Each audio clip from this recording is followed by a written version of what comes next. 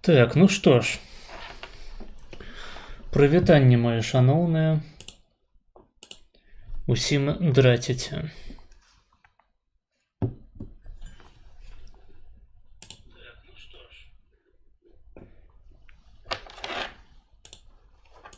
Так, ну што ж,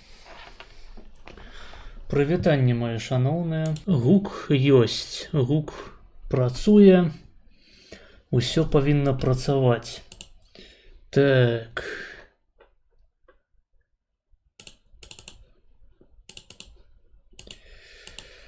Усім прывітанне. Напішыце што-небудзь у чат, заадно праверым, ці ён працуе. Бот далучыўся, павінен працаваць. Напішыце, наколькі добра мяне чуваць, ці няма якіх-небудзь памехаў на стрыме. Напішыце, дарэчы, хто ўжо тут, як вы патрапілі на стрым, таму што папярэдні раз былі паведамленні аб тым, што людзям не выводзілася мая трансляцыя ў рэкамендацыях. Што дзіўна. Таму напішыце, ці ў гэты раз вам прыйшлі ўсе паведамленні, ці вам дзесьці высветлілася, ці вы проста з самага пачатку чакалі стрыму. Я гляджу, зараз глядзіць ужо. Глядзіць 7 чалавек.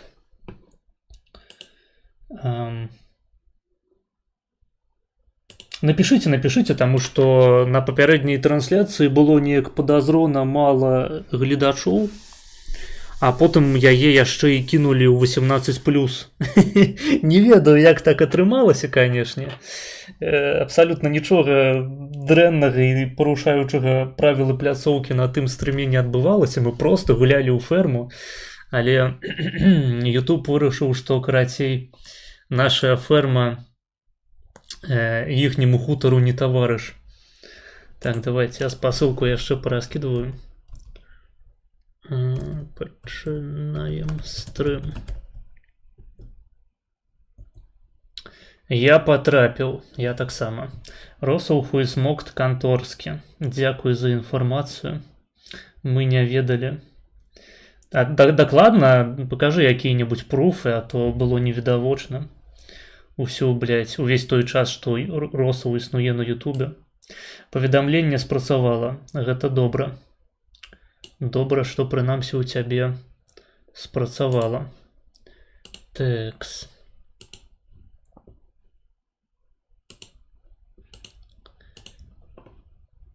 Сюды спасылку.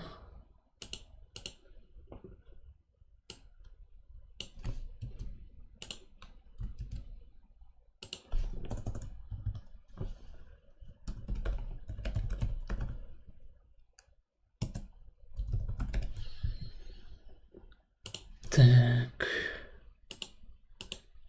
І Дискорд. Моравецкі базюк. Не. Не. Не. Не. Ме. Не. Ме. Такое.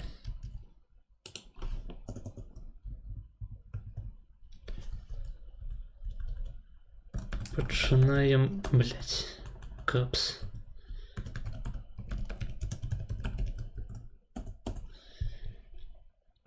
Так, Дискорд з намі. Тут нешта пісалі на Дискордзе у палітыцы. Что тут написали? Ну, па-першае, мем ахуительны. Усім прывітанне, пацаны. Нядаўна даведаўся, што вы цяпер упарта паатрымліваеце Польшчу ў польска-украінскім канфлікце. Вы увогуле адэкватныя. Зараз бы пасціць аднаго украінскага здрадніка, які падлізваецца Польшчы, пры тым, што сам ні халеры гісторыі не ведае. У мяне ёсць знаёмы украінец, які разбіраецца ў валынскай разні і можа паспрачацца з вами. Блять, по-моему, любой украинец в интернете может поспрашаться со мной. Таму што любы украінец гэта проста нахуй адразу эксперт ва ўсіх пытаннях гістарычнай справядлівасці. Дайце здагадаюся, гэты эксперт мне будзе 2 гадзіны тлумачыць, што паны самі заслужылі, таму што яны валадарылі беднымі украінскімі халопамі і прыгняталі казакоў. Не ведаю, навошта я гэта ў прынцыпе прачытаў. Пайшло яно нахуй.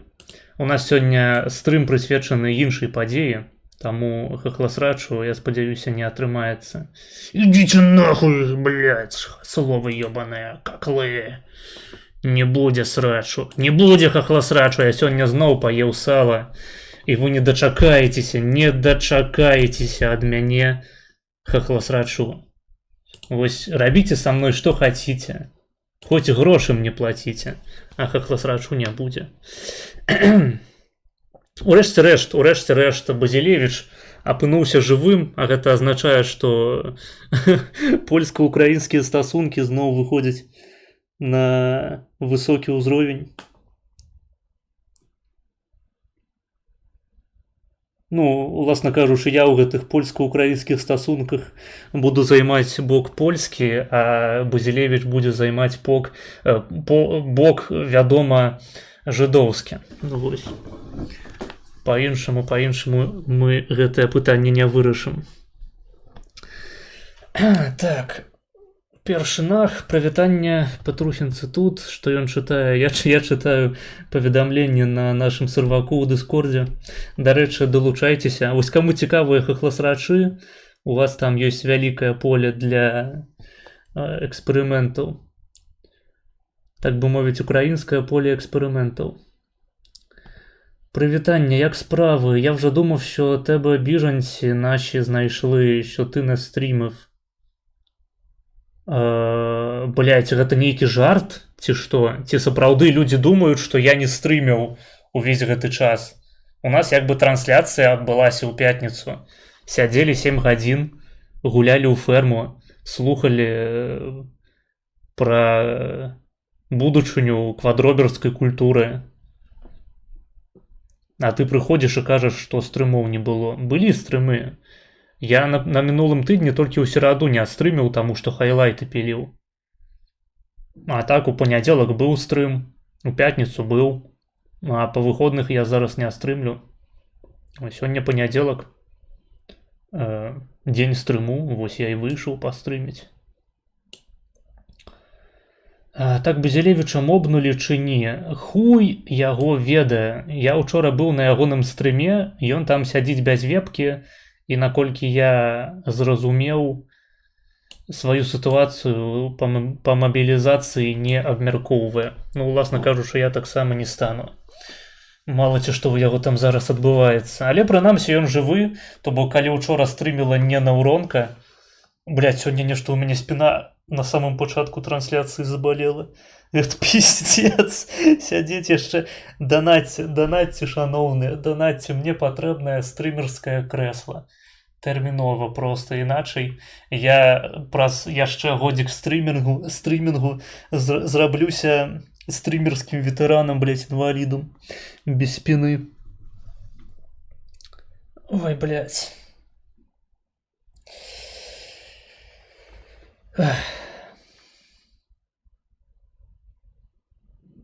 Вось, карацей, калі гэта не наўронка ў Базілевіча была, то ён жывы, наколькі можна судзіць па голасе, здаровы і вяртаецца паціхоньку ў стрымінг. Можете на Twitch ягоны падпісацца, каб быць у курсе падзеяў. Ну і на канал у Тэлезе там, здаецца, таксама былі обвященні. А що стара бутилка вже не підходить під крісло? Ти маєш на увазі твоя стара? Ну, я, конечно, ебальник такие твердоватый, рельефный, можно сказать. Задница незручно. Не то, как у задницы были руки, але... Такс. 17 глядачоў. Вось гэта я разумею пачатак стрыму. У пятніцу, блядь, зайшоў, на стрыме дзве асобы, глядзім першую чаргу. Гэта вось былі тыя дні андэграунднага стрымінгу, блядь.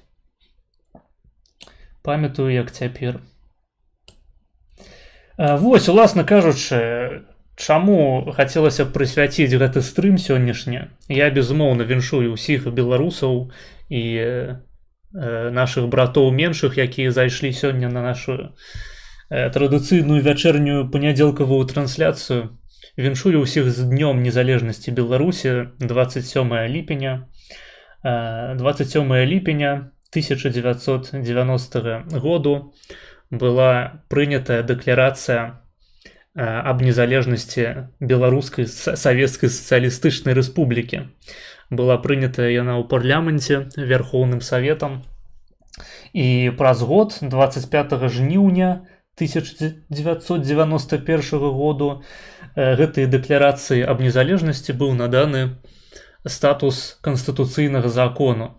Вось, але так ці іначай, гэта была ўжо хутчэй фармальнасць, сапраўднай падзеяй, такой навіной у палітычным жыцці Беларусі з'явілася менавіта дэкларацыя аб незалежнасці 27 ліпеня 90-го году, калі Беларусь зрабілася незалежнай ад цалку.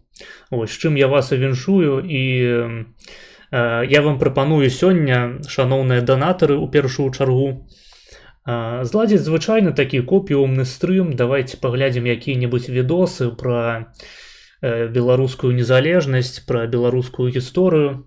Просто паразважаем на тэмы нашых беларускіх лёсаў, нашай незалежнасці, таго, ці яна ўвогуле яшчэ з'яўляецца актуальнай, ці Рэспубліка Беларусь сёння незалежная краіна. І менавіта ў такім копіумным ключы, то бок я не буду, як звычайна, рэйджбэйціць, я не буду эджлордзіць, я не буду абсіраць Беларусь, наадварот, я буду сядзець і казаць, якія беларусы ахуіцельныя. І для гэтага, я думаю, добра нам падышлі б якія-небудзь відосікі Пазняка. Ось у нас на банку Пазняка ляжыць ужо 6 $/еўра. І вы можете скарыстацца імі, просто закінуць далярчык, які-небудзь відосік з Пазняком. Ці, у прынцыпе, не ведаю, калі не хочаце Пазняка, данаціце на што заўгодна, вось па беларускай тэматыцы. Давайте сёння зладзім менавіта такую трансляцыю. Так, мои вітання зі святом. Дзякуй, дзякуй. Жыве Беларусь. Беларусь будзе вільною. Так, абавязкова, абавязкова.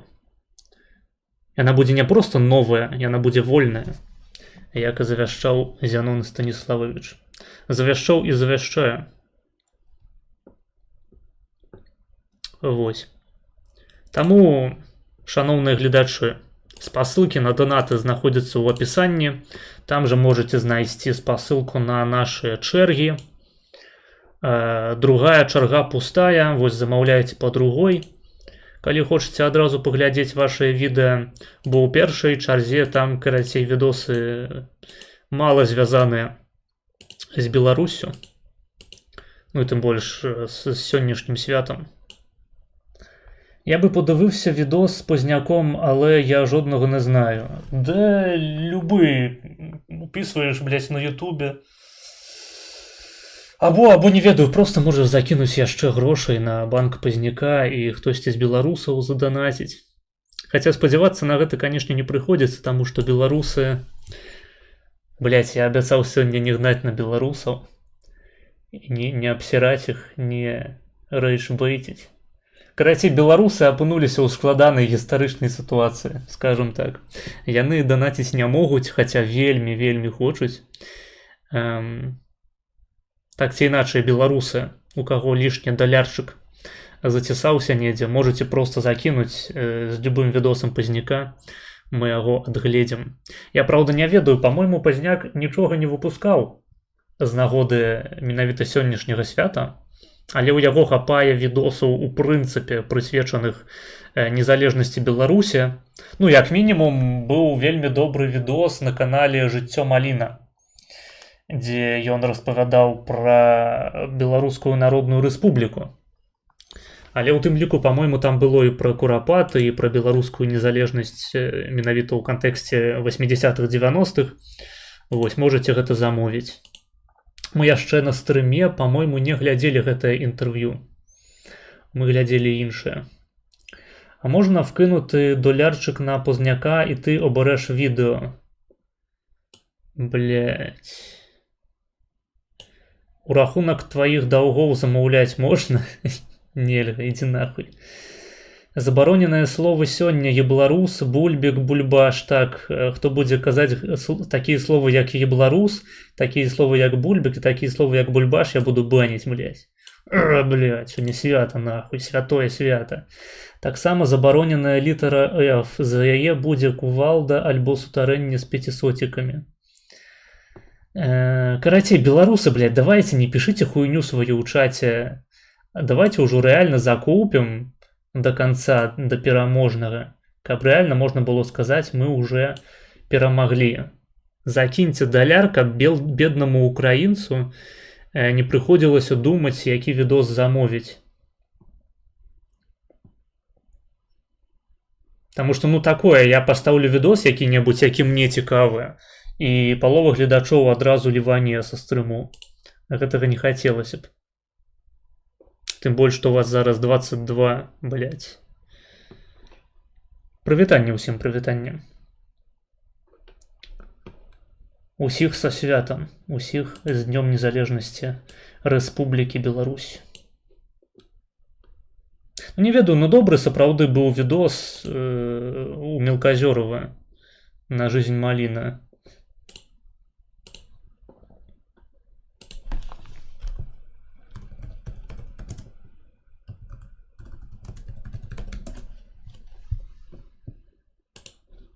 Вось зараз пагляджу тайм-коды. По-моему, тут было не толькі пра Дзень волі. Хаця... Не, походу тут усё ж таки пра Дзень волі больш. Трэба нешта іншае. Штосьці Пазняк, незалежнасць. 25 год незалежности.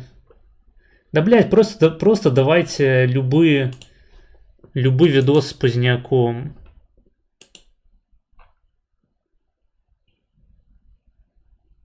Вось у першым інтэрв'ю Пазняка на канале Жыццё Маліна было нешта пра 90-е, але не ўсё, далёка не ўсё.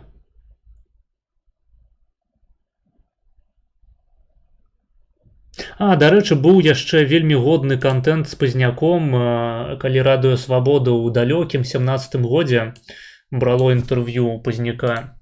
Таксама адзін з найлепшых відосаў з ім. Лянот напиздохать, дав платомату. Ну, ты ідзі нахуй, як бы.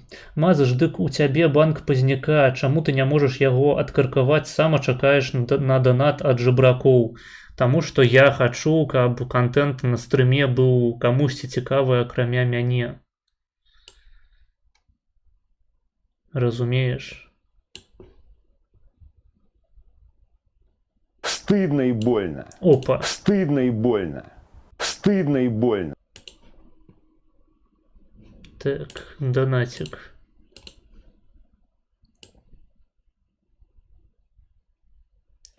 И Дон Регул $1 на любой видос с Позняком. Бляха, ну давайте тады, калі хочаце, каб я сам поставил. Дзякуй табе за донат, за $1. Які б відос поставить? Вось тут, напрыклад, відос.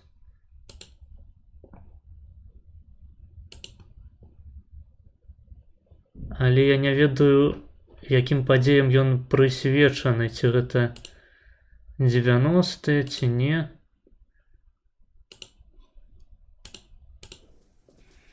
Ну і що? Ставимо питання. Ми объявили незалежность. Не, походу так. Карацей, ёсць відос. Яно, праўда, ўжо двухгадзічнай даўніны, гэтае відэа.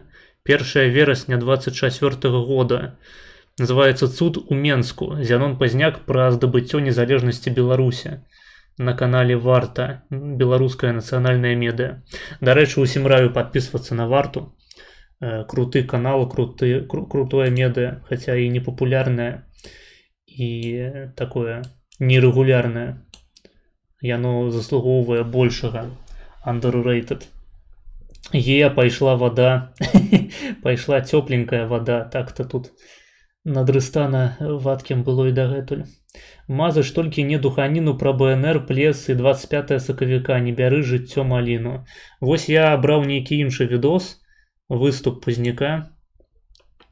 І, наколькі я разумею, яно менавіта пра 27 ліпеня. Таму зараз будзем глядзець гэта. Яно ідзе 45-56. Колькі гэта у нашай унутранай валюце? Давайте палічым.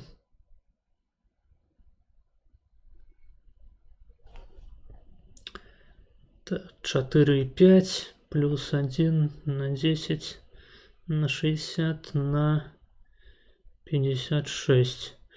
4,59. По другой гэта 9... 19. 9,19. У нас было 6 у банку Пазняка, плюс 1 атрымліваецца 7. 7 гэта значыць замоўлена 35 хвілінаў. Што азначае не цалкам.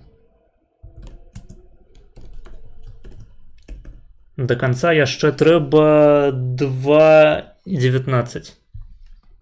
Вось будзе 2,19 і будзе азначаць, што глядзім до конца.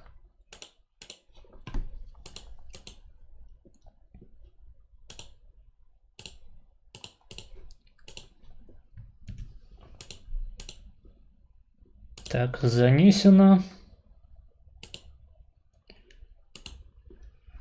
Жесть, йому 82 роки, оце гігачат, ще й з таким фенотипом. Так, ти бачив, яка у його чарапушка, блядь, просто мозги випирають з-пад черепу. До речі, у Пазняка не толькі паталягічна прабеларуская пазіцыя, у яго яшчэ і паталягічна праўкраінская пазіцыя. Таму, шаноўныя браты нашыя меншыя з поўдня, шаноўныя палешукі і іхнія далёкія крэўныя, вам контент з Пазняком хутчэй за ўсё зайшоў бы на ура, калі б вы яго глядзелі рэгулярна. Так. Ну што ж, давайте, нагадваю, што глядзім мы з вами. Глядзім мы... Так, дзе яно? Глядзім мы з вами відэа з каналу Варта, беларуская нацыянальная медыа. Называецца «Цуд у Менску». Зянон Пазняк пра здабыццё незалежнасці Беларусі. З каналу Варта, беларуская нацыянальная медыа. Падабайку можна адразу паставіць. Тут увесь контент годны. Дык у яго татарскія карані часткова, генетыка вырашае, хаця ХВ. Ну так, у нас самы беларускі беларус татарын. Гэта, ў прынцыпе, не навіна. Гэта еўрапейская традыцыя такая. Наконт татарына стэрэатыпнага я раю паглядзець проста на маладыя фоткі Пазняка.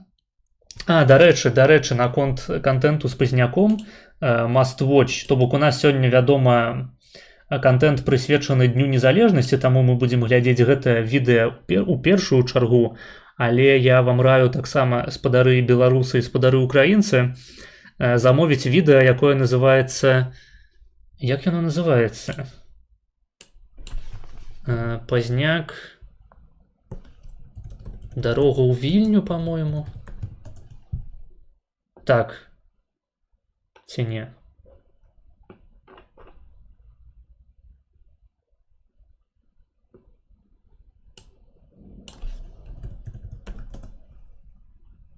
Во, на канале Ток Толк. Зянон Пазняк, дарога ў Вільню. The Road to Вільня. Гэта годны топавы контент, насамрэч.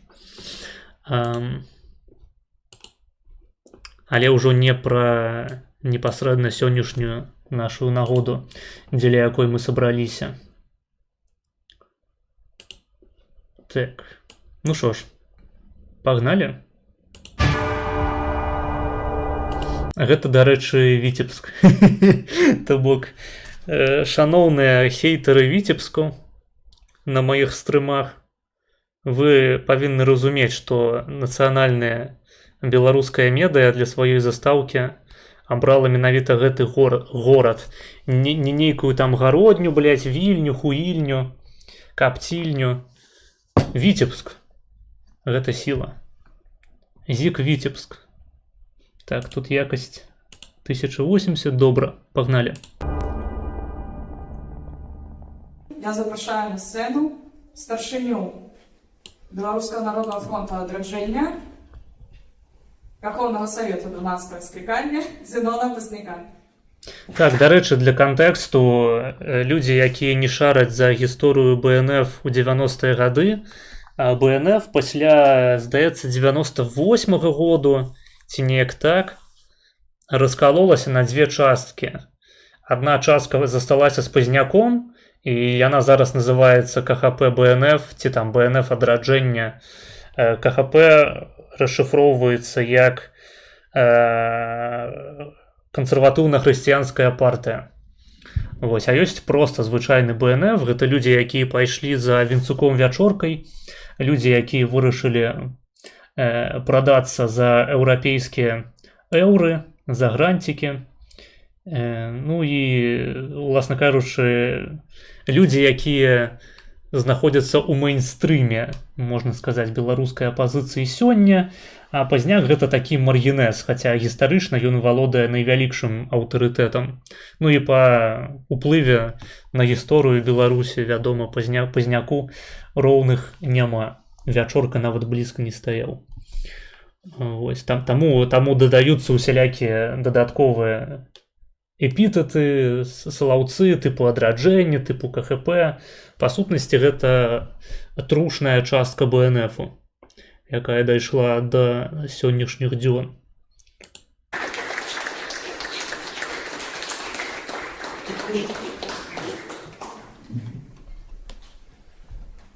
Добрый день, Eternal Крокодилант, я цябе забаню, калі будзеш працягваць такое пісаць. Пакуль што даю м'ют на колькі табе даць? На 30 хвілін. Пасядзі, падумай. Я нагадваю, у нас сёння копіумны стрым. Мы глядзім пра Беларусь, мы ганарымся сваёй незалежнасцю, мы самыя ахуительныя. Гэта наш дзень, хлопцы і дзяўчаты. Мы, карацей, будзем святкаваць усю ноч. А зайздроснікі і ворагі беларускай незалежнасці могуць атрымаць на свой ебальнік вялікі гак. Вось. Карацей, лёзунг сённяшняга стрыму: ворагі беларускай незалежнасці, ідзіце нахуй. Fuck yourselves. Вінцук-Вячорка, той філолог з інстаграму, так, менавіта ён. Ён, па-мойму, нават да гэтай пары жыве ў Беларусі. Беларусы, вітаю вас у гэты знакаміты дзень. І адразу хочу звярнуць вашу увагу на становішча, у якім мы знаходзімся. Хейтары прыйшлі ўжо, пачулі вы? Пачулі вы гэты галасок? Якім мы знаходзімся ўжо не 4 гады. Вінцук-Вячорка адзін са стваральнікаў БНФ і адраджэння. Я ведаю, але гэта той чалавек, які раскалоў партыю. То бок там прайшлі выбары новага старшыні БНФ, на іх перамог Пазняк, але паколькі там перавага галасоў была невялікая, Вінцук-Вячорка вырашыў адкалоцца сваёй паловай ад БНФ, ад гэтага вялікага арганізму, і стварыць свой БНФ з блэкджэкам і грантамі. Гэта была ягоная ініцыятыва, таму што яму не падабалася аўтарытарнае кіраўніцтва Пазняка, нягледзячы на тое, што фармальна Пазняк ён выйграў тыя выбары. Хуй ворогам незалежнай Беларусі. Правда. Правильно вы пишете. Ферма будет? Не, сёння без фермы. Сёння вось наша ферма. Наша Рымская імперія. А 200 гадоў. Ага, трэба было маліцца на Пазняка, які ўжо быў у Штатах, ды кіраваў па хваксе. Чал. Ён перамог на выбарах. Вінцук Вячорка просто пакрыўдзіўся, таму што ён быў нейкі амбіцыйны малы хуй, малады арол, блядь, з маленькай піськай і вырашыў раскалоць партыю. То бок партыя акурат была за тое, каб Пазняк далей з'яўляўся старшынёй. Таму усе гэтыя пакрыўджаныя тэйкі пра тое, што Пазняк не здох, блядь, і выехаў у ЗША, а павінен быў застацца ў Беларусі і памерці, як адзін з тых людзей, якіх Лукашенко хуярыў проста налева і направа ў тыя гады. Вы з такімі тэйкамі таксама можаце ісці нахуй, я вас буду баніць сёння. Не іранічна, будзеш пісаць такую хуйню пра Пазняка, блядь, підармотіна, я цябе забаню, хуесос. Оце у вас срачі, навіть не гірші за наші. Ну так, брати славяне. Я нагадваю, копіумны стрым. Гнать на Пазняка забараняецца, гнать на Беларусь забараняецца, блядь. Подважаць нашу незалежнасць таксама. Можна толькі пісаць: «Ура! Пазняк! Блін, як круто, што Беларусь незалежная краіна! Ура!» Вось заўважце, чаму так атрымліваецца, што стагоддзямі мы змагаемся за нашу свабоду і незалежнасць. Двойчы мы здабылі гэтую свабоду і незалежнасць у 18-м годзе і 91-м годзе. Пасля 18-го года 73 гады под савецкай камуністычнай акупацыяй мы вымушаны былі марыць змагацца любымі спосабамі за сваю волю і свабоду. У 91-м годзе здабылі яе. І цяпер зноў змагаемся. Задумаемся над гэтым. А на копіумным стрыме Лукашенко зубр ці П-слова? Хутчэй П-слова. Хаця у сённяшнім кантэксце пазіцыя твая, карацей, можа быць нюансная. Ці ён у суперпазіцыі? Менавіта, што ў суперпазіцыі, то бок у залежнасці ад назіральніка. Ён будзе або зубром, або П-словам. Ці ёсць яшчэ адзін такі народ, які сотні гадоў змагаўся. Ёсць адзін такі невялічкі народзец. Вось. Дарэчы, да яго Пазняк таксама ставіцца вельмі прыхільна. Пазняк, у прынцыпе, ён вылучаецца на фоне ўсёй беларускай апазіцыі сваёй неверагодна базаванай пазіцыі праамерыканскай, пракансерватыўнай, праізраільскай, праўкраінскай, антырашкаванскай, у значнай ступені прапольскай, асабліва апошнім часам, калі Пазняк выходзіць і проста кажа, што найлепшая сістэма дэмакратыі пабудаваная ў Польшчы. Я асабіста з гэтым не згодны, але гэта пазіцыя Пазняка. Варта прыслухацца. Складана знайсці ў прынцыпе пытанне, у якім Пазняк не займаў бы самую базаваную пазіцыю з магчымых. Хаця часта я не пагаджаюся з ім менавіта ў рацыяналізацыі ягоных пазіцыяў, але у 99,9% выпадкаў я пагаджаюся з высновамі. І не проста пагаджаюся з высновамі. Гэта, блядь, тыя высновы, якія Пазняк прапагандуе на працягу ўжо больш за 30 год, і кожны раз ён апыняецца правым, ён апыняецца, што ён мае рацыю. Хейтары заўважаюць, што ўвесь гэты час ён меў рацыю, Потым пазняк кажа нешта новае, хейтары пачынаюць хейціць нешта вось гэтае новае, забываючы аб тым, што ўсе папярэднія прагнозы пазняка збываліся. Вось.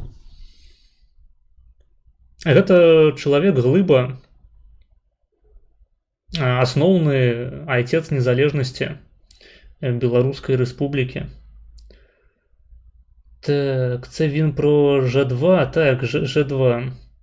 Він хіба монархіст, як ти?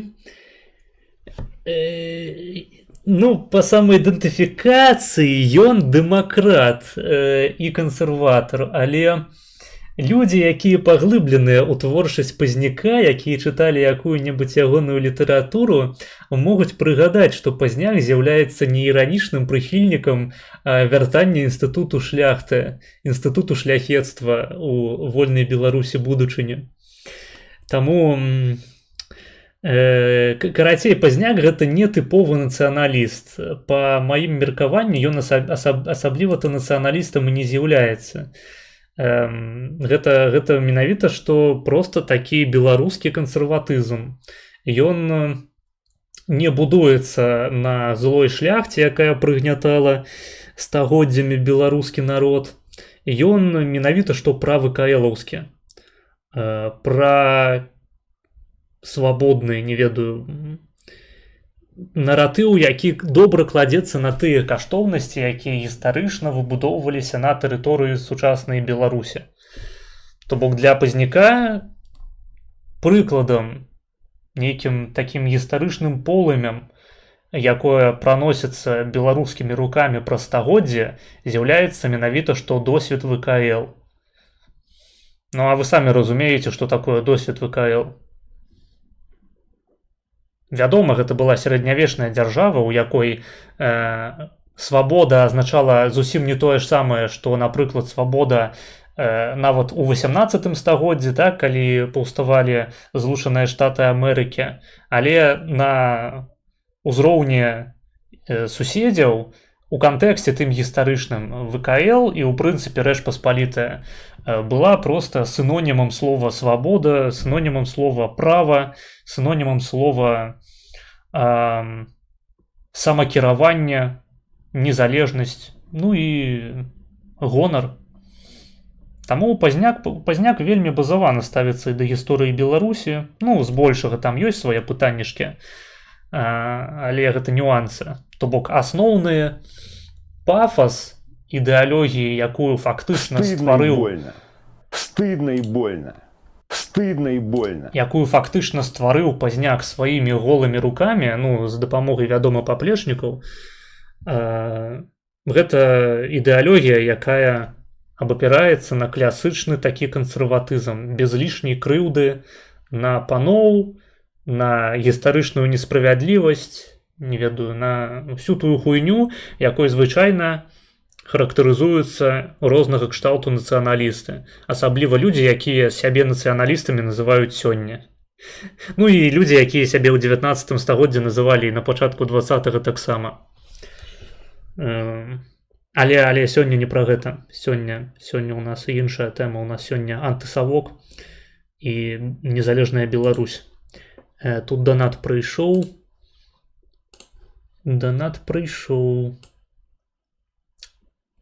Бульбаш ебларус. 6 $. Хопіць слухаць гэтую лысую залупу. Хопі святкаваць ДН незалежны БССР. Па трэцяй, ёб твою мать. Дзякуй табе за донат, канешне, але нікнейм я твой асуджаю. Ну што паробіш? Прыходзіцца ставіць. Закіньце, шаноўныя гледачы, закіньце больш у банк Пазняка, каб можна было яго ставіць па трэцяй і не рабіць перапынкі на нейкую хуету. Ой, блядь, якая хуйня. Сука, блядь. Гледачы, давайте, я ведаю, што гэта будзе складана. Гэта будзе вельмі жорстка для вашых кішэняў. Але я проста не хачу глядзець відос, які толькі што замовілі. Перакіньце, калі ласка, відос з пазняком у 4. Зрабіце, калі ласка, блядь. Я разумею, што гэта яшчэ плюс 9 даляраў слэш еўра, але вы павінны гэта зрабіць. Таму што відос, які мне толькі што замовілі, ён называецца, гэта з каналу Валентин, наш любимый канал украінскі, школа астатняго капіталіста. І ён называецца «Піс тріщить по швах.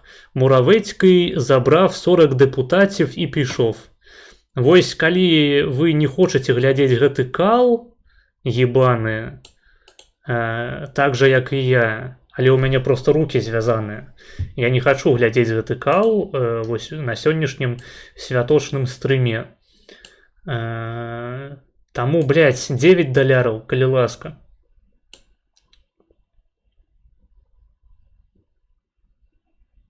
Выратуйте стрым, ну пазязя, блядь, ну ми-ми-ми, ну вы неверагодныя, мои подписюнчики, ну калі ласачка, можете скинуться, вы можете просто скинуться по даляру, у вас там колькі пишут, глядзіць 29 человек, 29 человек, с посылки в описании, калі кожны скинется по даляру, мы пазняка зможем вытягнуть нават у 5. Хтосьці прыйшоў спецыяльна саботаваць наш святочны стрым. Не даваць нам глядзець пазняка. Нейкі хуесос прыйшоў сапсаваць нам наш нацыянальны, блядь, гонар, наш настрой на 27 ліпеня. Мы павінны даць яму сіметрычны адказ. Шаноўныя. Я магу, у прынцыпе, перакінуць пазняка ў 3, але ў 4 гэта ўжо будзе складана. Там 7 закінулі, 7 на 4, гэта ну рэальна амаль ніхуя.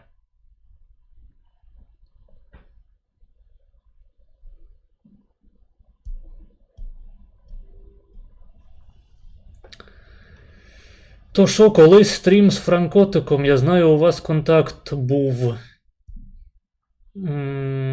Покуль что не плануется. Когда тебя поляки отпиздят так же, как ту семейную пару вчера во Вроцлаве, сглотнешь по-куколски. Дякую, что пришел на мой стрим. Мистер Школьник. Это не национальные люди, это агентура, это люди, которые скомпрометовали себе, это маргинез, які зашли. Добрая нагода была, каб цябе забаніць на маім канале. Хто не ведае, гэта чэл, які прыйшоў пад хайлайт мой, дзе я гляджу маргінала і пачаў кідаць проста рандомныя антыпольскія тэйкі, вось як і зараз у чаце. Пры тым, што гаворка пра Польшчу, у прынцыпе, ты і не вялася. І я зараз раблю максімум для таго, каб пазбегнуць прагляду відосу, блядь, пра ебаны піс і ягоны раскол. Так, там быў данат. Піла адаслаў 9 даляраў на пазняка. Дзякуй табе, Піла, ты неверагодны. Зараз я полічу, колькі гэта атрымліваецца у нас цяпер ёсць. Гэта 16. А 16 по 4 гэта колькі? Гэта на 4... Гэта 40 хвілінаў. У прынцыпе, амаль цэлы відос. Дзякуй. То бок там трошкі яшчэ засталося до конца, але вось, мы ў 4 яго перакінулі. Дарэчы, трэба гэта ў 3 занесці таксама. Дзе ён тут?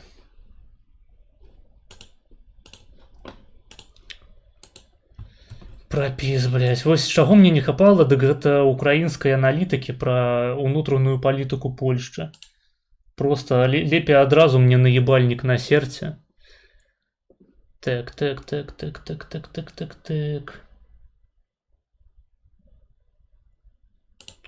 Вось. А па сітуацыі ва Вроцлаве, калі ўжо так вам цікава маё меркаванне, можаце дзякаваць свайму прэзідэнту за тое, што з ніхуя стварыў канфлікт чарговы паміж украінцамі і палякамі.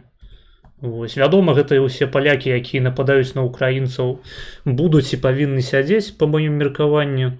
Так, так ставяцца да наших братоў меншых нельга. Так, там по трэцім было гэта 20 хвілінаў.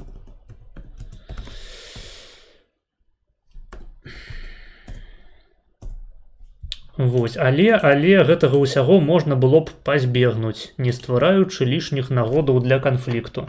Дзякуйце свайму прэзідэнту Зяленскаму.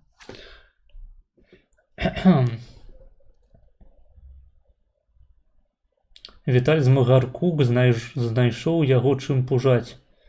А що там было такое? Ён ж, по-моему, не пужаў. Давай ты, беларусы, даставай ты крыпту. Дарэчы, у мяне пакуль што данаты ў крыпце не наладжаныя, таму не. Але я планую подрубіць крыпту. Віталь, вось ты ж нармальны мужик, а чаму твоя маці шлюха? Апісалі маргінеза, так, грашима. Вось вона, східноєвропейська корупція в дії. Не розумію, аб чым ты. Выбачай. Але я рады, што нам удалося ў чацвёртую чаргу выцягнуць пазняка. То бок чал, які замаўляў відос пра піс, хочаш глядзець сваё гаўно, плаці па пятай. Або ідзі нахуй, блядь. Підармот. Годзе про укропольскі срач. Сьогодні День Незалежності Білорусі. Ну, вось бачиш, прыходзяць твае суграмадзяне і пачынаюць сраць. Прыходзіцца на неяк на гэта адказваць. Неяк рэагаваць.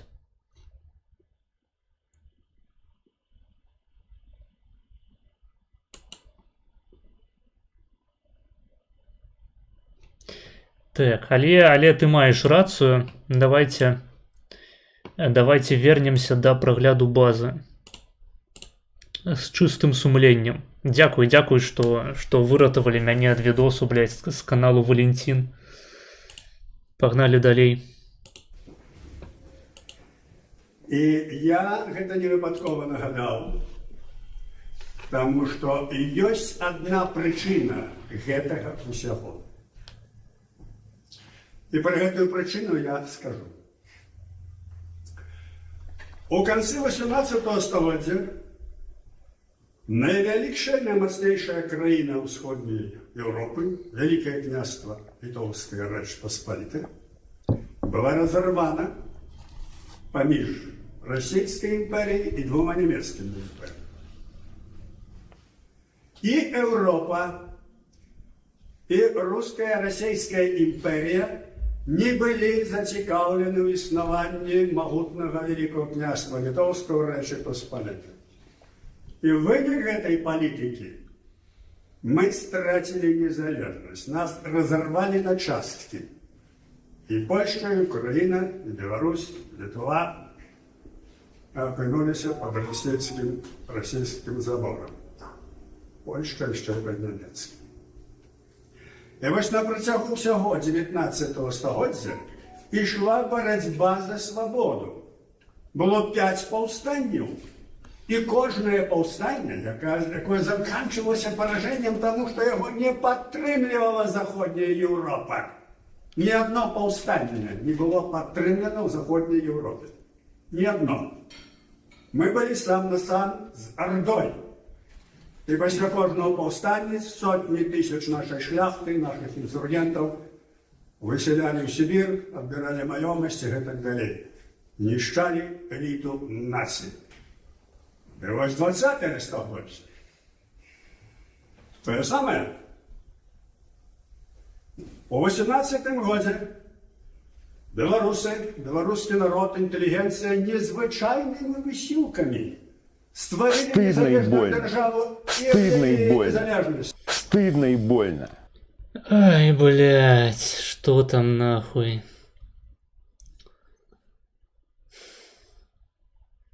Блядь, это реально троллинг грашыма. Бульбек і беларусы заданаціў $4. Маргінез, рыхтуй сваю салодзенькую дупу. Зараз я учыню табе ўрослаў. Падымаю відос пра пісу 5-ю. Бля. А беларусы адкажуць за Валынь.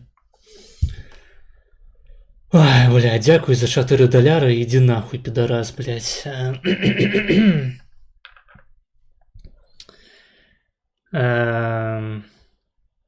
Рэальна ў 5-ю падняў? Секунду, мне трэба гэта палічыць. 6 плюс 4, гэта 10. 10 на 5. Блядь, ён рэальна падняў 5-ю, хлопцы. У мяне нават такой чаргі не было яшчэ дагэтуль. Вы разумееце, блядь? Наколькі моцна ён хоча паглядзець відос пра піс.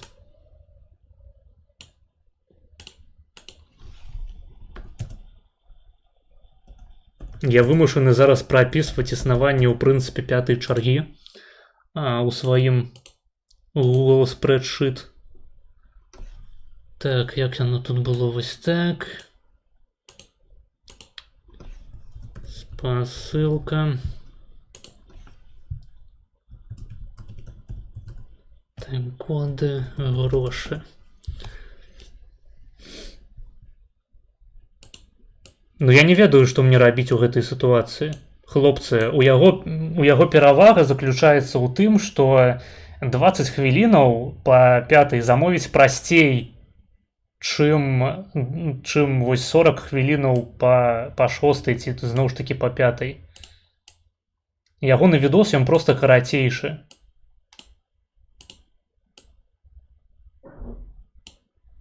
Я не ведаю, ну з аднаго боку я хачу вас заклікаць далей хуярыць і замаўляць відос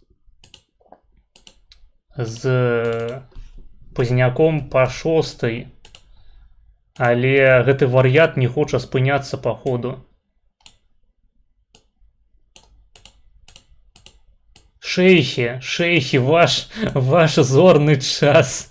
Калі ласка, блядь, я не хачу глядзець ёбанага, блядь, яго ў сраку Валентина, нахуй. Ну пиздец, блядь. Не хочу. Не хочу. Żeby nie było bandyctwa, żeby nie było złodziejstwa, żeby nie było niczego. О, Піла задонаціў 20 даляраў. Сука, блядь, апошнія грошы аддам. Рыс жраць буду праз месяц. Але я сёння не буду глядзець хахлады генерата на пазняка. О, блядь, сука. Так, нахуй, беларусы. Наперад. Сёння наш дзень. Не дадзім каклам папраць наш святочны стрым і замаўляць сваю хуйню, блядь. Дэграданскую абсалютна. 20 даляраў. Так, дзякуй табе, вялікі Піла, ты проста найневерагоднейшы. Ратуеш стрым, блядь. Гэта, я так разумею... Так, давайте палічым яшчэ раз. Карасей, стрым матэматыкі, нахуй, і лічэння. Пачынаем аукцыён. Рабіце вашыя ставачкі. Так, гэта у нас відос з пазняком, то бок за яго прыляцела ўжо 36 даляраў слэш еўра нашых маскоінаў. І мы... Так, 36, калі падзяліць на 6. Гэта 6, гэта значыць гадзіна. Так, гэта замоўлена гадзіна, то бок нават з пераплатай. З пераплатай спецыяльна замоўлена, каб можна было спакойна адгледзець увесь матэрыял і яшчэ зверху. Так, таім коды. Грош, блядь, ну пиздец.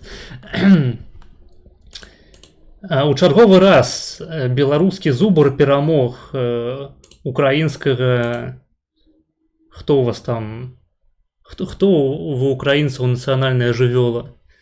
Перамог украінскага кабана, карацей. І выйшаў наперад. Цэлая гадзіна, блядь. Вось гэта я разумею. Вось гэта дух змагарскі. Беларусы, яны змагаюцца на маіх стрымах супраць не толькі лукашызму, не толькі пуцінізму, а яшчэ і супраць, блядь, гэтай навалы з поўдня, гэтай паляшуцкай сволачы.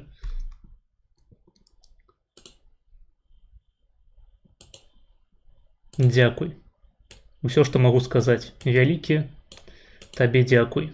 Спадар піла. Я духом з табой таксама. Я гатовы есці рыс разам з табой. Я вось насамрэч гэта быў мой данат. Ніякі чалавек ніколі не заданаціў бы мне $20. Гэта быў я. Таму што я сам сабе даначу, каб не глядзець гэтую каліну. Ну, гэта жарт, канешне, жарт. Я сабе не хачу прыпісваць ніякіх лішніх заслугаў. Дзякуй табе, піла, вялікі. Замаўляйце па 10-й, так.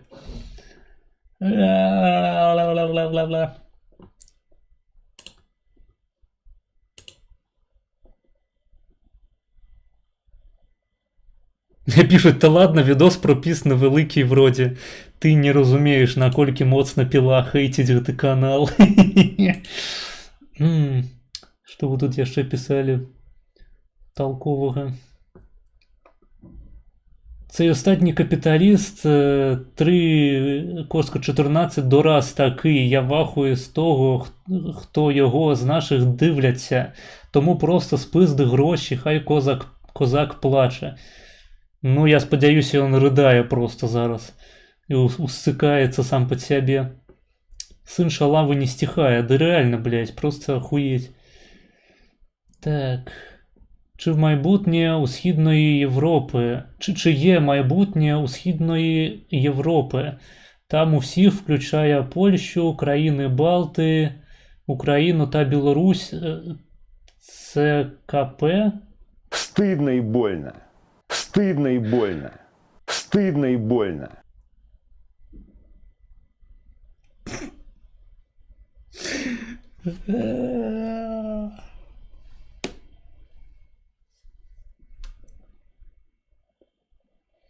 З аднаго боку, слухайте, з аднаго боку мне вельмі прыемна, што вы вырашылі мяне абагаціць сёння.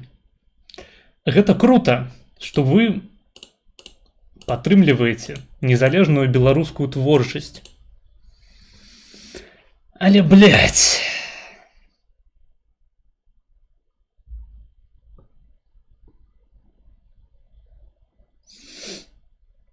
Вось пишуць про сумарный коэффициент народжувальности. По-моему, у вас, блядь, таких занадто шмат. Вам трэба менш. Трэба менш людзей. Занадта шмат людзей валодаюць грошамі. Ёсць такое адчуванне. І ім няма іх куды падзець. Маргінезу задонілі ўвесь яго гадавы бюджэт. Не, ніхуя. Гэта яшчэ не ўзровень Наскавец.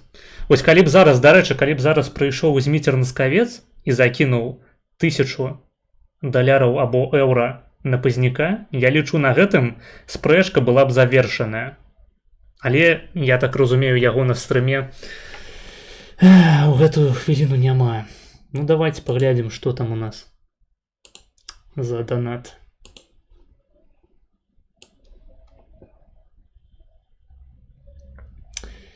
Вульбек Убар Ебларус заданаціў $8. Вось калі я відос пра піс перавяду ў 8-ю чаргу, ты гэта заглытнеш? Урослаў грукае ў дзверы. Падымаю відос пра піс у 8-ю чаргу. Наш хлопчык, ты задаволены, а БССР з ДН. $8, блядь. Ну ты хуесос. Дзякуй табе за грошы. Але пиздец ты хуесос просто. Гэта ты ў 8-ю закінуў?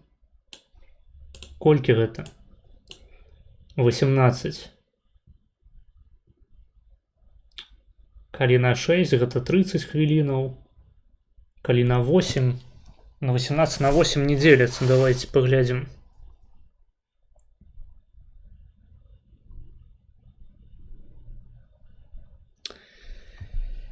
Блять, гэта реально 8-я чарга. Там відос, по-моему, 20 з хуем хвілін. 19. Хлопцы, гэта не тое, што 8 гэта нахуй 9.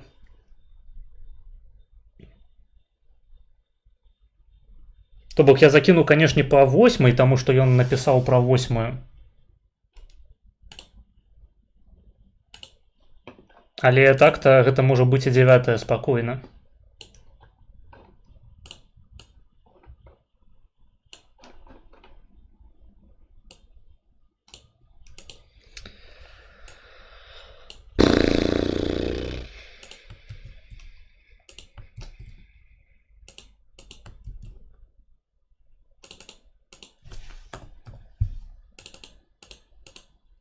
Мне нават не хапае нагласці прасіць вас заданаціць на Пазняка. Таму што давайте, вось мне здаецца, прасцей для нас усіх будзе, калі мы проста паглядзім ягоны відос, так ужо і быць.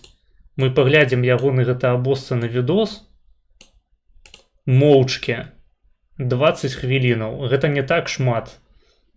Мы стрымем 6 гадзін, можам сабе дазволіць невялічкі відосік проста прагледзець моўчкі.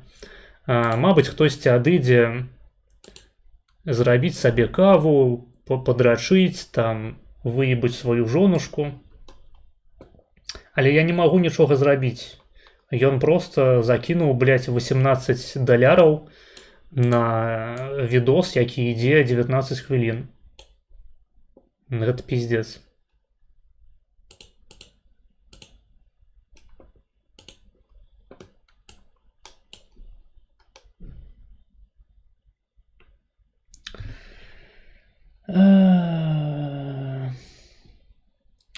Чиє майбутнє у Східної Європи? Там усі, включає Польщу, країни Балти, Україну та Білорусь, це СКР менше, ніж один. Вони, якщо не завозити масово мігрантів к кінцю цього сторіччя, скоротяться у 3-4 рази. Насамрэч, белым людзям трэба перастаць драчыць на дэмаграфію і трэба ісці ў эўгеніку. І ў тым ліку палякам трэба перастаць драчыць на тое, што хрысціянства забараняе аборты і ладзіць такія мэтанакіраваныя эўгенічныя праграмы, ну, вядома, не на ўзроўні дзяржавы, а прынамсі дазволіць іх на ўзроўні насельніцтва, проста звычайных прыватных асобаў. Белым людзям не патрэбнае вялікае насельніцтва, белым людзям патрэбная вялікая якасць насельніцтва. У Польшчы жыве ўжо ў дадзены момант 40 мільёнаў чалавек, ну амаль што там з акругленнем, вядома, трошкі менш, але гэта ўжо велізарная колькасць людзей. І я асабіста хацеў бы пачуць аргументы, навошта Польшчы было б трэба яшчэ больш палякаў, чым ужо ёсць цяпер. І ёсць таксама вялікае адчуванне, якое падмацавана таксама меркаваннем некаторых экспертаў, якія цікавяцца пытаннем міграцыйнага крызісу ў заходнееўрапейскіх краінах і ЗША, што гэты дроч на дэмаграфію ён акурат і прыводзіць да таго, што краіны захаду завозяць на сваю тэрыторыю натоўпы карычневых людзей. І потым выдаюць гэта за ўзрост нараджальнасці. Хаця фактычна ўсё, што адбываецца, гэта абніжэнне адсотку карэннага насельніцтва гэтых краінаў, карэннага белага насельніцтва. Акрамя таго,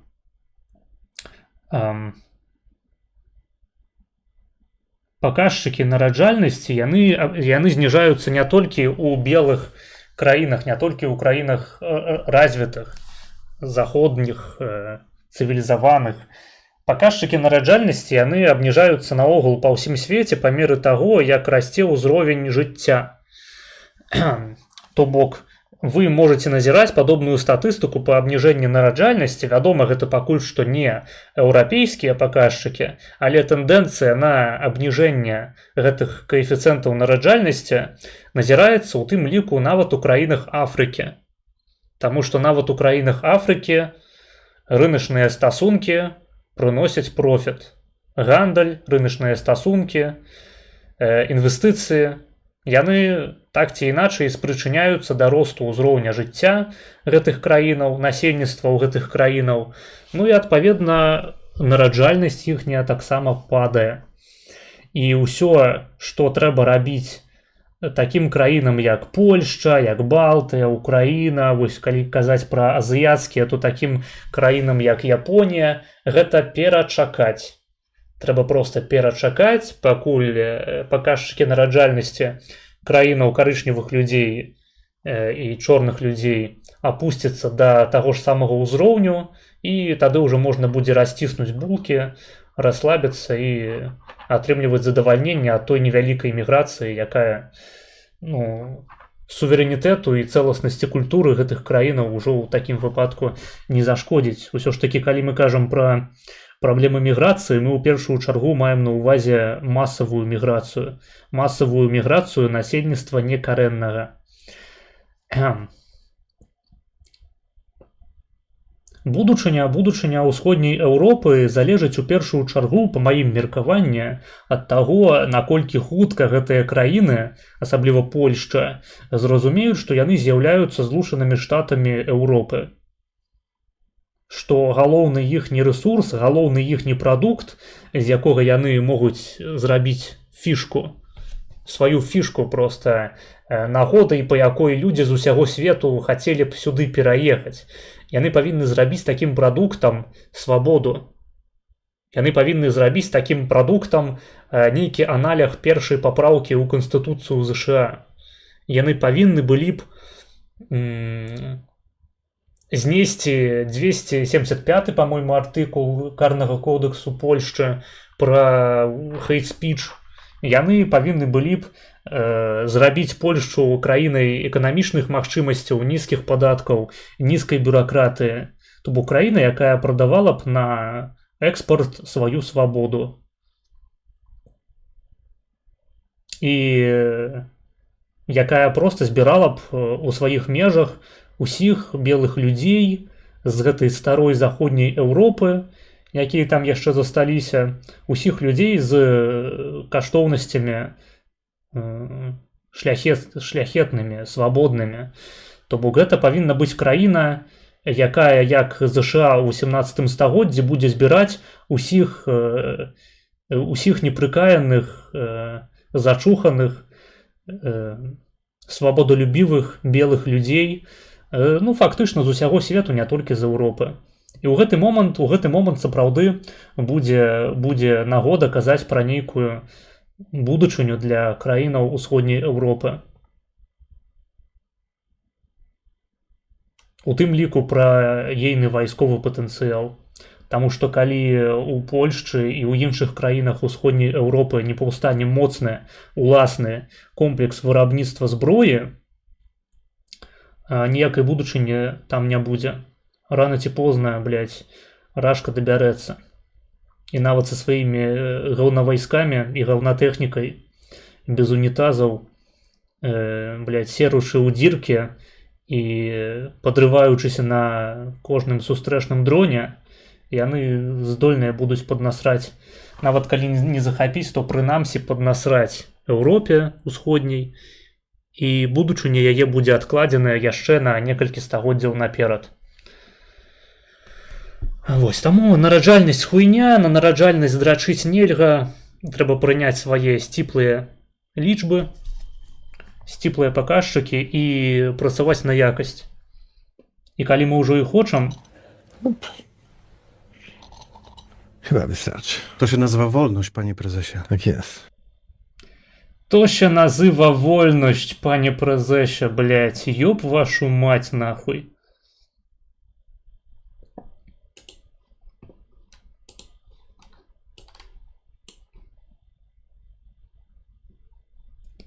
Пила заданаціў $50.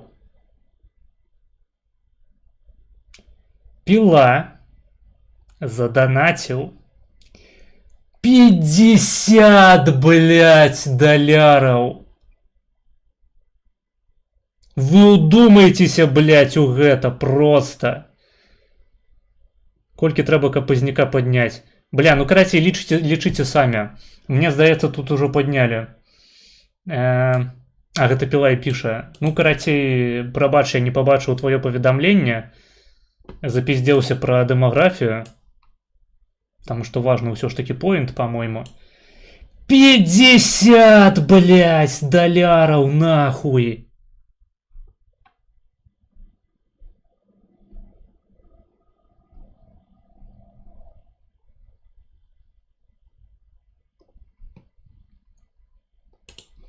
И пиша, Пила пиша, блять, не, нихуя мы глядеть не будем. Хохлина, иди нахуй на поздняка, блять.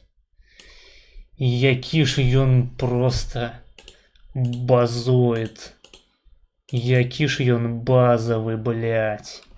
86 $, на видос с поздняком, нахуй. Маргінес отримав грант в ЄС.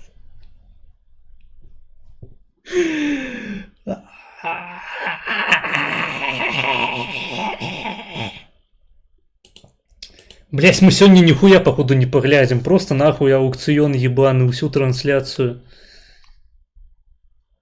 28 человек готовы все глядеть. Что вы тут забыли? Калі вы не прымаеце ўдзел у аукцыёне, походу вам сёння на гэтай трансляцыі рабіць няма чаго. 86 $, блядь, на пазняка было закінута агулам. 80 з которых гэта, блядь, сённяшнія донаты. Я ебаў, блядь. Якая гэта чарга? Давайте задзярем гэтую планку просто по самое сухое, по самое не могу. По самое до кінця. 86. На колькі гэта трэба падзяліць?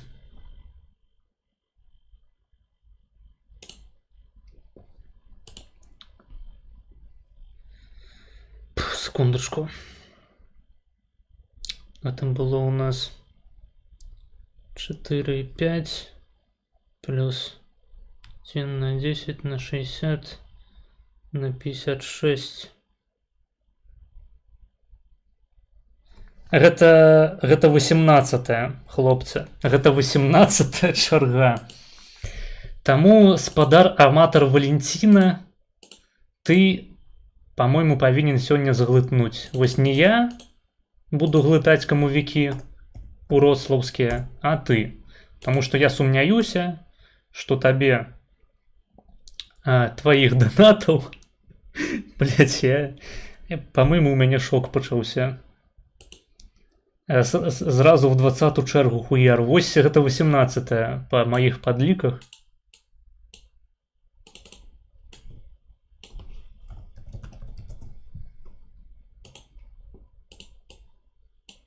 Прыйшла пора рабіць сабе не арыфметычную чаргу, а чаргу геаметрычнай прагрэсіі, карацей. Пиздец. Дзякуй табе вялікі, Піла. Ты неверагодны, ты просто пиздец. Я хуею. Гэта пиздец. Но гэта нереально, блядь. Я сплю.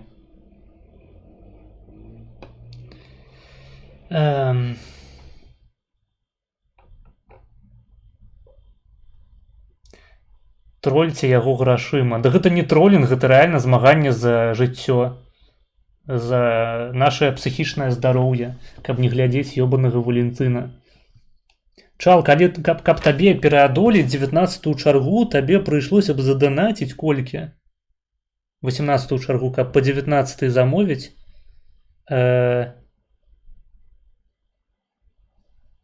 Яшчэ 20 даляраў карацей. Таму ідзі нахуй. Укажыце яму ягонае месца за 1 даляр. Замаўляйце па 10. Да, блядь, ужо па 18 пайшло. Білорусам доведеться річний бюджет РБ закидати, щоб перебити цього дрочера на Валентина. Просто псують нам свята. Місячний скарб жовтого кута табе заданачене. Пошкодуйте кута. Решту кинь на фонд. Ну, у нас, походу, динамічний фонд, карацей, зараз. Мы кідаем усё магчымае, усе сродкі. Дарэчы, шаноўныя, дапамажыце піле, таму што 20 даляраў, каб перакінуць у 19-ю чаргу, я так зараз прыкінуў. Гэта не тое, каб настолькі шмат, каб спадар украінец не паднапружыўся. Таму дапамагайце сваімі 1 далярам, 1 копейкай, там просто па некалькі злотых кидайте на фонд Пазняка. Я буду гэта ўсё хуярыць, каб падымаць там у 20-ю, у 30-ю, у 100-ную чаргу. І гэта будзе наша нябесная сотня.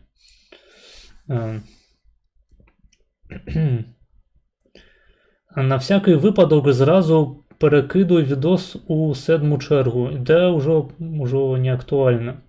Свиня Піла атрымаў дапамогу па ахове і ўсё затоніў.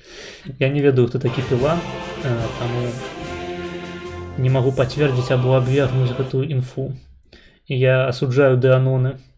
Сумарны коэфіцыент нараджувальнасць. Так, я ўжо зразумеў. Маргінезу задонілі ўвесь яго гадавы бюджэт. Колькі табе, каб Пазняк... чытаў ужо... В нас в Україні титульна нація євреїв так і робить, чекає, допоки кількість X людей скоротиться. Базілєвич, залогінься, коли ласка. Ну, заради справедливості в кацапів своїх дронів дохуїще також. Я мав на увазі, що у їх насельництво дохуя. І вони можуть просто мінні полі людьми обездеивать, дезактивовать просто 24/7, и у их застанется яшчэ каб повоевать. Хуеть, маргінез, так, это я читал. Зараз мікрокредит піде брати на Валентина, я у ахуе. А цяпер ты прачынаешься абасраны з усмешкай. Ну... Прынамсі з усмешкай. У нас усё ж таки сёння стрим копіуму. Нахуй ти йому підказуєш? Він, якщо дивиться Валентина, то рахувати точно не вміє. Пробачте. Гэта былі думкі ўслых. Так, наступнае відэо ўсё роўна будзе Валентин. Ніхуя не будзе. Ай, бля, трэба здаватыся. А что там задонатили, я не пачуў просто.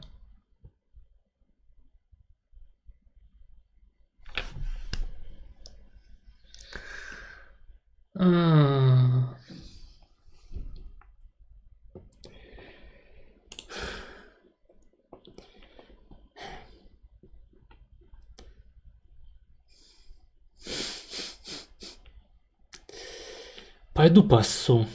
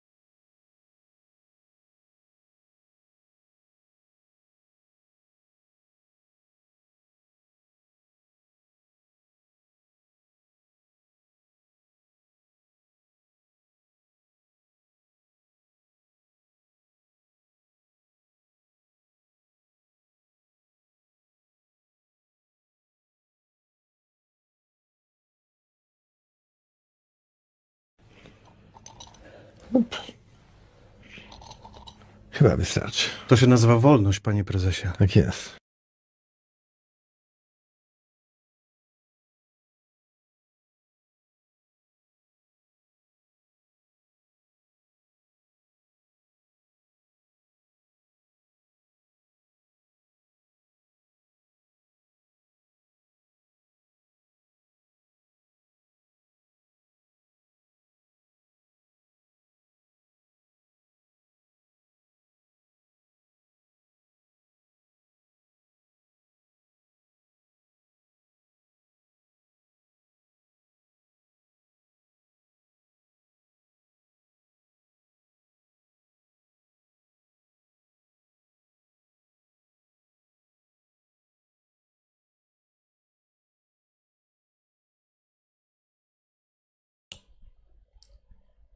Так.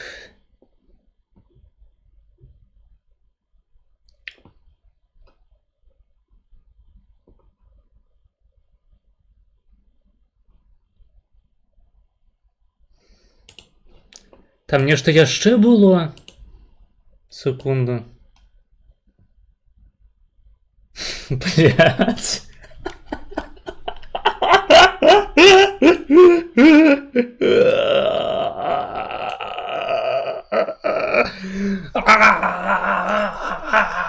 Блядь. Блядь. Сука, нахуй, блядь.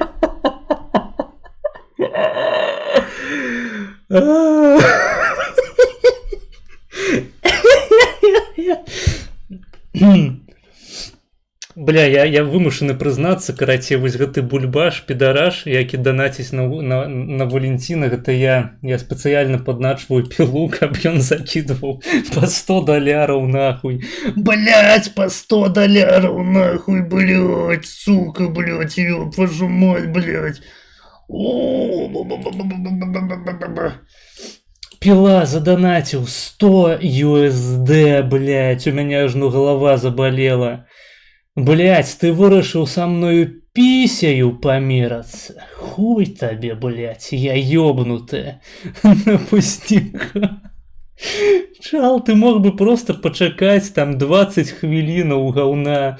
Мы просто подсядели, блять, потерпели, як мы гэта привыкли, белорусы, и все. И нормально далей жылі б. І змагались аб сабе тихенько у голове, так бы мовіць. Але ты просто пиздец, ты неверагоднейшы. Вялікі табе дзякуй. 100, блядь, 100 нахуй $. Ой, блядь. Гуляем, хлопцы, свята, пиздец. Да гэта ж не супакоіцца, нахуй, еблан. Ён далей будзе данаціць. Дарэчы, я не прачытаў ягонае паведамленне ў чаце. 18-я чарга гэта моцна, давайте пісу 20-ю, по-доброму. Плюс я не украінец, таму я багаты. Это грамадзянская вайна. Палешукі супраць крывічоў. Але пакуль што крывічы дапамагаюць. Ой, блядь, дапамагаюць, перамагаюць. А чого ти радієш? Всі ті гроші заберуть в тебе на соціальні виплати українцям.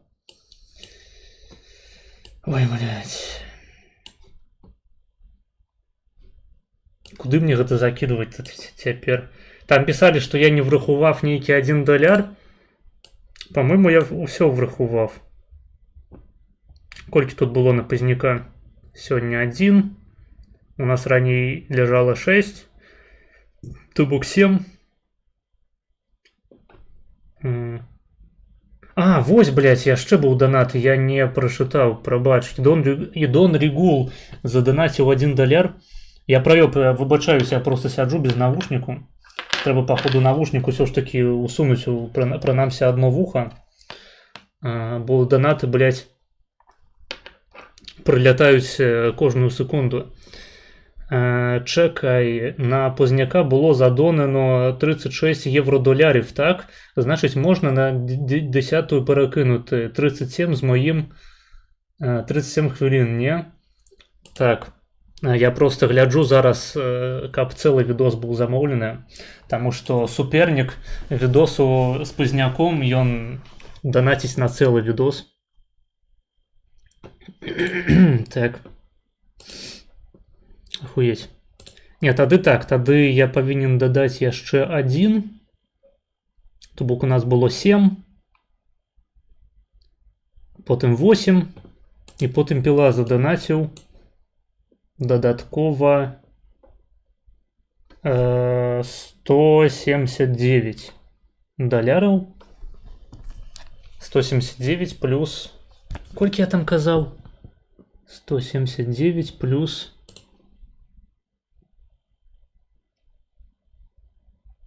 8, так?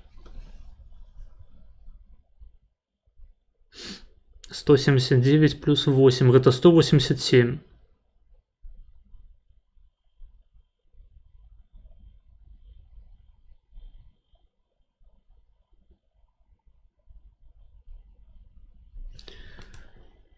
Колькі там было? 56. Гэта 40-я. 40-я чарга.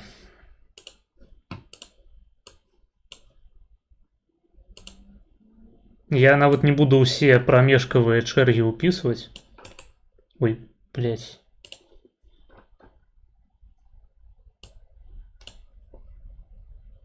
Тут павінна быць 20-я, Чалік сказаў. Так. Так.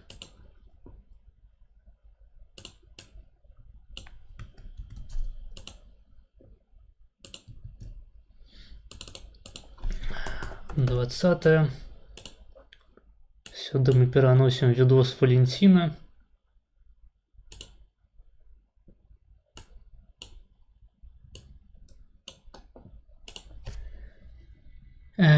Колькі на яго задонялі?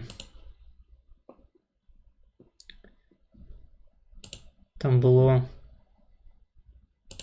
18, 10, 18, так. Потом яшчэ 22. Агулам 40.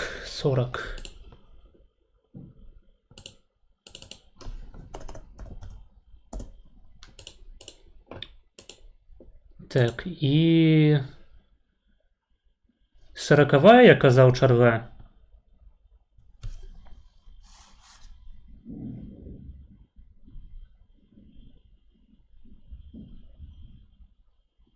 На усялякі выпадак яшчэ раз.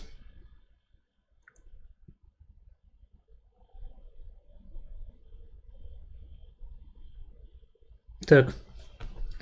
40-я. 40-я чарга.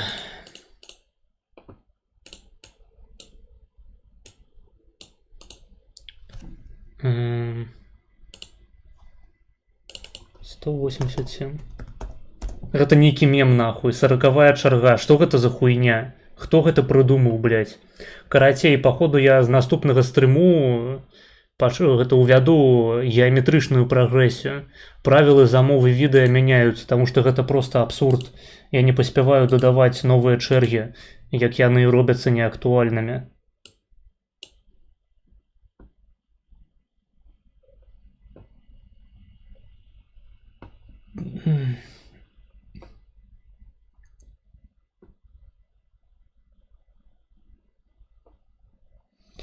А калі ты латушку паставіў на донат?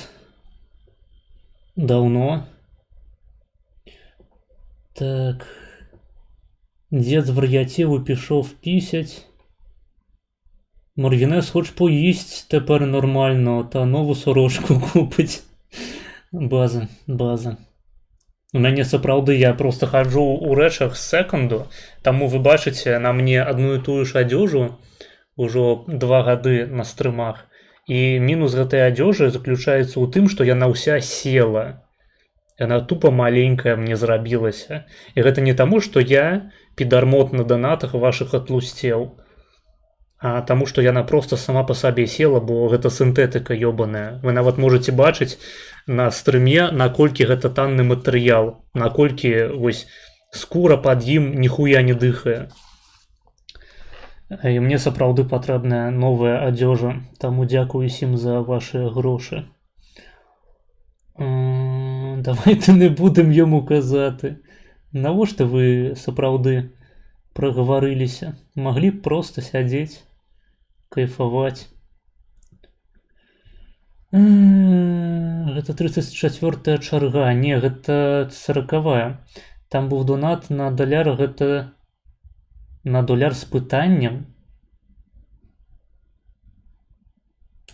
Що там був за донат такі з пытаннем?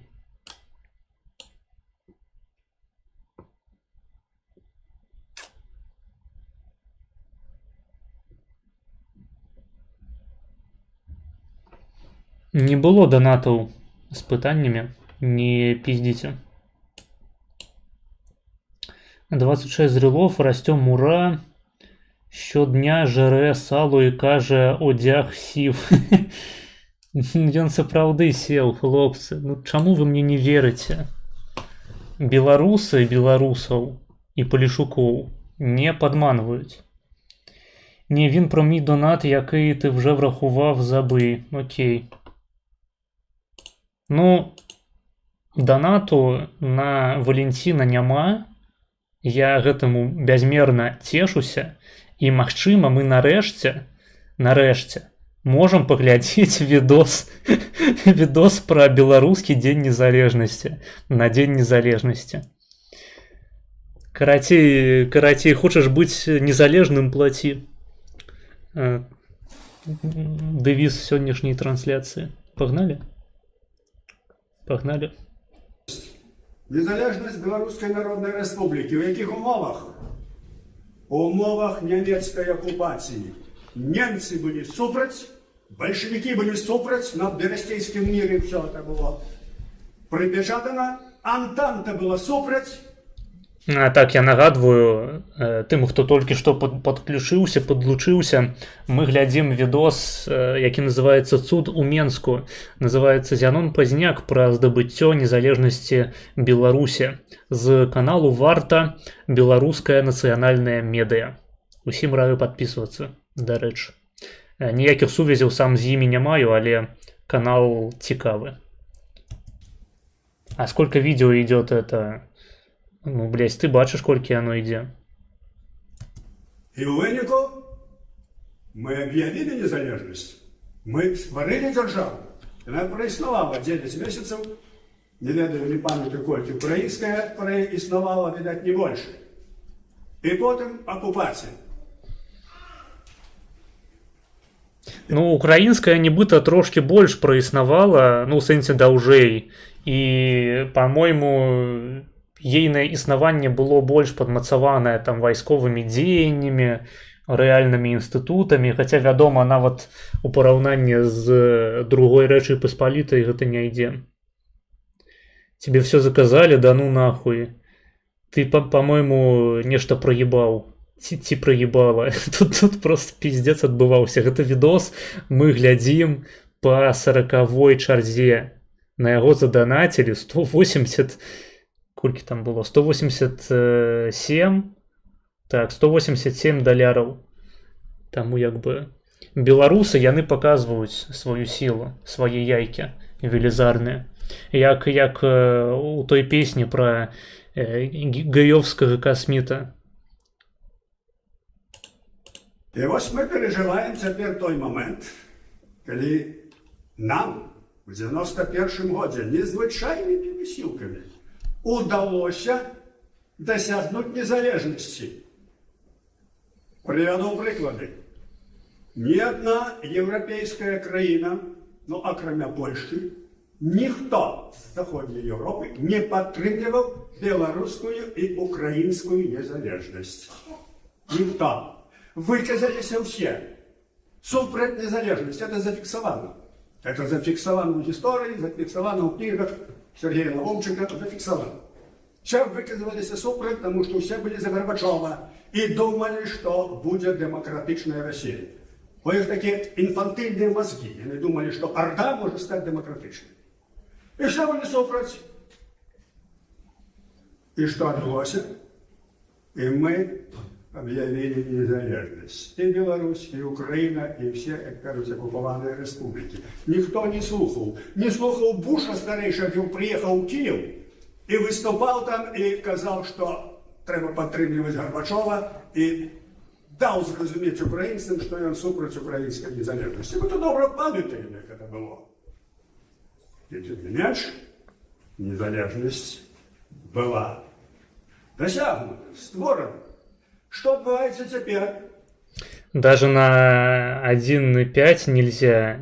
Ты стябешься, блядь. Я не буду ставить видос, які замовили по 40-й нахуй чарзе на хуткасць 1.5. Иди ў пизду. Задонать столькі ж нахуй на гэты видос, и тады поглядим. Украина у крыві. Украина воює. З этой ордой Беларусь оккупованная.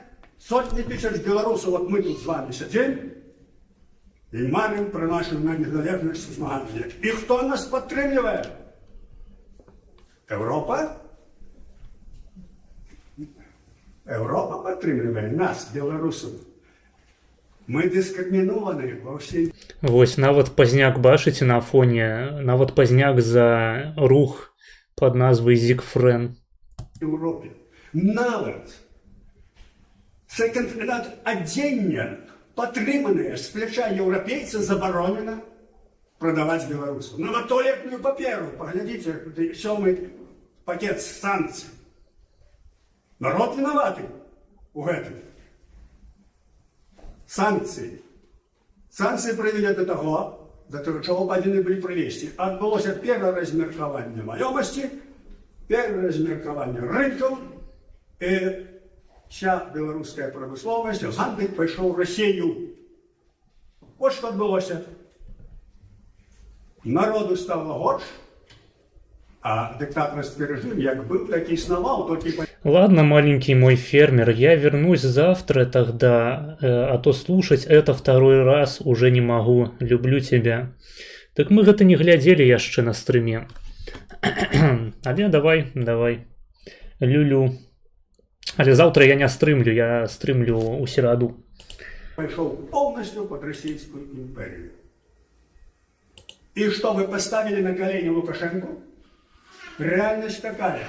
5% повышения ВУП за 24 год. Экономика процветает. Повышение зарплаты на 20%. Для чего ваши санкции? Только для своей политики. Своя политика. Ну, наконт таго, што эканоміка квітнее, гэта... У нас, канешне, сёння стрым копіуму, але гэта, па-мойму, занадта. Мне тут патрэбны быў бы факт-чекінг вось на слова пазняка. Так, То бок тое, што заробкі там растуць, гэта, магчыма, проста вынік інфляцыі. Які нахуй эканамічны рост у Беларусі, там інвестыцыяў ніякіх няма. Ніхто не будзе інвеставаць у тоталітарную краіну, дзе кожны дзень мяняюцца правілы гульні. Будзе русский газ, руская нафта, руская демократія, які не думаюць перахадны масток Беларусь, і яны будуць разам жыць у камфорце і так, як жылі раней. Я про гэта гавару, тому што мы павінны абсалютна цвяроза на гэта глядзець. За ўсю гісторыю ніколі заходняя Еўропа нас не падтрымлівала нашу незалежнасць. І цяпер не выпадкова ўпершыню Рада БНР про гэта сказала. Жню. Так вот, калі мы хочам свабоды, глядзім на украінцаў, спадзяюцца толькі на сябе. Воююць на смерць. Воююць, так, перыядычна не ў правільны бок воююць, але ёсць такое. Пачакайце, пакуль я акошка сабе адчыню, а то зрабілася душнавата. І не тое, каб праз лекцыю пазняка, а хутчэй праз тое, што я тут проста паміраў, блядь, хвілінаў 10, глытаючы вашыя донаты. Трэба асвяжыць памяшканне. Зараз.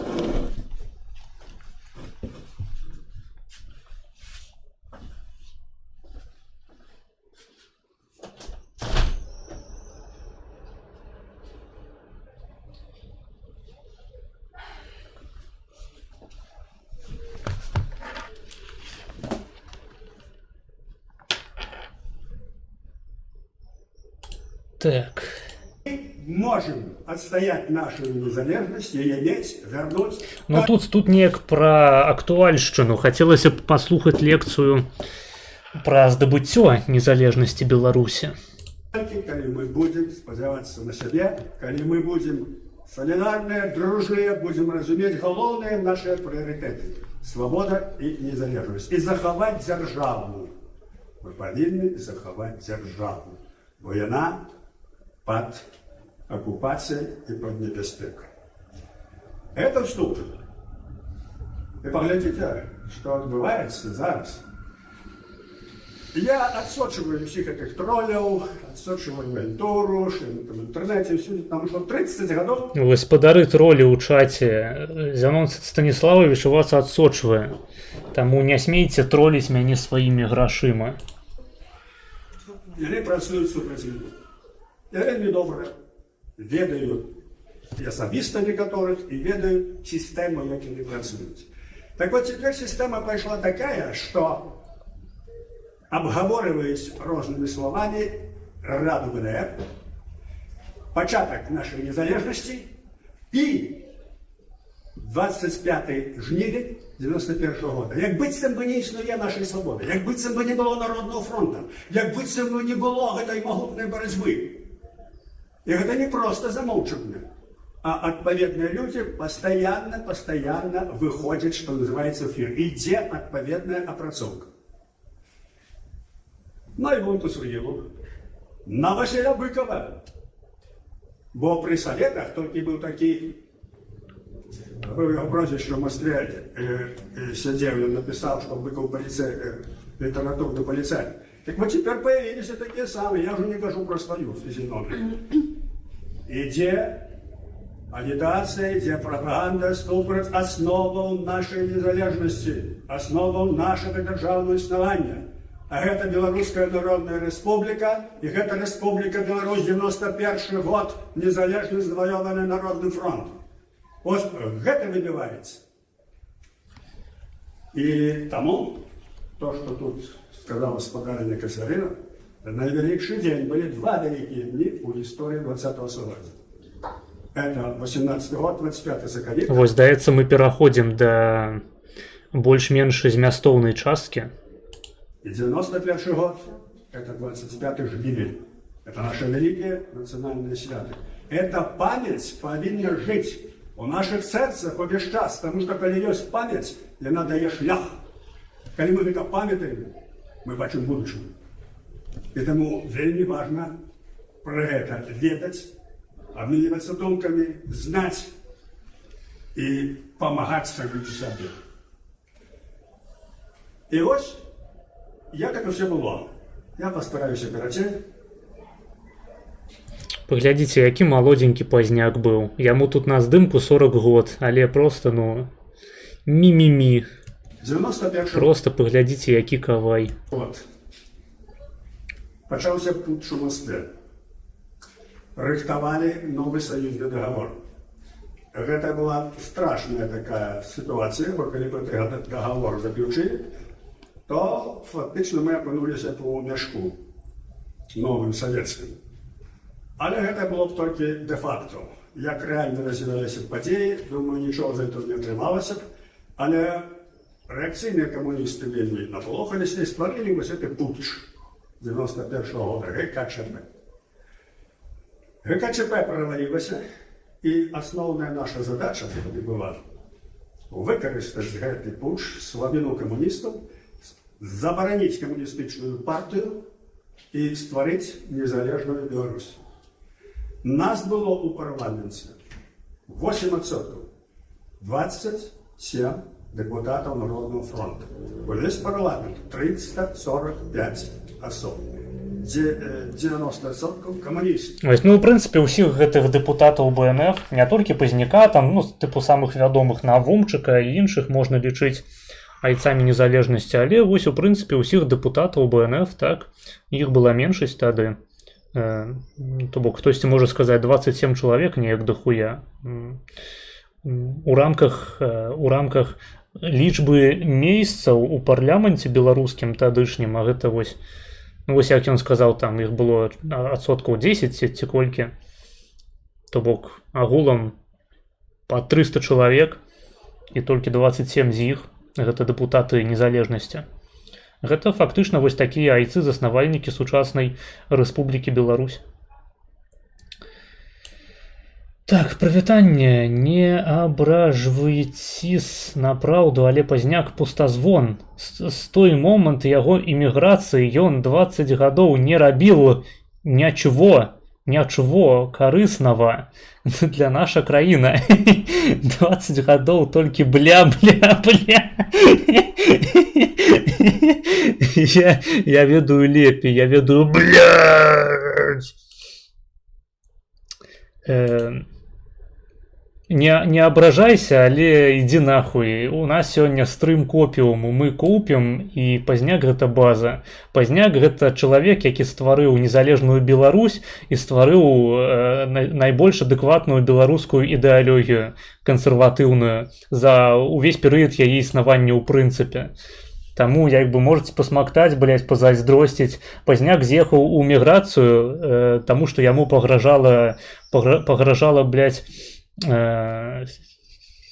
беларуская у двухкосці дзяржава, сілавы апарат забіццём літаральна. Такія як ты потым выстаўляюць прэтэнзіі Пазняку, што ён не здох, блядь, пізду, што ён пасмеў выжыць, а павінен быў здохнуць так жа, як Ганчарык, так жа, як і Захаренка, як і іншыя ахвяры вось гэтага лукашэнкаўскага рэжыму ў 90-е гады. Такім як ты хацелася бачыць Пазняка у труне, блядь.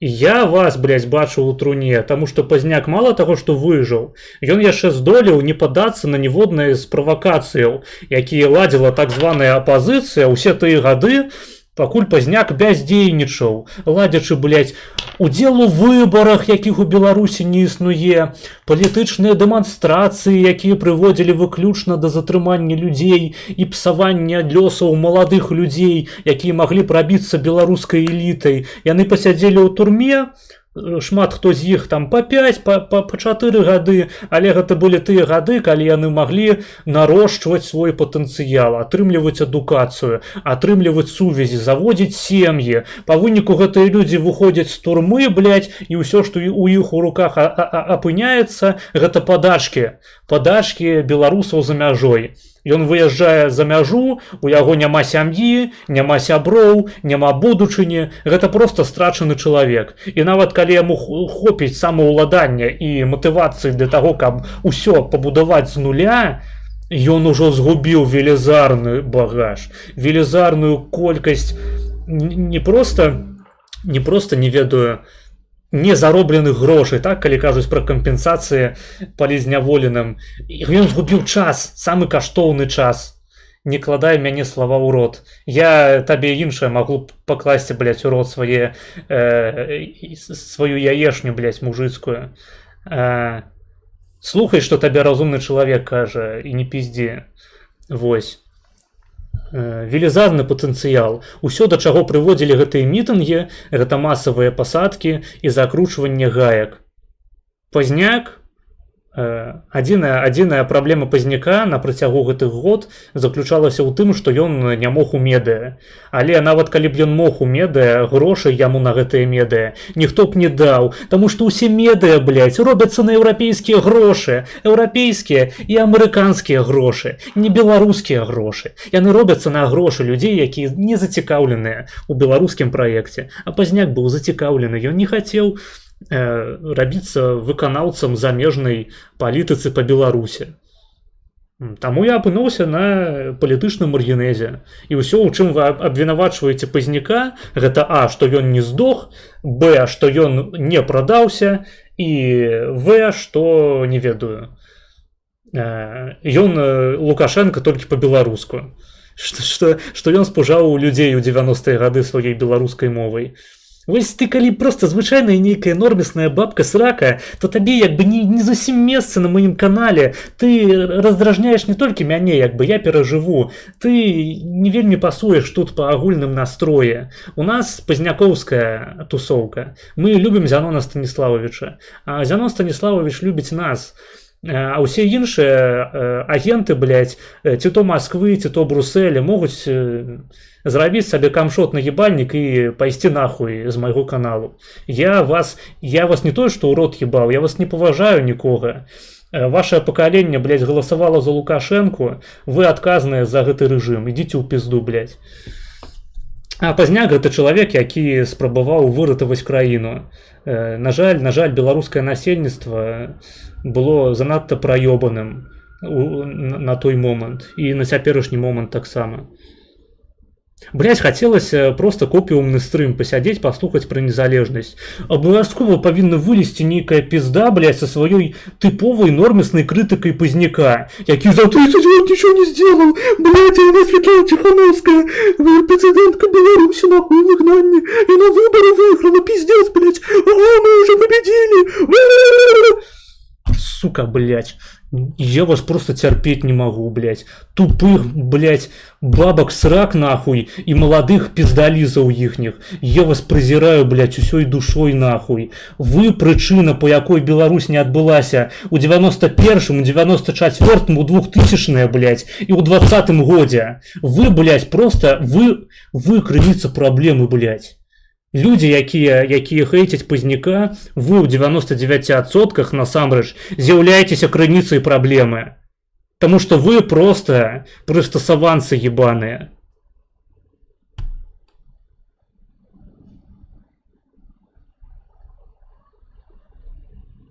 Вы прыстасаванцы, блядь, Пазняк хацеў зрабіць беларускамоўную Беларусь, нельга так, блядь, рэзка гэта рабіць, нам патрэбная лагодная беларусізацыя, это Лукашенко, толькі па-беларуску. Ён сказаў, што не будзе ніякіх рэпрэсіяў, гэта азначае, што рэпрэсіі дакладна будуць. Я тупая бабка срака, блядь, ліберашка, я этналібералка, блядь, мае бацькі з Москвы, Я переехала в Беларусь в 80-е. Пазняк ничего не сделал за 30 лет.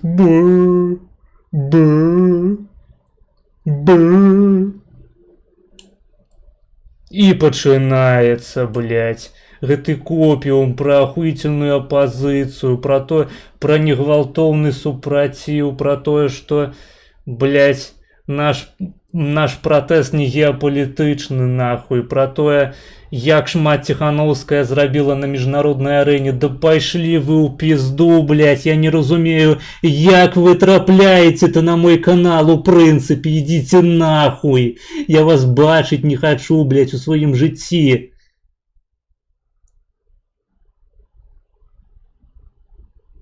Просто, блядь, як же срака гарыць. Бля, хочется хверма, але сегодня свято. А почему у Пазняка нет детей? Он не умеет не только в медиа, но и секс? Это другая помылка Пазняка. Так. Почекай, дай схожу за попкорном. Попкорн.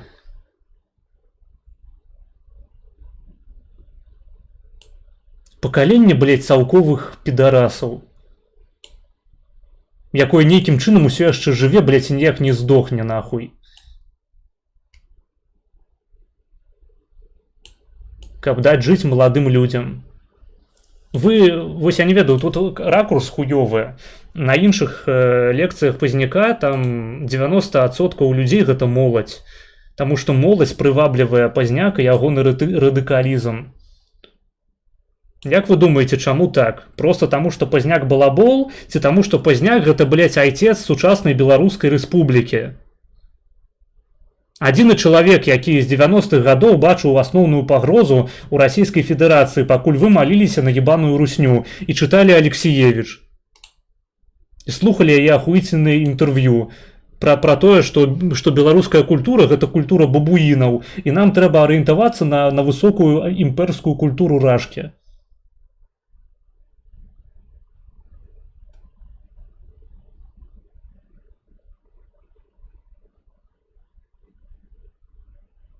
Но тут на відэо самы бабка с ракай сядзяць. Так, але я асабіста прысутнічаў на ягоных лекцыях, і гэта не рэпрэзентатыўная выбарка тое, што мы зараз бачым. Гэта хутчэй за ўсё удзельнікі канферэнцыі перад намі, то бок там сядзіць наперадзе жонка Пазняка, вось злева, зараз як паказаць, вось гэта жонка Пазняка, гэта нейкая вядучая таксама, і тут вось, а тут ужо як бы проста гледачы. Я быў на спатканні з Пазняком у Кракаве, большая частка гледачоў гэта былі маладыя людзі, студэнты.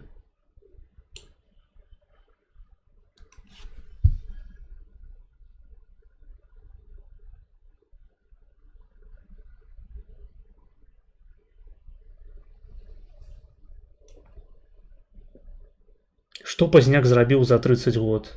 Што ў прынцыпе можна зрабіць за 30 год у палітычнай эміграцыі? Задайце сабе гэтае пытанне. Без еўрапейскіх і амерыканскіх грошай. Што можна зрабіць? Ну, Пазняк зрабіў па меры сваіх магчымасцяў. А менавіта арганізаваў працу над ідэалогіяй беларускага руху, беларускай будучай дзяржавы. Ніхто, акрамя Пазняка, гэтым пытаннем ніколі не займаўся. Усе былі занадта занятыя нейкімі ебанутымі электаральнымі кампаніямі у краіне, дзе не працуюць выбары. Проста гралі на руку Лукашэнку. З самага пачатку і да самага канца. Я нагадаю, што на апошнюю электаральную кампанію, ну окей, не апошнюю, а перадапошнюю, здаецца, на выбары прынамсі хапіла мазгоў людзям не заклікаць беларусаў прэзідэнцкі.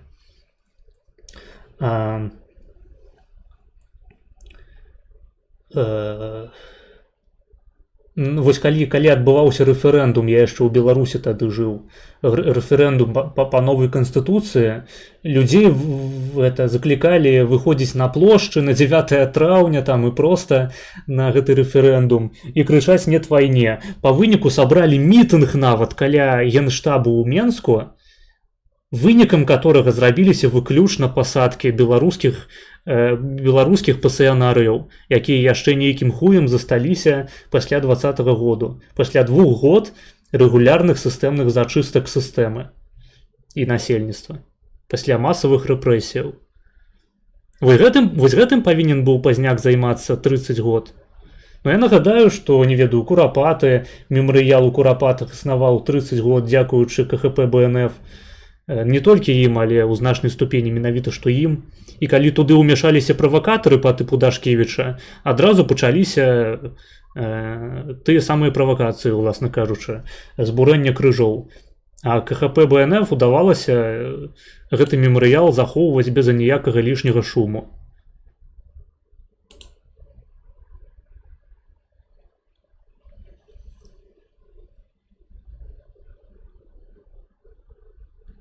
Я не ведаю просто, з чым мы Пазняка, з кім мы Пазняка параўноўваем, калі мы кажам, што ён ніхуя не зрабіў пасля эміграцыі. З кім? Хто ў эміграцыі зрабіў больш за Пазняка? Пакажыце мне гэтага чалавека, блядь. Хто Латушка больш зрабіў? Чалавек, які, блядь, працаваў спачатку на лукашэнкаўскую сістэму, а потым выехаў за мяжу і прасоўвае санкцыі на Беларусь, каб гэтай краіны не існавала, каб Беларусь канчаткова страціла сваю незалежнасць на карысць Рашкі. Латушка больш зрабіў, па-вашаму. Святлана Ціхановская зрабіла больш, якая невядома якія дакументы падпісала ў офісе КГБ, пасля чаго ёй далі грошы, і яна выехала за мяжу ў Вільню, дзе яе з усіх бакоў абляпілі вячоркі, лябедзькі і іншыя палітычныя прахадзімцы. За 20 гадоў у эміграцыі, не ў эміграцыі, у эміграцыі, блядь, ён змог рабіць вызвольчая армія. Якая нахуй вызвольчая армія, блядь? І, блядь, якая ж ты тупая пізда проста. Але яму было лягчэй быць папуліст і толькі бягце па каналаў і даваць інтэрв'ю. Бля, вывучы беларускую мову спачатку. Якая нахуй вызвольчая армія? Што ты нясеш? Якая краіна ў свеце дала беларусам рабіць нейкую вызвольчую армію на яе тэрыторыі? Проста вось якімі штампамі прапагандысцкімі ты мысліш? Ты ж проста Просто нахуй IQ узровень, блядь, камень, древо ебаное, древо и тое больше интеллектуальный потенциал у сабе нясе. Блядь, чаму ваше менавіта пакаленне такое прыпізнутае, блядь, неадукаванае. Ты ж нават один сказ не можешь граматычна правильно написать.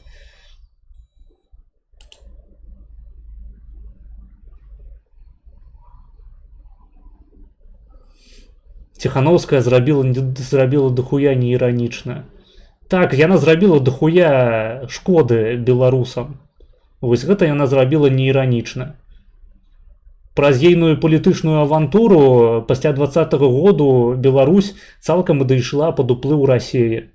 Таму што 20-й год, нагадваю, гэта была расійская правакацыя. Калі хацелі замест Лукашэнкі, які не пагаджаўся на расійскія умовы па інтэграцыі, пасадзіць туды Бабарыку, пасадзіць туды Цапкалу, пасадзіць туды Ціханоўскага, каго заўгодна, хто гатовы быў бы падсмактаць русні і ў 22-м годзе не проста даць сваю тэрыторыю выкарыстаць для нападу на Украіну, а задзейнічаць у гэтым свае ўласныя беларускія войскі.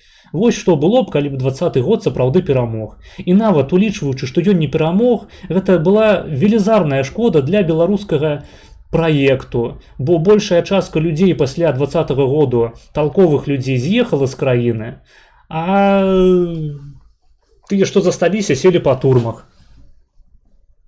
Вось вынік працы Святланы Ціханоўскай. Рэальны вынік для краіны.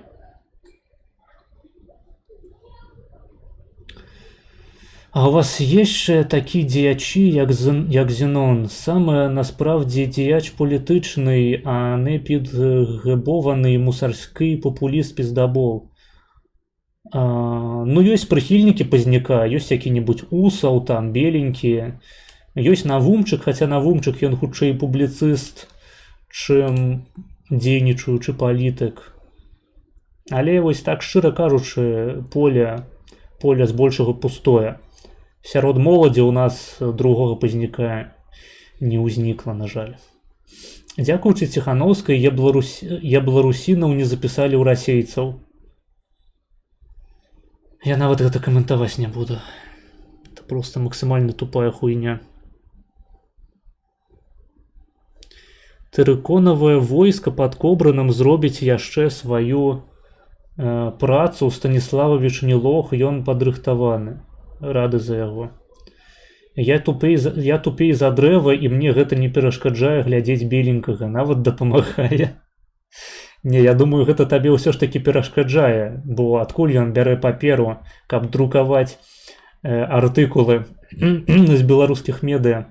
Ці не з дрэва гэтая папера бярэцца. Я думаю, што Хврэн новы Пазняк.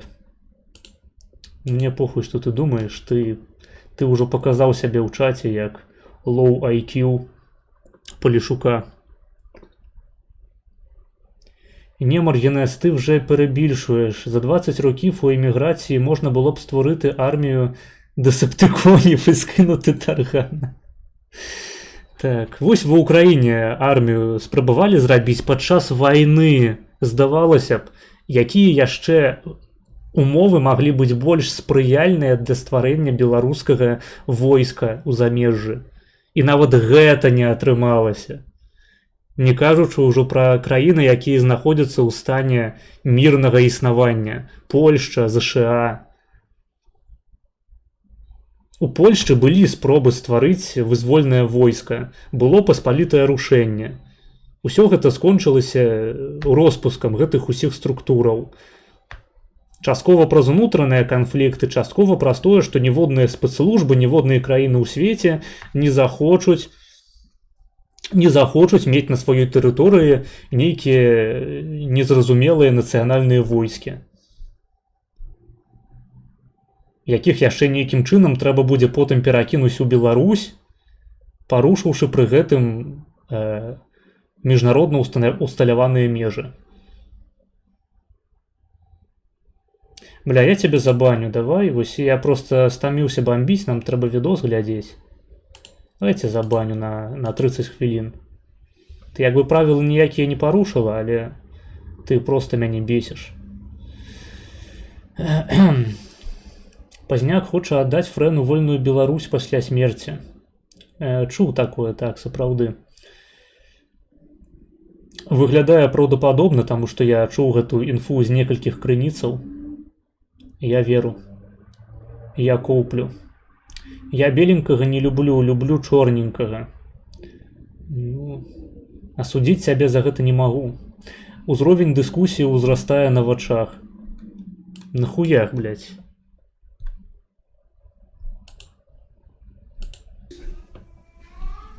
Камуністы падтрымалі ГКЧП.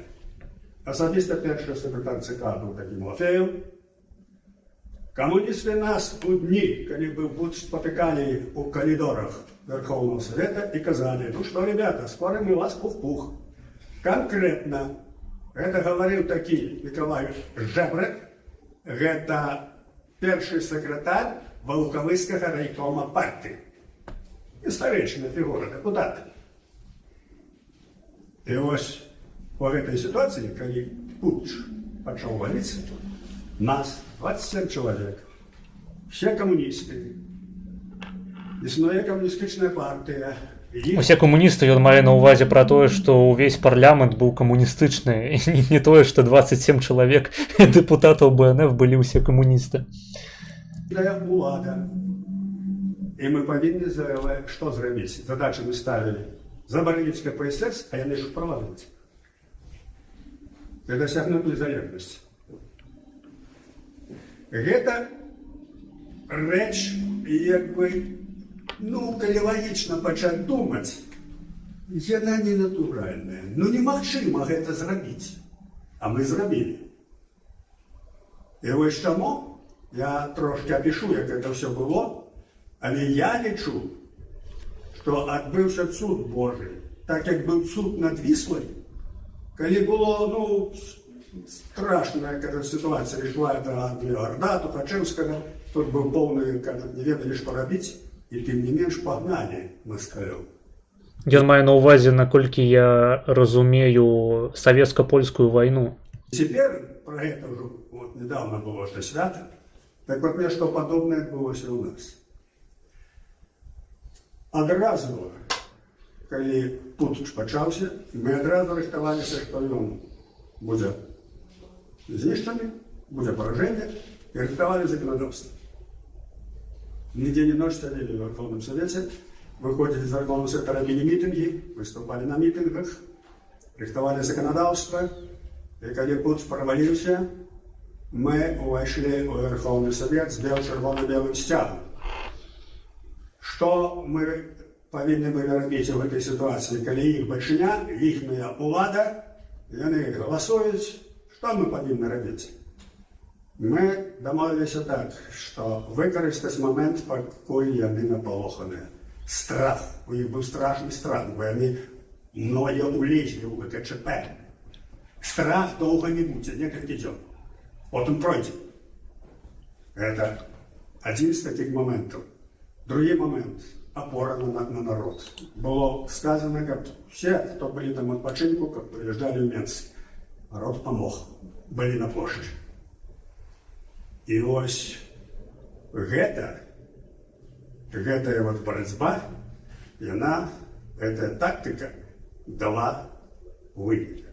Адразу, як мы ўвайшлі ў Верховны Совет, То бок, зноў ж такі, звярніце ўвагу на тое, што БНФ яно было створанае у тыя часы, калі ўжо можна было весці электаральную кампанію. То бок, БНФ ён стаяў на двух вялікіх нагах. Гэта, па-першае, Чарнобыль і чарнобыльскі шлях, але гэтыя мітынгі з чарнобыльскім шляхом былі пазней. Спачатку гэта былі Курапаты. Першы мітынг, наколькі я памятаю, адбыўся менавіта ў Курапатах. Ці з нагоды Курапатаў. Па-моему, там было 6 у бок Курапатаў. Так ці іначай, яно было прысвечана пад Курапаты, а Курапаты гэта месца масавага расстрэлу беларусаў пад Менскам, над якім працаваў свайго часу Пазняк. і ягоны артыкул пра курапаты быў надрукаваны, па-мойму, у камсамольскай праўдзе ці не ў нейкай такой досыць папулярнай савецкай газеце. Ось на што я хочу звярнуць вашу увагу, дык гэта на тое, што электаральныя кампаніі Пазняк і ў прынцыпе БНФ займаліся тады, калі было можна, калі сапраўды рызыка удзелу ў гэтай электаральнай кампаніі была ніжэйшая за магчымыя профіты. То бок удалося мабілізаваць грамадства, удалося патрапіць у парламент, то бок цалкам сабе бачна вынікі гэтых самых электаральных працэсаў, гэтых самых выхадаў, дэманстрацыяў, мітынгаў і дэкларацыяў. Да 88-х, здаецца, 88-м БНФ быў створаны, да 88-го году БНФ, ну, ў прынцыпе, тыя зачаткі БНФ у выглядзе там таго, чым займаўся Пазняк, ягоныя розныя іншыя лідары БНФ, існавала падпольна. Ніхто ніякіх дэманстрацыяў, блядь, не праводзіў, ніхто не выходзіў з лозунгам, блядь, скажам ему сваё нет. Ніхто не заклікаў удзельнічаць, блядь, у нейкіх выбарах ебаных, таму што было нельга да таго, як пачалася перастройка. Нельга было. Я разумею, што ёсць цэлая катэгорыя людзей, вось як Олег Фрэн, якія гатовыя ахвяраваць жыццямі людзей дзеля расклейвання ебаных лістовак. Але Пазняк гэта чалавек, якому каштоўнасць чалавечага жыцця не з'яўляецца чужой. Таму ён ніколі не заклікаў удзельнічаць у нейкіх ебаных электаральных кампаніях, якія ніколі не прыводзілі да ніякіх карысных наступстваў. Ніколі.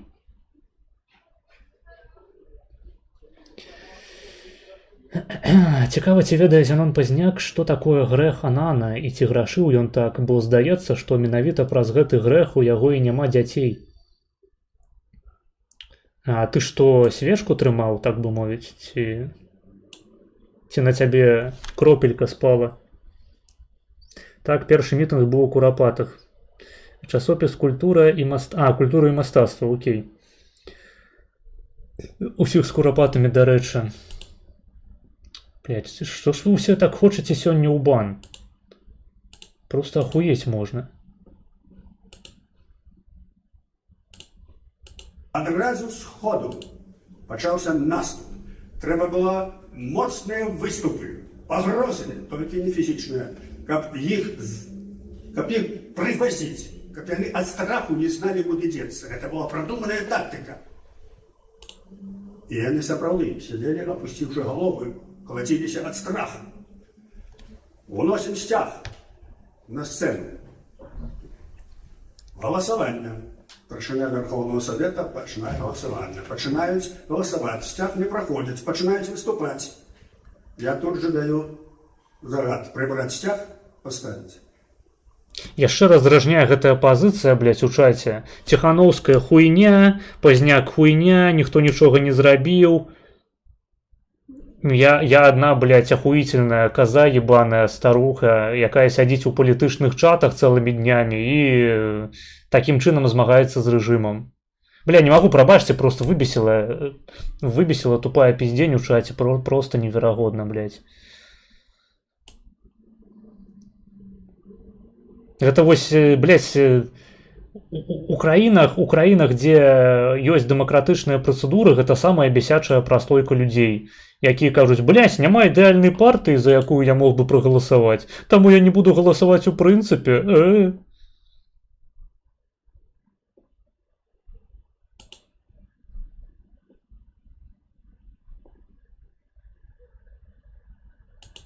Як ведаеце, як у меме пра лібертарыянцаў, якія аддаюць свой голас за трэцюю партыю, нахуй, па выніку перамагаюць левакі і адбіраюць у іх права на зброю і свабоду слова. Вось той же самы тып, нахуй, бабкі-сракі у маім чаце сёння. Мы чувалі, што яны будуць рабіць так, каб ацягнуць у апендыкс, каб нешта забалтаць. Не трэба, нас галоўная задача знішчыць вас і незалежнасць. Старуха, за што ты так пра Ксюшаньку? Гэта не Ксюшанька. Ксюшанька пісаць умее, прынамсі. Всё. І тому добре, про штях не говоримо. Забираємо штях, встановимо. Йдемо далі. Перше питання. Знять Дементєя. Дементєй – це старшиня Верховного Совета. Він надзельничав в КЧП. Потримав. Він не повинен. Коли ми його не здимемо, значить нічого не буде. Бо це задача номер 1. Він уїхав в КЧП, він дозволяє Верховний Совет. І ми свою силу можемо показати тоді, коли ми його здимемо. Це треба зробити обов'язково. Це довжилося півдня. І в кінці кінців поступово ми почали її додушувати. Виступає генерал-космонавт Ковальонок і об'являє: Владимир Ковальонок, депутат Владимир Ковальонок, оппозиция. А ну, коммунисты, не был там. То есть бьет перебег на наш бок. Коммунисты это бачат. И другий был перший секретар Аршанского горкама КПСС, КПВ, Євген Грушкевич. Так само переходить на наш бок. Комуністи почали дрижати. І на площі почали організовувати Національну гвардію. І коли вже вони стояли рогом, що за Дементєя, тоді почали виступати, і тільки той Глушкевич, який був комуністом, сказав: слухайте, 2 години, коли до 2 годин ви не зробите те, що ми вам кажемо, ми покличемо народ, створимо Національну гвардію і будуть прийняти міри. І вони задрижали. От тільки так було. От використати... А ось і Василь Быков ззаду там на фоні промовляє. Прав, тому що він большиня. Ніяких перемов, ніяких там... До речі, я недавно дослухав таки першую частку аўдыокнігі «Доўгая дарога дадому» Быкова. Усім раю, насамрэч, топавае чытво, або слыхво, бо я б ніколі не прачытаў гэты тэкст у тэкставым варыянце, уласна кажучы. Раю глядзець, слухаць аўдыокнігу, як падкаст заходзіць на ура. А правий кут все ще не любить Позняка. Дивився старий хайлайт, де ви сперечалися. Ну, правий кут, він же лібертаріянець, а Позняк не лібертаріянець. Ось. Тому і не любить. По-моему, так. По-моему, ён застаўся на сваіх пазіцыях. Таму што ў праграме «Вольнай Беларусі» не напісана нічога пра валоданне зброяй і свабоду слова. Ну, гэта сапраўды праблема, што там няма гэтых пунктаў. Просто, зноў ж такі, трэба разумець кантэкст, палітычны кантэкст. Вось, ці ёсць у нас сіла палітычная, ну, скажем, нават такая каля палітычная за мяжой, ідэалагічная, давайте скажем, ці ёсць у нас нейкі ідэалагічны цэнтр прыцягнення беларускі, правейшы за Пазняка. Ну, рофла варыянты по типу там Шаўроў, по типу таго хуя, які выступаў перад посольствам Літувы, посольствам Літувы ў Польшчы, здаецца. Вось акрамя такіх варыянтаў, акрамя Романа Кунігаса, блядь, акрамя Алеся Белага, вось хто правейшы за Пазняка. Ну, калі варыянтаў іншых няма, ну, Романчук яшчэ так, але Романчук, ён, у прынцыпе, не палітык, ён эканаміст. Акрамя Пазняка просто нікога няма. Таму лібертарыянцы, яны глядзяць, блядь, вось як правы кут СВТВ просто 24/7 і дрошаць на ахуительную прекрасную Россию будущего, федералізаваную. Ну, тобто правий кут буквально тот чел з мему, який голосує за третю партію і в результаті перемагають ліваки. Так, тільки у випадку правого кута, там, наколькі я розумію, знову ж таки, я зараз переказую ягоныя погляды, яго на стрімі няма, магчыма, я неяк неправільна іх зразумеў, але у ягоным выпадку гэта просто варыянт, калі Беларусь робіцца часткай рашкі, дзе у нас прекрасный Путин будущего Михаил Светов.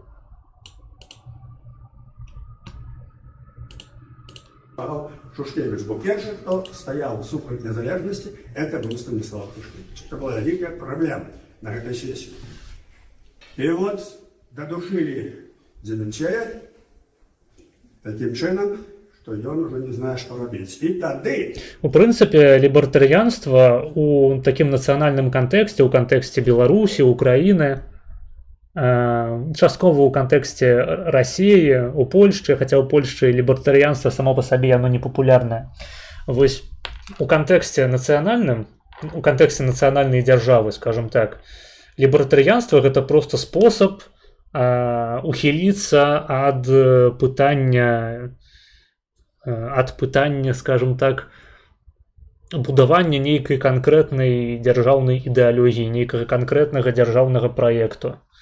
Так, то бок лібертарыянцы, яны пастаянна чытаюць выключна якую-небудзь заходнюю прэсу пра ЗША, пра тое, як там, не ведаю, аборты дзе-небудзь забаранілі ці дазволілі, яны чытаюць пра свабоду слова ў ЗША, гэта сапраўды важныя рэчы, іх трэба чытаць, але яны ніхуя не ведаюць пра сваю ўласную краіну. Яны не ведаюць нічога пра яе гісторыю, пра суседзяў, якія яе атачаюць, яны не разумеюць геапалітычнага моманту. Вось лібертарыянства гэта такі спосаб пазбегнуць геапалітычнага пытання. Гэта людзі, якія звычайна не здольныя стварыць нейкую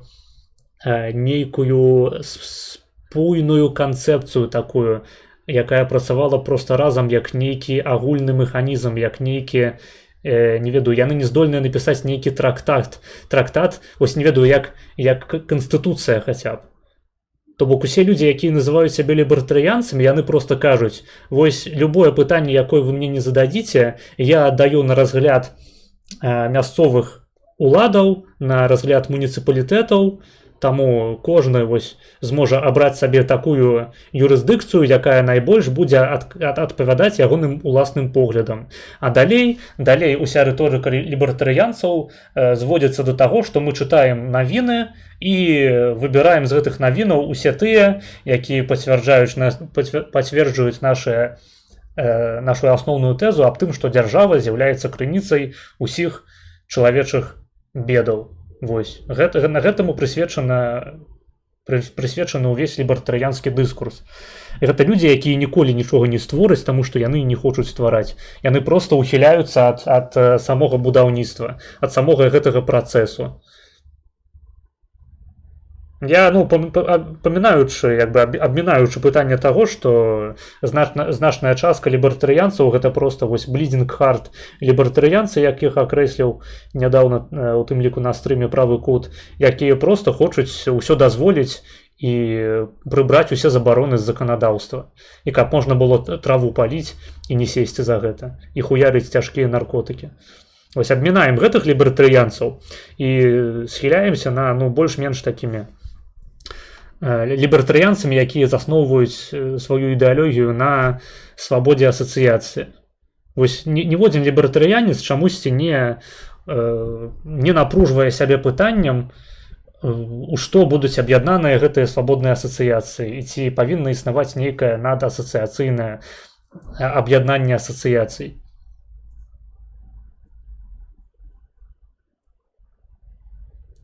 Тобто правий кут буквально тот чел, гэта я прачытаў, чытаюць про сісястого трудовіка. Так, то бок я правому куту вымушаны, напрыклад, на стрымах тлумачыць, што там, блядь, у Польшчы, хаця ён жыве ў Польшчы, якія тут навіны, блядь, хто на выборах перамог, якая партыя, блядь, якую ідэалогію, якія полісіс адстойвае.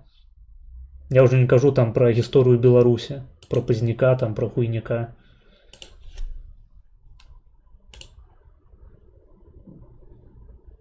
То бок гэта агулам людзі фактычна без поглядаў. То бок любое пытанне, якое ты задаш лібертарыянцу, яно скончыцца на тым, што павінны існаваць розныя юрысдыкцыі, вось. Мы не хочам весці культурную барацьбу. Потым пачынаеш задаваць пытанне, а чым дзяржавы сучасныя адрозніваюцца ад вашых ахуіцельных лібертарыянскіх юрысдыкцыяў. На гэтым моманце лібертарыянец ламаецца. Таму што насамрэч ён проста звычайны камуніст. Левак, прагрэсівіст. Верыць у тое, што гісторыя ідзе ў кірунку у кірунку, ну гэта ж літаральна, блядь, ідэалогія, паводле якой прагрэс, ён таксама, ну, то бок гісторыя мае накіраваную форму, мае гісторыя, яна мае кірунак, і гэты кірунак вядзе нас да цудоўнага грамадства анкапу. Спачатку былі дыназаўры, потым, блядь, потым краманьёнцы, а потым ліцвіны. Ці як там, ліцвіны, потым дыназаўры, потым беларусы. Карацей, ліцвіны ў чаце, падкажыце, як там. Вось, а потым быў анкап.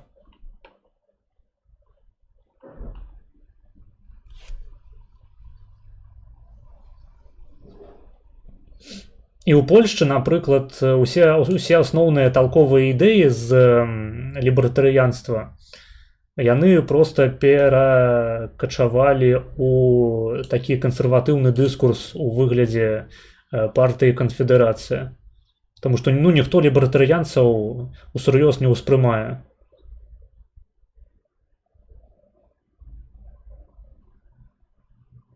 Там забралі асноўную павестку ў выглядзе свабоды слова, нашэння зброі, нізкіх падаткаў, але гэта нават не лібертарыянская павестка. Гэта проста павестка класычнага лібералізму. Сапраўдная лібертарыянская павестка — гэта, блядь, дамова аб ненападзе, аб неагрэсіі. Самая тупая хуйня, якую, у прынцыпе, можна сабе ўявіць у гэтым свеце. Зноў ж такі, яшчэ адна прыкмета прагрэсівізму, якая зводзіцца да таго, што мы павінны замест канстытуцыі, блядь, замест той асновы права, якая існуе ў нас зараз, прыняць нейкую дамову аб неагрэсіі. То бок дастаць той фундамент, які ўжо ёсць, разбурыць яго і на ягонае месца пакласці ахуіцельны, безумоўна, ніяк не выдуманы ў 20 стагоддзі прынцып неагрэсіі.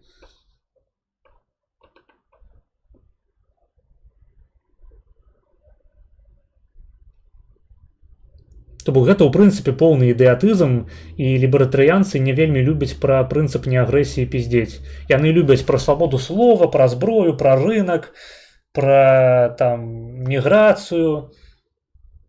Усе класычна ліберальныя тэйкі яны любяць адстойваць, а вось свае ўласныя лібертарыянскія неяк не спяшаюцца асабліва. Таму лібертарыянец — гэта проста такі карысны ідыёт, якога заўсёды можна настроіць супраць уласнай дзяржавы на карысць дзяржаве суперніку. Таму лібертарыянцы ў ЗША, напрыклад, гэта проста людзі, якія дзейнічаюць на карысць Рашкі, Кітаю, каго заўгодна, толькі не Злучаных Штатаў Амерыкі.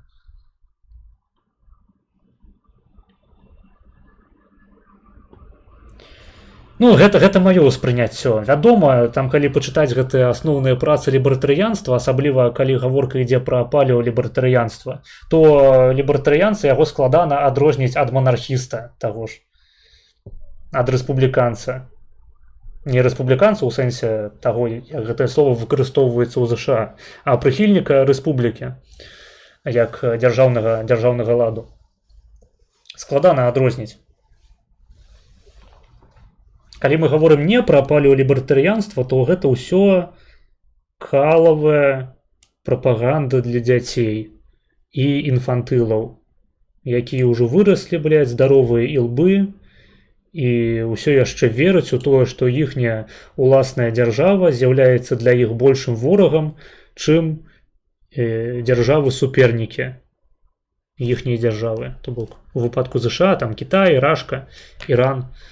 І яны проста высіраюцца пастаянна на карысць гэтых тэрарыстычных краінаў, якія потым захопяць, ну, нават калі не іх, то іхніх саюзнікаў, і будуць выразаць масава. Вось. Гэтым скончваецца лібертарыянская палітыка. Калі яна лібертарыянская, а не класычна-ліберальная, да якой наклеілі цэтлік лібертарыянства проста таму, што моднае слово. Як вось, напрыклад, у выпадку Мілея таго ж. Прывітанне працоўным мужикам. Стрымерам спачуваю. Прывітанне, прывітанне. Ты сёння прапусціў залаты дождж? Прабач, але я зараз уявіў, што беленькі потым з тымі раздрукоўкамі артыкулаў, кропка, ідзе тыпу ў туалет, цірэ, падціраецца, коска, абмазвае твар Ціханаўскай, кропка. Аднойчы ён выпадкова ўзяў артыкул з тварам паўняка і пасля гэтага кудысьці падзеўся і не запісвае відосы. Гэта хлусня. База пра лібертарыянцаў ЗША, нібыта так і є. Ну вось. І оно так паўсюль ёсць.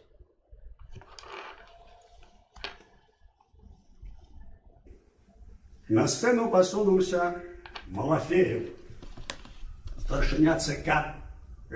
Я ўжо абмінаю той факт, што фармаванне ўсіх дзяржаваў новага свету фундаментальна адрозніваецца ад фармавання ўсіх дзяржаваў старога. І лібертарыянцы, якім падабаецца прыклад ЗША, яны проста адмаўляюцца прызнаваць рэчаіснасць, якая іх атачае. То бок яны хацелі б, каб іхняя краіна паўстала такім жа чынам, як Злучаныя Штаты Амерыкі, калі проста 13 калоніяў, народы, не адзін народ нейкі амерыканскі, а народы усіх 13 амерыканскіх калоніяў вырашылі стварыць вось такую надкаланіяльную адміністрацыю, грубо кажучы, вось такія Злучаныя Штаты. Ім вельмі хацелася б, каб іхняя краіна была такім жа самым ЗША. І праз тое, што іхняя краіна гэта не ЗША, ну проста гістарычна так склалася, яны фактычна выступаюць супраць уласнай краіны. То бок яны выступаюць за тое, каб іхняя краіна перастала існаваць. А што адбываецца, калі краіна перастае існаваць? Яна проста перажывае нейкі крызісны момант, а потым зноў збіраецца з гэтых, не ведаю, калі б Беларусь распалася на 6 вобласцяў, і потым гэтыя 6 вобласцяў яны падумалі так, мабыць, нам трэба цяпер зараз зноў знізу па лібертарыянскім прынцыпе аб'яднацца ў Злучаныя Штаты Беларусі. Але гэта не так працуе. Калі Беларусь разваліцца, на 6 вобласцяў, то частка вобласцяў адыдзе Рашцы, частка там Украіна, магчыма, з нейкага хуя сабе возьме, частка Польшча, хаця хутчэй за ўсё проста ўсю тэрыторыю захопіць Рашка. Вось і ўсё, чым скончыцца гэты ахуйцельны лібертарыянскі эксперымент у еўрапейскіх умовах, асабліва ў выпадку Беларусі, якая суседнічае з дзяржавай-тэрарыстам на 150 мільёнаў насельніцтва. Просто дзеці, блядь. Толькі падтрымаў ВКЧП. Ён быў дэпутат Верховного Совета СССР і меў права прысутнічаць у нас. И это был переломный момент, потому что, тут людей, видать, немає, які жили при Советах, не ведают, что такое в Советском Союзе, первый секретарь ЦК. Это нечто после Бога, первое. Это вообще дрожали перед ним. Это абсолютная влада. И он себя отшивал, как бонус, как это шоу. И в эту неделю все коммунисты сидят, идет их лидер. Все депутаты, фронтовцы и демократичный клуб кинулись. Вон! Ты забойца, ты здрадник, вон отсюда, не маешь права! И не дали ему выступить. Прогнали с трибуны. Никто не дотронулся. Это было особливо. Не можно дотронуться. Як только дотронулся, разумеется, что может быть. Никто не дотронулся. А его прогнали. И когда прогнали, коммунисты дрогнули. И они убачили, что все, їхнього лідера родився. І тоді, після того, як його прогнали. Блін, а чым ім не падабаліся чэшскія канцлагеры? Не магу ўцяміць. Тэльхай, прывітанне. Бля, чаму такія дыскусіі, калі жоўтага кута няма? Хаця, калі б ён быў, ён бы па сутнасці ніхуя бы не адказаў. Што Пазняк забараніў рускую мову, там МБ было б... Не... гэтыя дыскусіі ўжо адбываліся, і, па-мойму, нават на стрымах. Яны скончыліся тым... Па-мойму, яны скончваліся заўсёды тым, што ў нас проста каштоўнасці розныя. Патрабуем перапынак. Перапынак. І на перапынку мы подходим, там, с президиумом говорили, что решите питание Бок, нягледзячы на тое, што у нас з лібертарыянцамі на першым месцы стаіць свабода, мы гэтую свабоду, мы рэалізацыю гэтай свабоды трошкі па-іншаму бачым. Вот перапынак. То бок лібертарыянец, ён як ленінец, карацей, бароніць, ён, карацей, у вайне, у імперыялістычнай вайне займае бок супраць сваёй уласнай дзяржавы. Вось, хаця вось я зараз трохі утрырую, таму што, па-мойму, нават па-мойму, правы кут ён не настолькі, карацей, лібертарыянец. У гэтым пытанні ён памятаеце, ён жа сядзеў на папярэднім стрыме і бараніў палітыку Піначэта аб тым, што камуністаў трэба лавіць і скідваць з верталётаў. То бок не, ну насамрэч я пагнаў зараз на правага кута, у яго хапае рэалізму палітычнага. Мая крытыка, яна датычыла не правага кута, як спікера, а хутчэй лібертарыянства наогул. З часткай маіх антылібертарыянскіх тэйкаў правы кут таксама здольны пагадзіцца. Таму правага кута не крыўдзіце тут.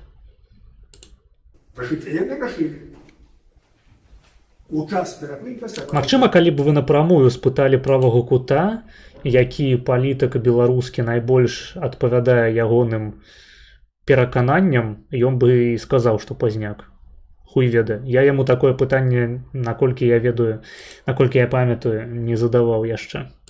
Президиум, а без рашэння ЦК, без рашэння таго ж Малафеева, Дземінцей сам не можа пайсці ў адстаўку. Такая была сістэма ўлады.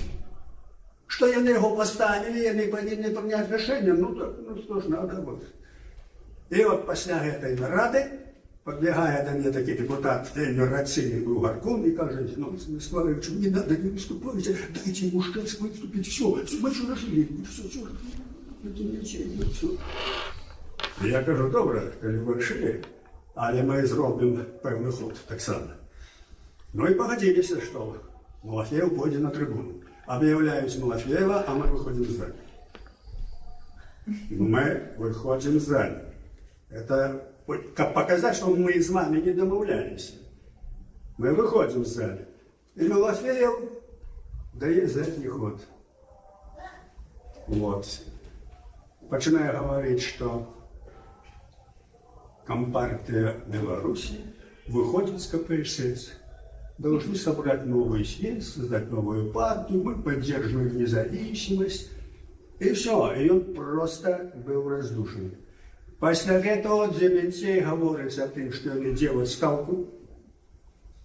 Дземінцея выгнали, Малафея уже ничто, знищили. И тогда мы их начинали уже добивать. Приходит Домінікевич. Мы пачалі дабіваць Малаф'ю з камавікоў, робячы з яе камавыя шары. Показывает документ. Вот подготовили документ, посмотрите. А это документ об незалежности, политично-экономичной незалежности БССР. Об майомости, об усім. Хороший документ, я кажу, приймайте, ми його підтримали. И вот на другий день, фактично это в перший день, відбувся такий перелом. Вельми тяжко було підійти до питання об знищенні заборони КПСС. Але коли Малафеев уже... Часопіс «Беларускі камавік». Так, гэта часопіс, які выходзіць на канале «Наступ Фрэна». Здаўся позорным чином, притым яго там яшчэ... Хаця я чуў, што Олег Фрэн сам антыкамавіст. Выступы были такие, что приплескали. Выступила Синдзянова, кажется, я бы вышли на трибуну. Извините, что я вам там не дал возможность выступить. Я думал, что вы хотите окончить жизнь самоубийством, как это самый человек, который, так сказать, предал партию. Оказывается, вы только хотели сказать. Ну, такие вот были речи. Его пригвоздили кончатково. И тогда повстало питание, тогда мы ставили рубом об забороне КПСС. Компартию Беларуси. Самая реакційная Вось была... паглядзіце, канцэрты славы КПСС былі актуальнымі нават у тыя гады. 1917-1991. Сапраўды артыст-легенда. Компартию Беларуси. Блять, вырашыў цябе без навушнікаў паслухаць на працы падчас перапынку на абед і пачынаецца пра камавікі. Дык пачакай, ты ж сярод меліканцаў сядзіш, яны не ведаюць. Самая реакційная Что такое камавік? была группа у Верховном Совете, это так званые ветераны НКВД там, и так далее. При Горбачеве был Ну, Шушкевіч, дарэчы, ён таксама выступаў доўгі час супраць незалежнасці Беларусі. такой закон, что Толькі пад самы канец падтрымаў такі праект. А дагэтуль лічыў беларускую незалежнасць жартам. инвалиды, там, по зроку, там, слепые, глухие, и они имели свои... Вот Кам не ведаюць, да яны не зразумеюць нічога праз мой акцэнт. Вось калі б я сказаў I want to come, I want come to make peace. Вось тады было б няёмка. квоты у парламенте, их никто не выбирал. И они просто давали эти квоты. Так и вот эти ветераны НКВД, и они там помеж собой пораились и дали квоту 30 особ. Вот, это были вельми реакційные 30 голосов, больше, чем наша позиция. И вот, когда начали разбираться, як заборонить КПСС, высветлилось, что в этой организации ветеранов незаконная, и она не зарегистрованная. Они зарегистрировали, а они перерегистрировались у Минюсте. Бля, пиздец. Их нема. Бля, як же можна было гэтых камуністаў ебаць у ачко просто праз іхнюю уласную тупасць і прававую непісьменнасць? Таму што яны прывыклі, што ў саўку вся гэтая бюракратыя працавала для фармальнасці, а тут, блядь, бах, і прыходзіцца рабіць на гэтым акцэнт. Аказваецца, нашу ахуительную ветэранскую арганізацыю, у якую ўваходзяць, блядь, выключна ветэраны НКУС, трэба зарэгістраваць. І гэта, можа паўплываць у тым ліку на вынік выбараў, у якіх гэтыя ветэраны ўдзельнічаюць. Попусцілі ветэранаў, так, ветэранаў гэтых, которые кідалі хлопчыкаў 16-гадовых на кулямёты. Не депутаты по закону. У их это... Блять, яны былі нават не депутаты. Ты даже не депутат. Модное слово был шок.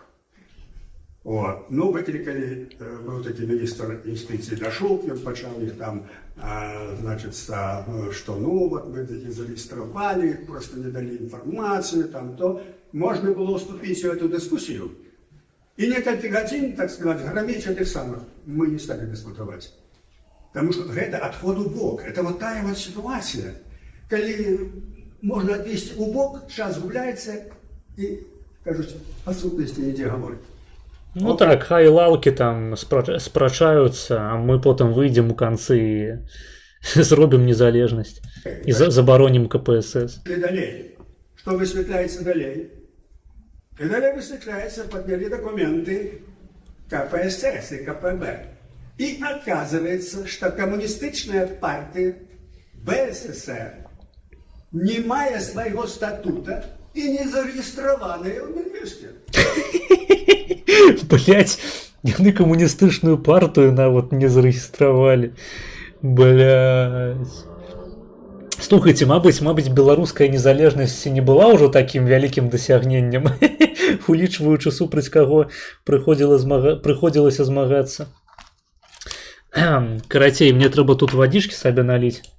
Пачакайце, зараз буду.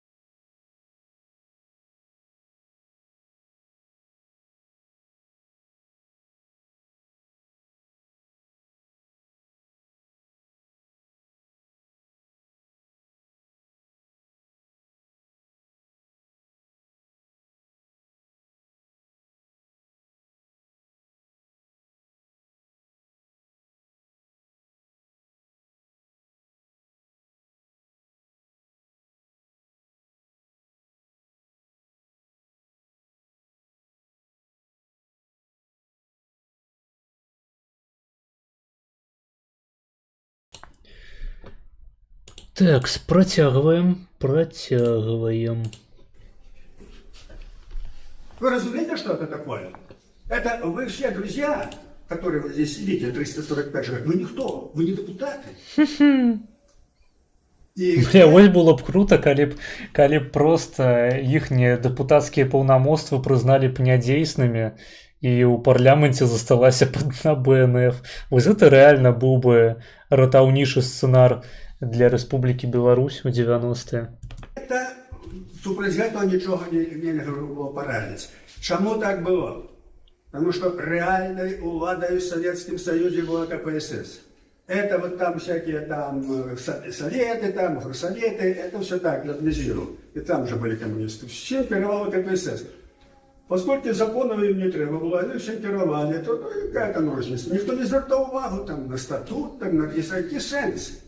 А тут... Яны думалі, што статутаў ВКЛ хопіць проста.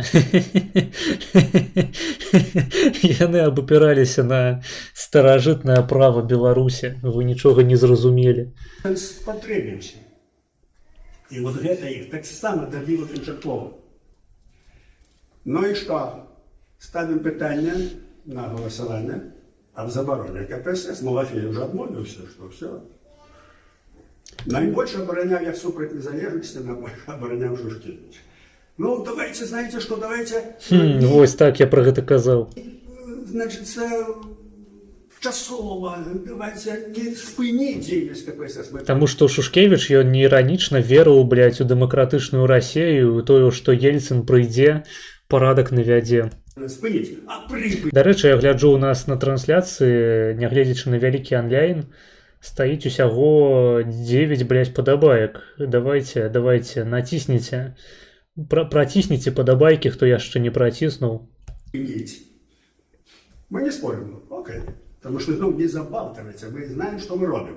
Вот. Наступное, давайте вот часовое. Окей, давайте не будем спорить. Ничего нема больше постоянного, чем часовое. Ну, такой ситуации. И таким чином заодно заборонили КПСС, и заборонили комсомол. Блять, мы часова забароним КПСС. Як у гэтую хуйню можна было поверыць у прынцыпе, блять. Тупые коммунисты. Кто голосовал? Коммунисты. Коммунистичная партия. Подняли ручки.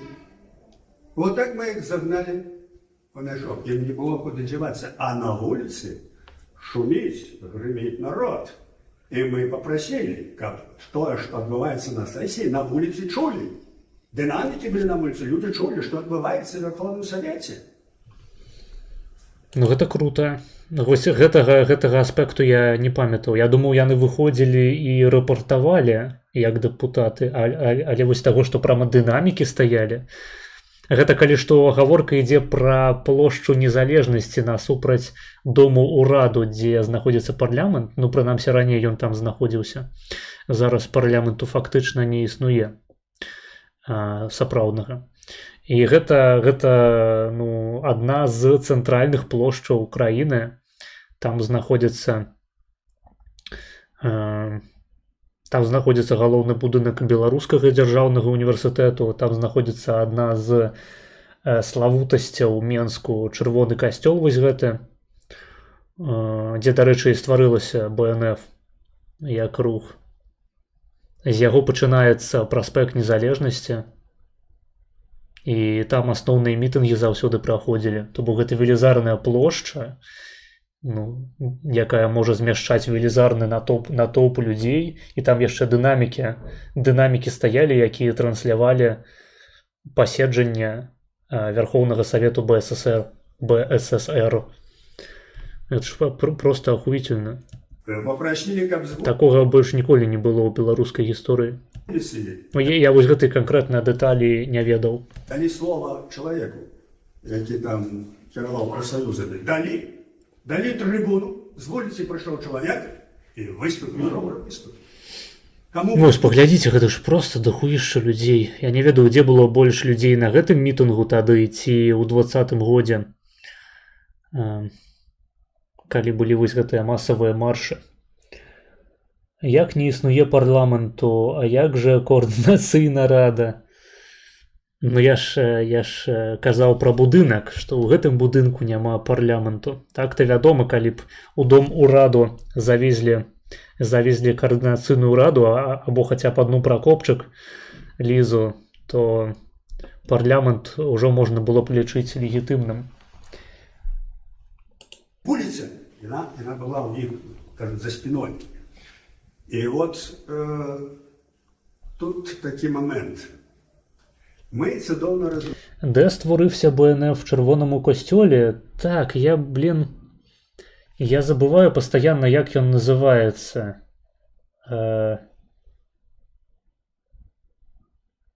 Просто пишешь «Червоный костёл».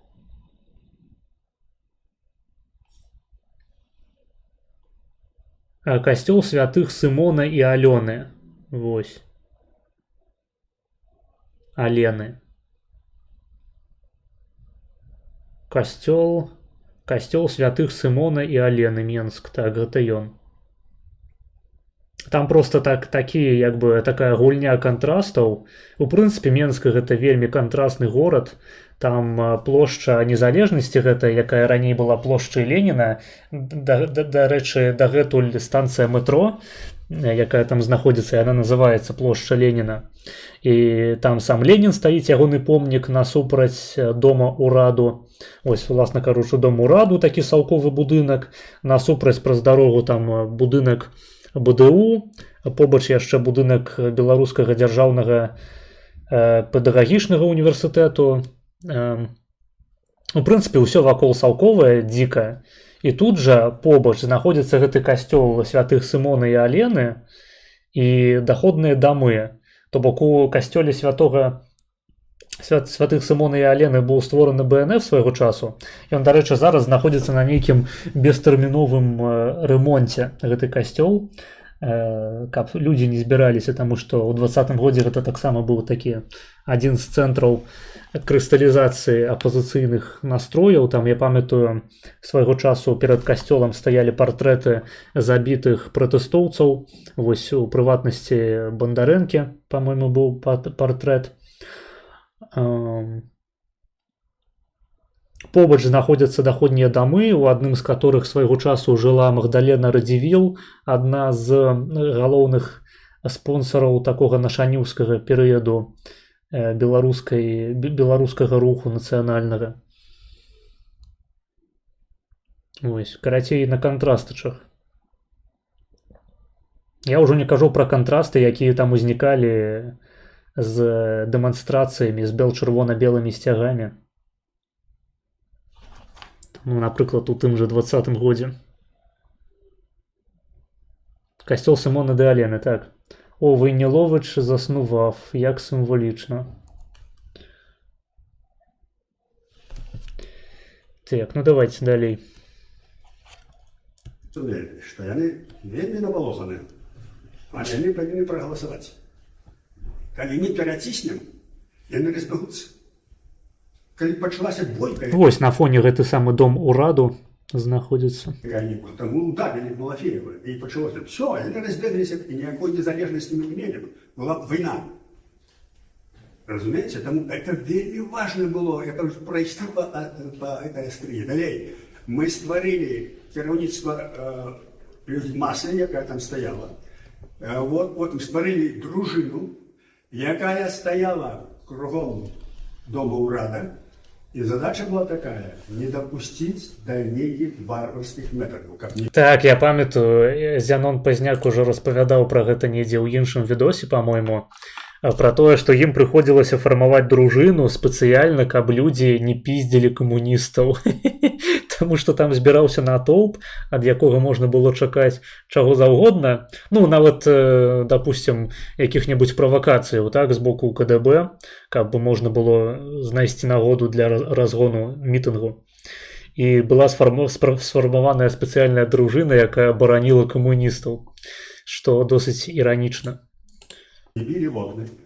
До меня подходит один с кіраўніцтва фронта, не буду казаць, бо свою агентуру мы ведали, я не знаю кто, вот, и кажет, что сынок, вот тут есть уже что добиться, тут машину надо, вот ребята с МАЗа, Ленина створили. Вы знаете, где сессия незалежности, мы говорили, а они тут будут Ленина стягивать. А уявляете, что такое? Вот почали громить Ленина, выскочили пэтэкам, и они разбились у страху. Ну вось, то бок правакацыі таксама планаваліся. Былі спробы зайсці на правакацыю, каб разагнаць. И все, нема кому голосовать. Гэта як у 10-м годзе такія невядомыя людзі, каб стварыць нагоду для разгону мітынгу. Агентура... Гэта, ну, 10-й год, мітынг 10-го году, гэта так званая плошча. Гэта, па сутнасці, самы масавы мітынг у гісторыі сучаснай Беларусі, не лічачы падзеі 20-го году. Ну і не ведаю, ну не лічачы 90-е таксама, то бок на працягу там 2000-е да 20-го году, плошча 2010 гэта вось самая масавая такая была падзея у беларускай палітыцы, у двухкосці, вядома. Тонка працавала на дураков. Палітыкі там ніякай не было, людзей проста піздзілі на вуліцы, але ну, карысна ў тым ліку разумець, як працуе сістэма правакацыяў на такіх мерапрыемствах. І гэтыя правакацыі спрацавалі ў 10-м годзе, таму што ніхто асабліва не кіраваў натоўпам, у адрозненні ад, як мы бачым, гадоў 90-х, калі людзям хапіла розуму, хапіла нейкай арганізацыі для таго, каб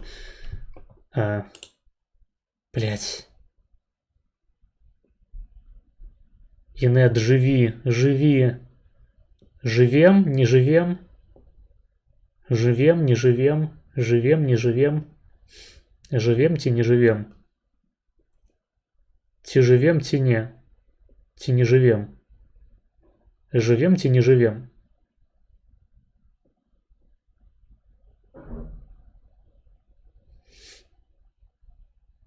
Жывем ці не жывем, ці жывем, ці не жывем. Жывем ці не, ці не жывем. Рухнум ці не рухнум. Рухнум ці не. Ці рухнум ці не, ці не рухнум, не. Напишите! Жывем ці не, алло. Ой, блядь.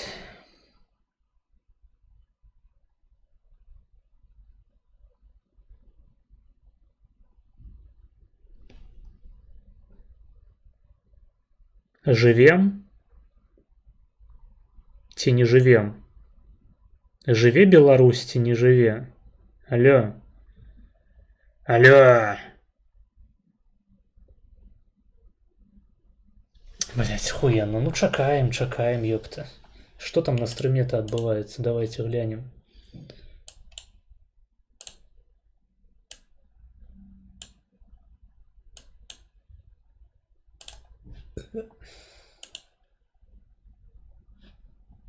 Блять, хуенно. Ну чакаем, ёпта.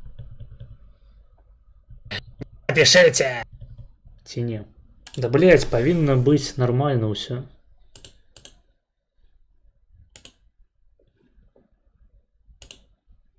Жывем, но мы ўжо не рухнем, бля. Да походу рухнем усё ж таки. Зараз усё ок. Добра, дзякуй. А на чым я спыніўся? Што вы апошняе пачулі? Я сам ужо забыў, пра што я казаў. Пра што я казаў? Я казаў пра тое, што так, у 10-м годзе правакацыі гэтыя спрацавалі, таму што Статкевіч гэта мудак, які не можа быць адказным нават за ўласныя нейкія авантуры палітычныя, які ніяк абсалютна не планаваў гэтую самую плошчу, людзі проста выходзілі, займаліся чым папала, ну, хто чым папала, так бы мовіць. Хто як патрапіў, хто ўдала, хто не ўдала, па выніку зладзілі правакацыю і разагналі ў пізду. Так і скончылася плошча 10-го году. Таму часамі і абарона камуністаў можа прыдацца на такіх мерапрыемствах. Ленинскую. Вы знаете, где сессия незалежности, мы повинны, а они тут будут Ленина стягивать. А уявляете, что такое? Вот почали громить Ленина, выскочили перед этим, и они раздели всю страну. І все, нема кому голосувати. Агентура тонко працювала на дураков, но это не пришло. Вот. Так вот, задача была таким чином, как заховать их на страші так, как они думать не могли, але как до их не докрадутся, как они проголосовали. И вы на кадрах, когда тут будут, не ведаю, когда будут тут кадры, убачите, як наша дружина, они идут там на лет, у ланцюгом ставши, не дают можливости, как люди их подрабали там. Не давали можливости, потому что это могло привести до того, что они разбеглись.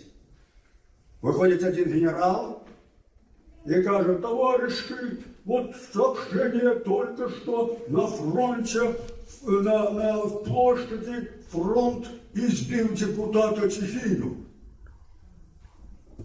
Шок. Слушайте, это провокация. Выступая Сергей Нагучик и каже: неправда, я вам скажу, что я это все бачив, никто никого не збив, товарища Тихину просто обплевали.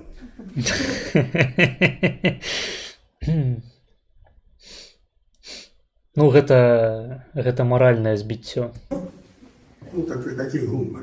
У ягонай галаве яны яго збілі. Гэтага дастаткова. Так і було. Вот. Але ён быў у поле наших. У яго ў галаве былі сувязі з кулакамі і ботамі пратэстоўцаў, беларускіх грамадзянаў. Дружинников не давали ему, как его збілі. Вот усё гэта было нами вельмі добра прадумана. Уся гэта ішла сесія.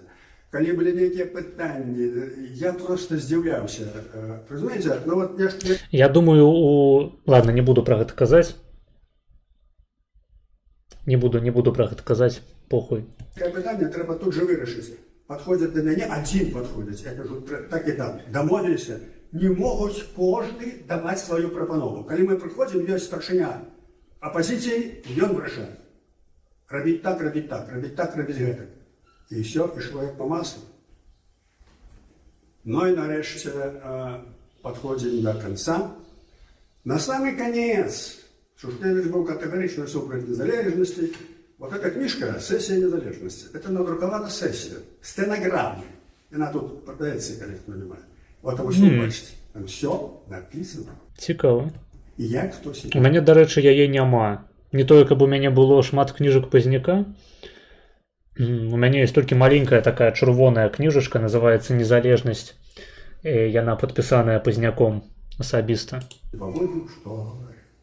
Так вот, незалежнасці ніякіх не будзе. Здаецца, яна таксама прадавалася на сустрэчы з Пазняком у Кракаве, але мне грошай было шкада, і я купіў самую танную. Это жарт, это глупство. Вот тут он говорил это все. И все это на самое опошлее. А Шушкевич, ён таксама маніпуляваў камуністамі, каб яны прагаласавалі за незалежнасць, за часовую забарону КПСС.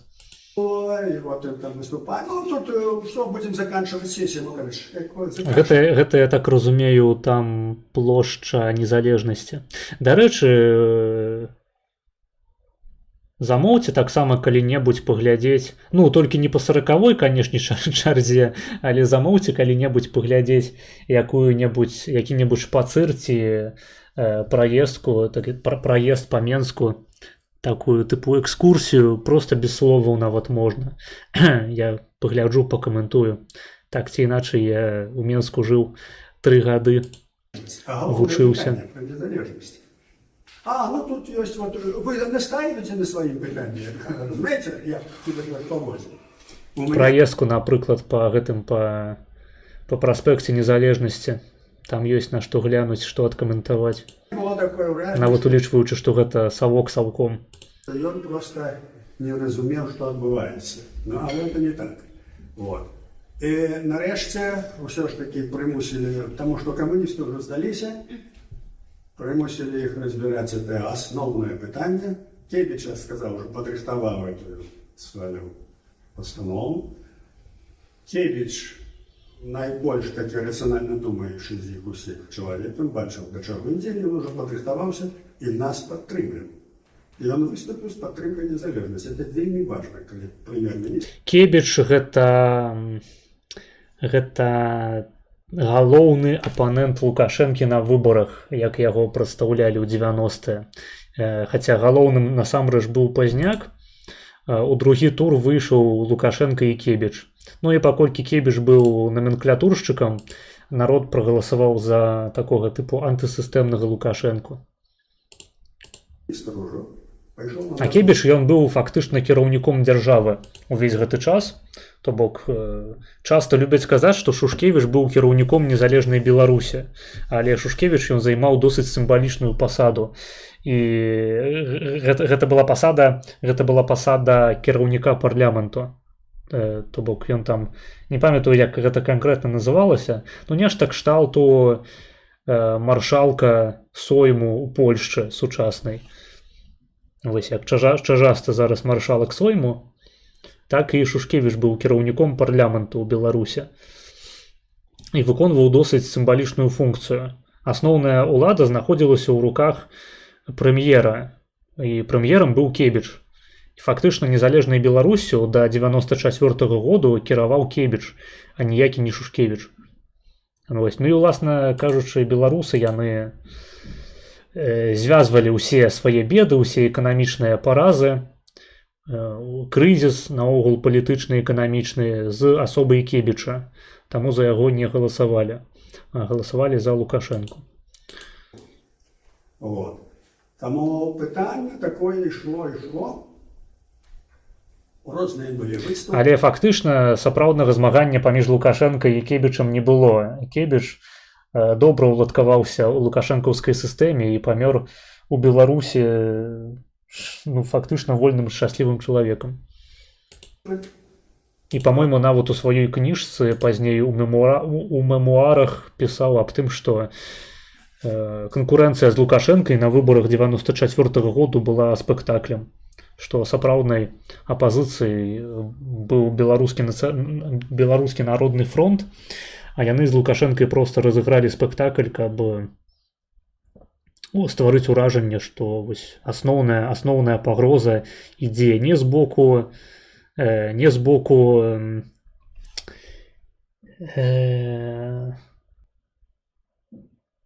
нацыянальнай апазіцыі, так, не з боку сапраўднай апазіцыі, якая дамаглася незалежнасці Рэспублікі Беларусь, а з боку номенклатуршчыкаў тыпу Кебіча. Хаця, што Лукашенко, што Кебіч былі часткай аднога савецкага арганізму. Вельмі супраціўляліся, конечно. Лукашенко ён быў маладзейшы і энергічнейшы, таму як бы стаўка была на яго. Хаця маглі пабраць і Кебіча, і Кебіч хутчэй за ўсё рэалізоўваў бы дакладна такую ж палітыку, як і Лукашенко. Нарэшце падышлі да галасавання. Падышлі да галасавання у выніку дыскусіі. Многія людзі там не згаджаліся, там камуністы. Словом, я адчуў духам, што можа і прагаласуюць за, але будзе шмат супраць. А так не можна, нам трэба аднагалосна. І от была пэўная непэўнасць. Шушкевіч кажа, ставім на галасаванне. І в апошнюю секунду я папрасіў слова. Паглядзіце, а гэта беленькі, дарэчы. Вось так ён выглядаў у тыя далёкія гады. Тут ёсць мой выступ. Нават без раздрукоўкі выступае, паглядзіце-ка на гэта. І проста, як кажуць, ударыў па гэтай расійскай дэмакратыі. На гэтым здымку беленькі ён вышэйшы за ўсіх, то бок ён там хутчэй за ўсё стаіць на нейкай табурэтачцы спецыяльнай. Бо беленькі ён па факце самы нізкі быў, здаецца, з дэпутатаў незалежнасці. Што па Ельцыну, што вы не думаеце, то бок сапраўдны беларус. Расія будзе дэмакратычная краіна. Не як татарын Пазняк, балт. Гэта імперская краіна, можа праводзіць імперскую палітыку. І вы будзеце там, і там, і там, мы павінны так. І я выклаў всю гэту канцэпцыю, пра што мы цяпер гаворым.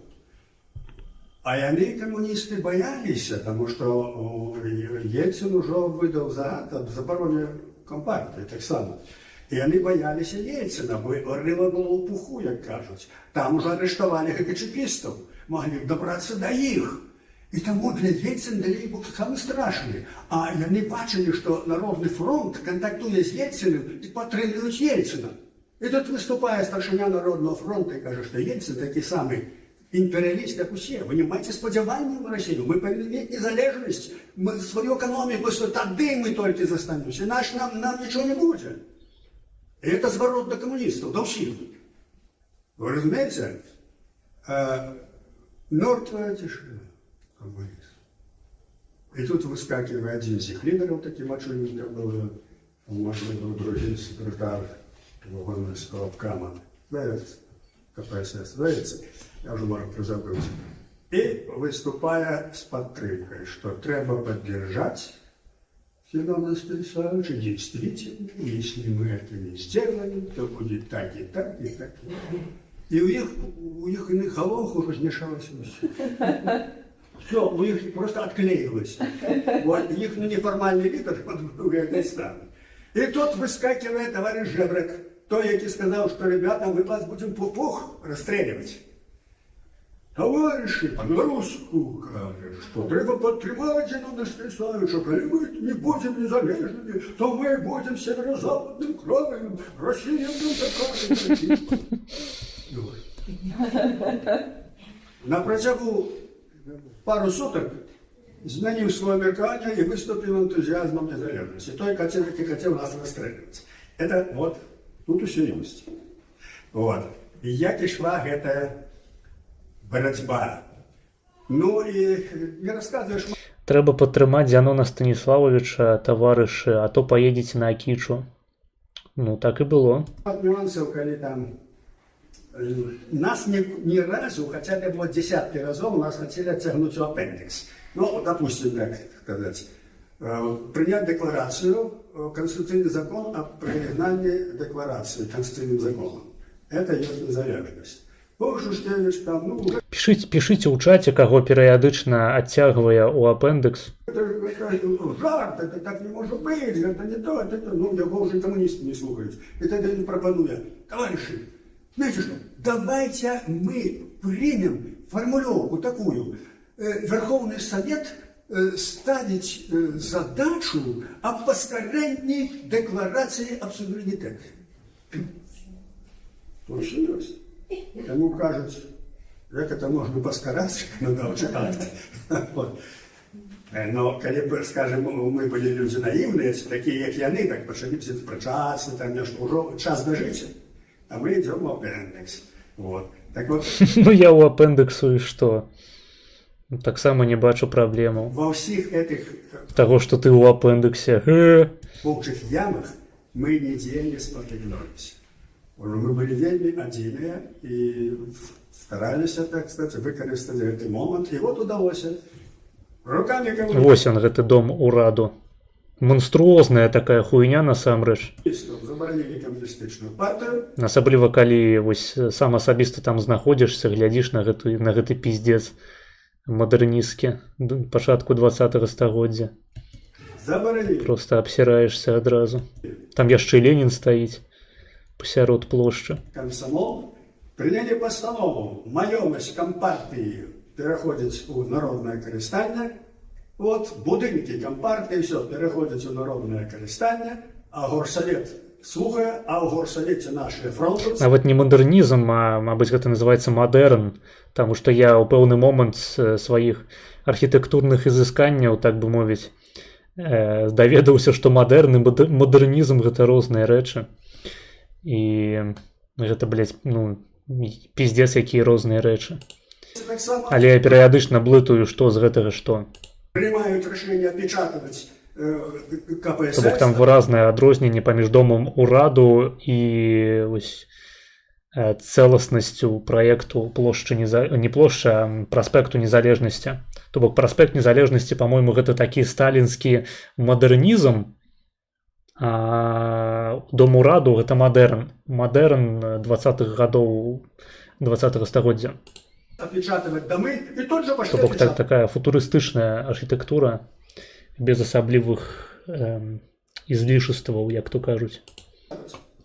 Тот же, что соседи, уже пошли запечатываться. Вот я спрацевал Народный фронт. И послушайте, я вот это все вспоминаю, вот эту вот орду, якая сидит вот круглыми карками, ненавидит наших сил.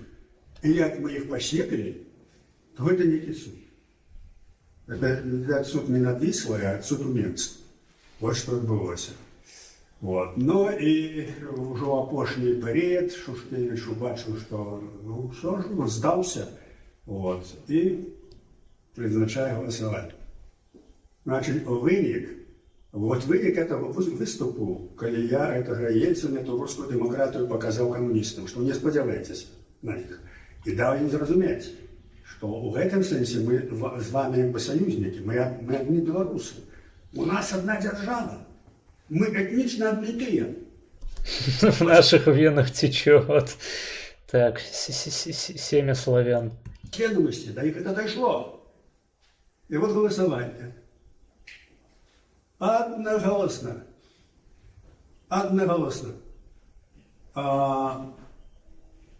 Устремался, одноголосно не голосовало 9 человек.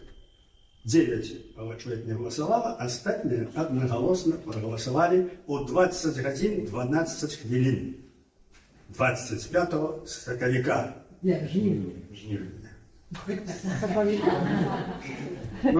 Блін, а дарэчы, было б сімвалічна, калі б 25 сакавіка. Дарэчы, шкада, што сёння ніводзін з гэтых данатаў, якія змагаліся за відэа, якое мы будзем глядзець, не склаў 25 еўра, по-мойму, там трэба. Зараз праверу. Дзе гэтая херня? Настройкі донатаў.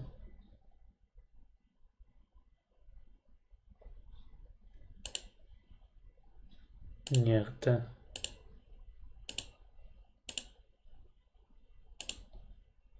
О, вось. Якая там умова была. Так, 25 еўра праз Donation Alerts. На жаль, ніхто не закінуў. Там асаблівы ёсць алерт, які яшчэ, па-мойму, ніводнага разу не прагучаў на нашых стрымах, але ён быў бы ў тэму. Ну, все равно. У святочную тэму. Это стыковика так само важно. Добре, жнивня. Ну и вот мы выходим на площадь. Праспект Незалежнасці, сталінскі ампір, дом ураду, канструктывізм.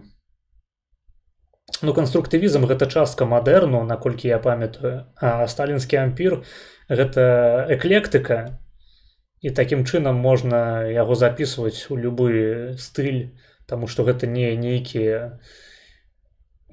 унікальны стыль, які характарызуецца канкрэтным наборам рысаў, гэта проста калька змяшаная з усёй хуйні, якая была ў галаве Сталіна на той момант, якая яму падабалася.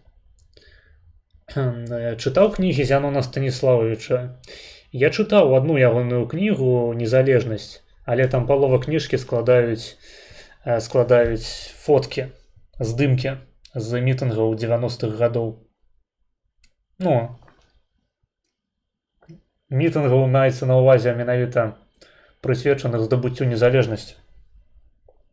А так, у прынцыпе, я кнігі Пазняка асабліва не чытаў, я больш па артыкулах шарыўся.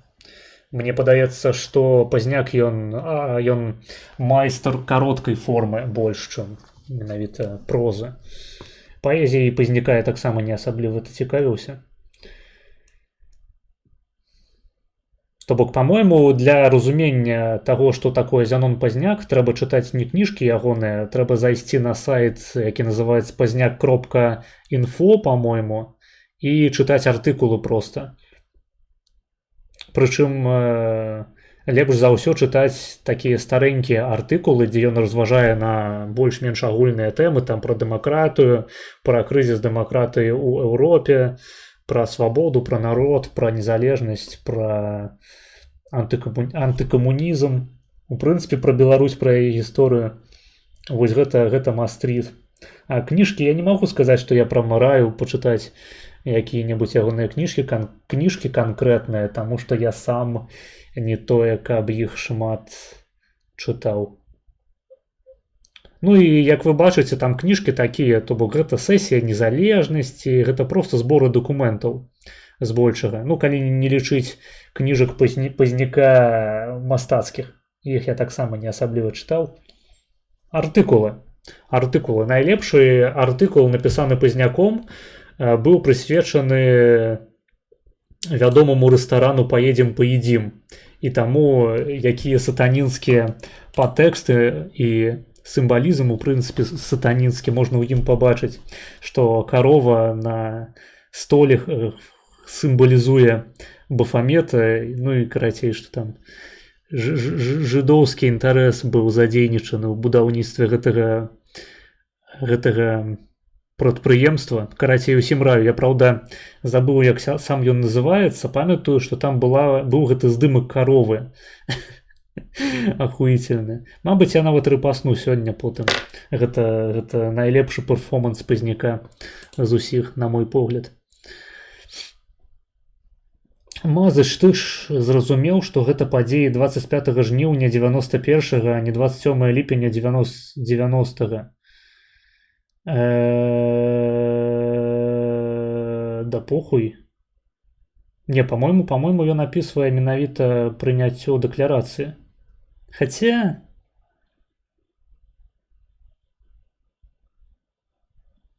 Не, ну там на плакатах ззаду было пра 27 ліпеня менавіта.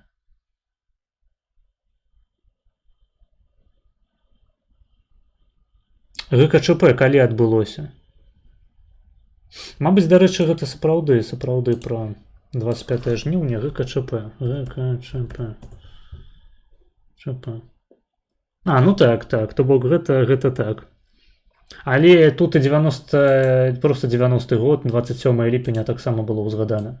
Я нагадваю, што я ўсляпую абраў гэты відос, бо ніхто не хацеў замаўляць нешта канкрэтнае, і мне падалося, што гэта будзе пра 27 ліпеня, але наогул яно тэматычна супадае. Таму што 25 жніўня гэта прыняццё дэкларацыі аб незалежнасці, якая была прынятая яшчэ ў 90-м годзе, ў 27-го... Не, 25 жніўня гэта прыняццё, не прыняццё, гэта аб'ява. Гэта наданне статусу канстытуцыйнага закона дэкларацыі аб незалежнасці, якая была прынятая яшчэ ў 90-м годзе 27 ліпеня. Вось. Артыкул рэсторану Арменія, коміксы ад Пазняка атрымліваецца. Чаму сімвалізм? Поедем, поядзім, жыды сатаністы. Ну, так у гэтым і сімвалізм. Народ паліць газеты, спявае, абымаецца, цалуецца. І ведаеце, што... Так, сапраўды, гэта пра 25 жніўня больш. Але 25 жніўня разрываць істотна неяк з падзеямі 27 ліпеня некарэктна. Магчыма, ёсць відос, які цалкам быў бы прысвечаны 27 ліпеня. На жаль, я яго не знайшоў. У жыцці нічого падобнага не чуў. Калі ведаеце такі відос, кідайце з донатам. Такое адчуванне, што з Верховнага Савета... Але вам прыйдзецца перабіць відос пра расколу партыі ПіС на канале Валентин. Які знаходзіцца там у 20-й чарзе, по-моему. Свет. Они же не сменились, он сам, это сам. Такое ощущение, что это все другое уже, что нечто совсем другое. Садовский взбился там на трибуну там, и спевая самозабвенно три дороженьки. Все там, кто может, подпевают на площадь. И вот после этого Садовский сказал, что вот это столица, что вот для этого мы были исторично счастливыми. Это я чему привожу, потому что другие сказал Сергей Наумович, что для этого варто было жить. а потом можно и померить. И я так думаю. Знаете, мы однолького думали, что мы зробили тое, для чего варто было жить. Вот. Вот так, ну, это через мое непосредное удел, через мое отчувание, то, что я вам рассказываю, частково, тому що там вельми шмат усього було вельми цікавого, от, і вельми повчального для будучих поколінь. Але саме тяжкий орешек для їх, для заходніх інфантилів, він есть орешек і буде. И они не могут зрозуміти, як можуть 27 чоловік перемогти 345. Їхніми голосами нищить комуністів, не зрозумів. Бо їхні парламенти демократичні не працюють з другої системи, не розуміють цієї ситуації. І до сьогоднішнього дня зелень знов з його. Вони не розуміли, я пам'ятаю, в Парижі говорив з намісником міністра заміжних справ. Я ему кажу, что Лукашенко ставленник Москвы. Демократические выборы. Они не могут это зразуметь. Они не могут зразуметь нашей политики. Так вот, это что... Кому не падабаецца, што мы глядзім відос пра 25 жніўня, мы гэты ж самы відос паставім і на 25 жніўня потым, каб вас яшчэ больш пратроліць. Хаця не, мне паказвае календар, што 25 гэта аўторак, тады не павінна быць стрыму па ідэі. Ну, так ці іначай мы вас потым пратролім як-небудзь іначай. На 25 сакавіка паставім відос пра 25 жніўня. Хы!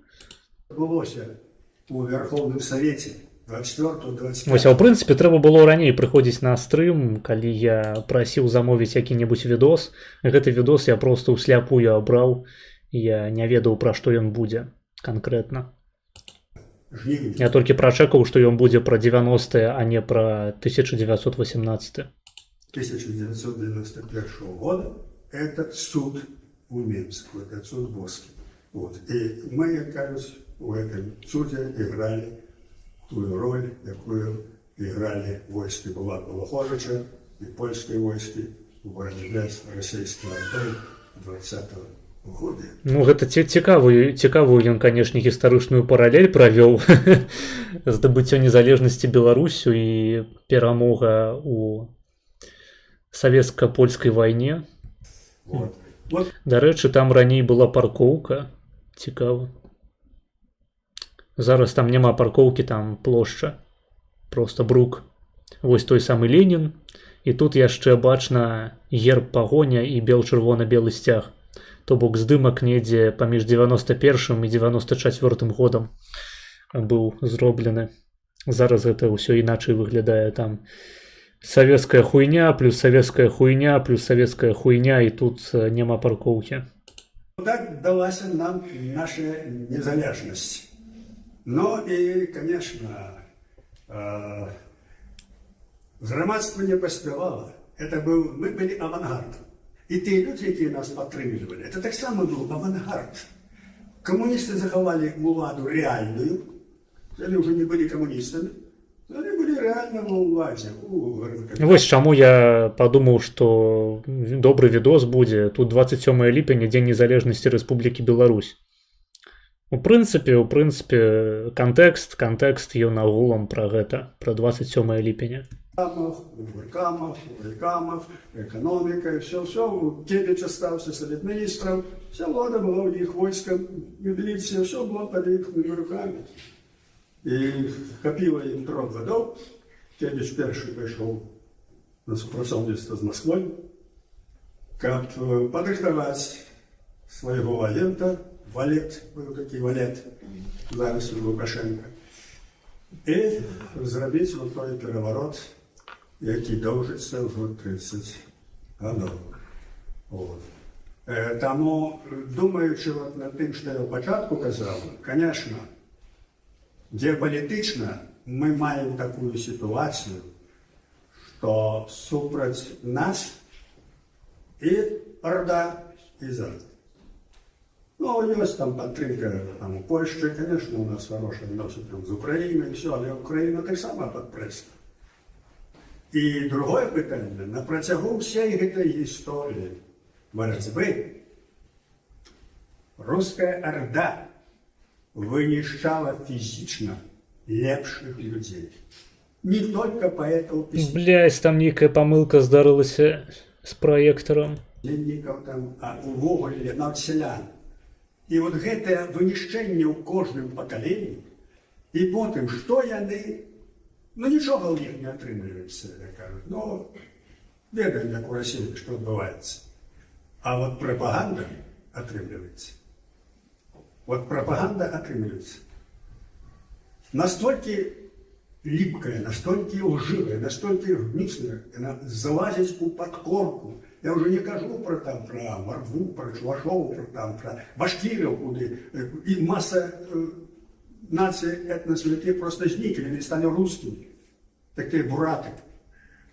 Так, як Николай Росал, Вот падментаваны. гэтая пропаганда, и она на основе на лжи, это вельми моцная зброя Российской Федерации.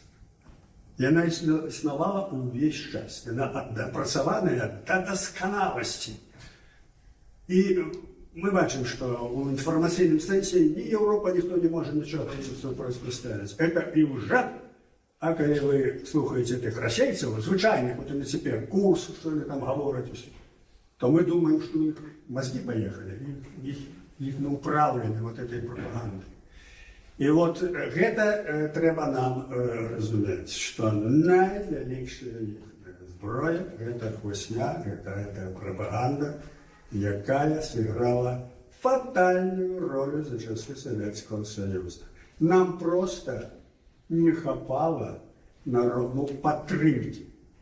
Потому что авангард воевал, авангард здобыл незалежность, а остальные люди еще были под уплывом этой пропаганды.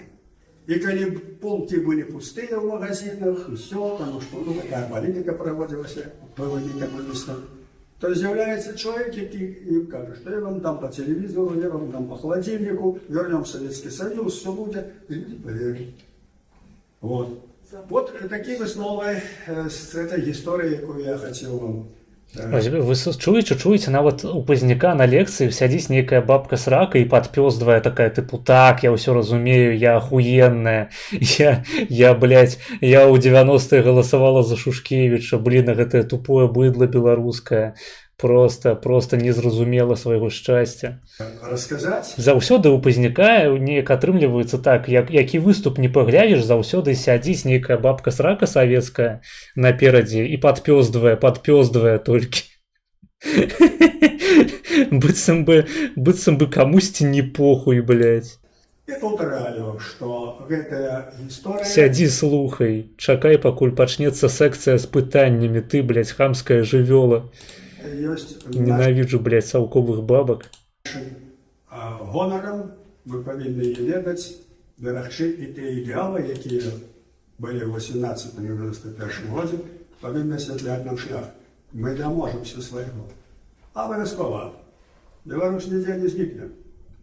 Толькі мы павінны прайсці яшчэ цяжкі шлях. Але мы пераможам. Гэта жонка беленькага, не пиздзе. Яна не раздрукаваная, значыць хлусня. За нами. І будуть наперадзе. І нарэшце, як кончыцца Орда, то кончыцца гэта ўсё. Дарэчы, тут яшчэ вось відос нейкі аднавумчыка пра незалежнасць. Таксама можна было б глянуць. Жыве Беларусь! Жыве!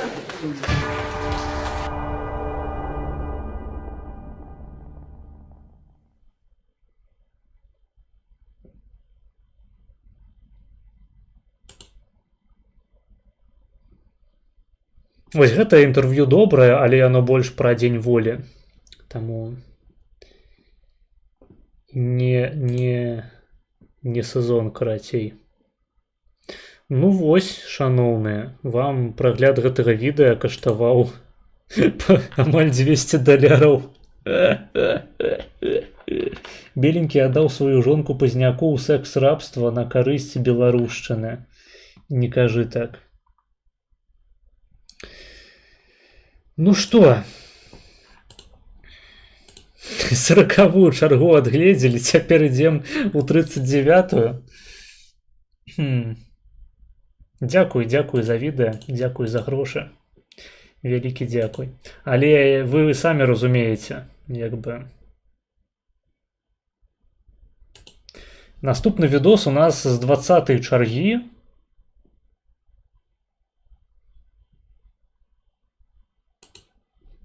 «20 хвілінаў. Украінскай аналітыкі, блядь, пра Польшчу». У мяне ёсць для вас варыянт такі, раз назаўсёды развітацца з гэтым відосам. Можаце заданаціць колькі. Ён каштуе 40 на гэты момант. Можаце заданаціць 80. І тады мы проста яго скіпнем. Ёсць і такая опцыя. То бок данаціце ў 2 разы больш, чым заданачана на відэа, і мы яго не глядзім. Можаце скінуцца, зноў ж такі, усім чатам, каб мы яго прынамсі глядзелі не да канца. Давай яго по фастику подивимося і будем дихати. Ну давай. Такі варыянт таксама ёсць. Я просто хацеў яшчэ вас прабайціць на данаты, таму што мне ўсё мала. Я лічу, што трэба пакінуць вось гэтую 40-вую чаргу у спісе, просто як напамін аб гэтым цудоўным спаборніцтве унутрыбеларускім. Вось, беларусы могуць, беларусы хочуць і могуць. Беларусы гэта магутная нацыя. Яны здольныя за адзін стрым наданаціць $200, каб мы паглядзелі пару відосаў і адкаментавалі іх. Ну, свята сёння, так ці іначай. Ясная справа, што беларусы павінны на яго раскашэліцца. Як стаць такім жа крутым, як Зянон Станіславович? Яму савецкіх баб сраку ў рабства аддаюць, во крутой. Ну, спачатку трэба нарадзіцца гігачэдам, такім як Зянон. З заходняй Віцебскай вобласці, як мінімум. І іншых варыянтаў не дано. Менавіта таму краявіды Віцебскага былі пастаўленыя. Tak jest. Ой, блядь. Я не пачуў зноў данат, таму што я навушнік дастаў з вуха.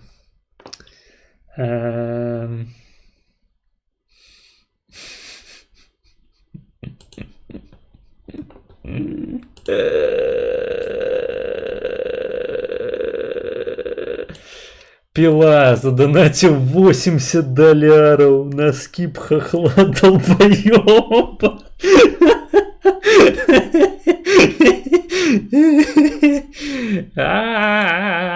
Блядь. А з якога часу Іўеўскі раён гэта Віцебшчына? Пачакай, ён не на Віцебшчыне нарадзіўся? Мабыць, я яго з Навумчыкам пераблытаў. Блядь. $80 на скіп. Фух. Скіпнули 20-ю чаргу, хлопцы. Ну, пиздец, блядь. Ну, яйки, блядь. Просто нахуй крепкие орешки. Охуеть. Пила, ты базоид просто.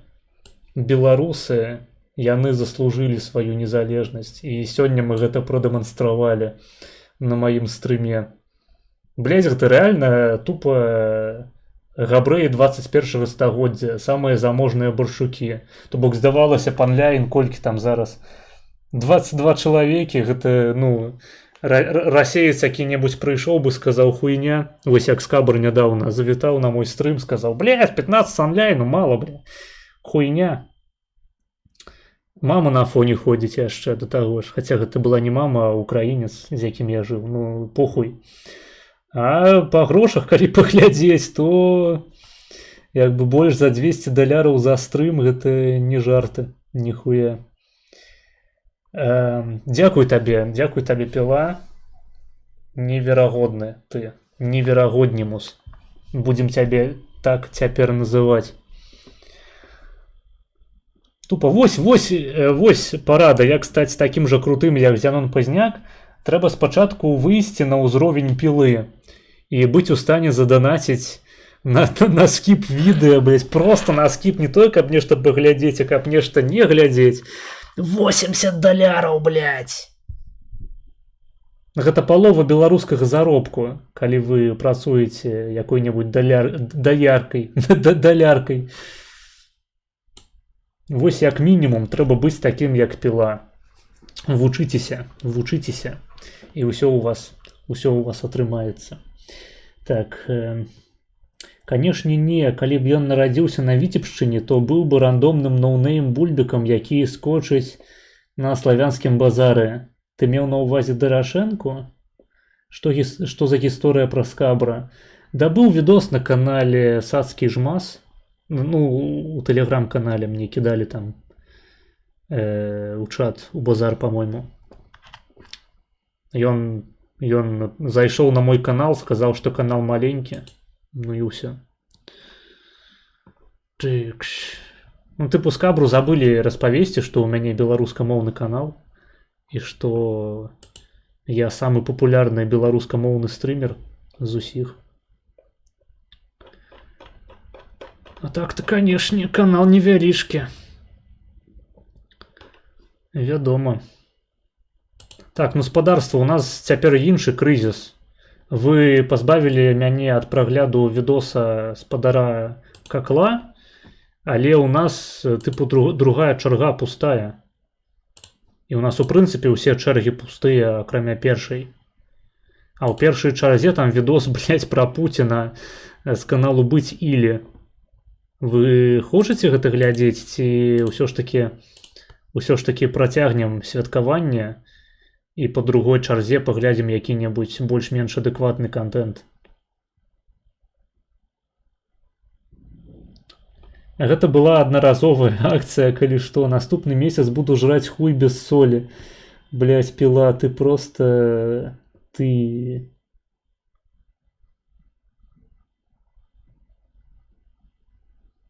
Калі нават аднаразова ты здольны такія сумы... Стыдно и больно. Стыдно и больно. Вось мне ніхуя не стыдна і не больно за пілу, таму што калі ты здольны нават аднаразова такія сумы плаціць на маіх стрымах, то ты пиздец базоид, зубр. Реально просто соль зямлі, кроў і косці беларушчыны.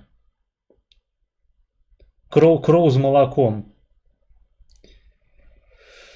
Твоє ім'я назавжди буде в легендах. Так, у мяне, дарэчы, блядь,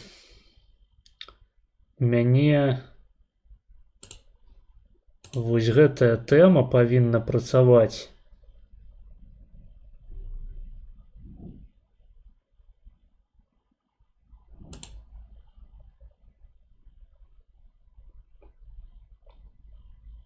Я чамусьці... О, вось! Я чамусьці прыбраў, не памятаю, навошта я гэта зрабіў, прыбраў стужку топавых донатараў з Donation Alerts.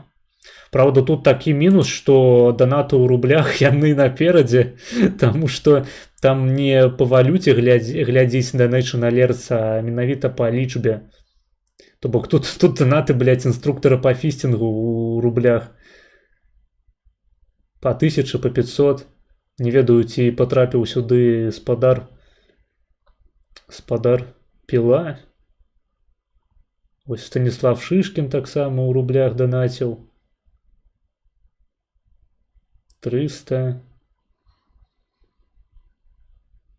250. Вось піла 100 USD. А потым зноў інструктар па фістингу. Ну, гэта такая бесталковая хуйня насамрэч. Рублі маюць перавагу, і людзі думаюць, што я нейкі руснявы стрымер, якому данаціць людзі з Расійскай Федэрацыі. Ананім 100 USD. Не, карацей, я выключу зноў, каб менш ганьбіцца. Але піле дзякуй вялікі. Так, там быў донат яшчэ. Тэкс.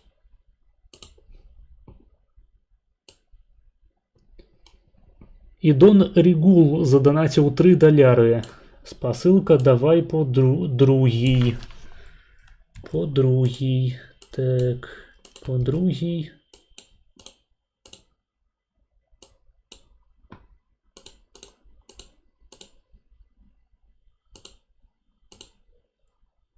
Гэта у нас 15 хвілінаў.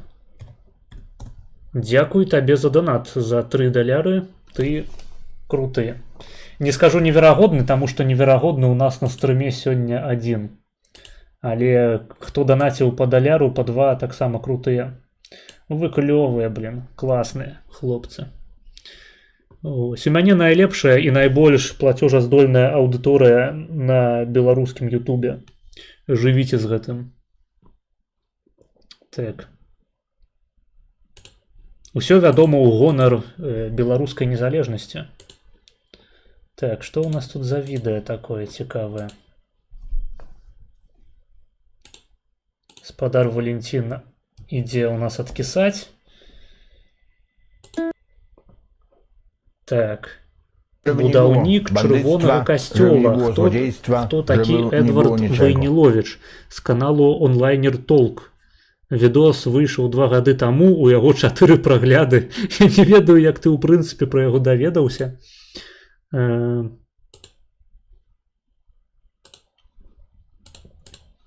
Апісанне такое. Сёння мы пагаворым пра Эдварда Вайніловіча, будаўніка чырвонага касцёла.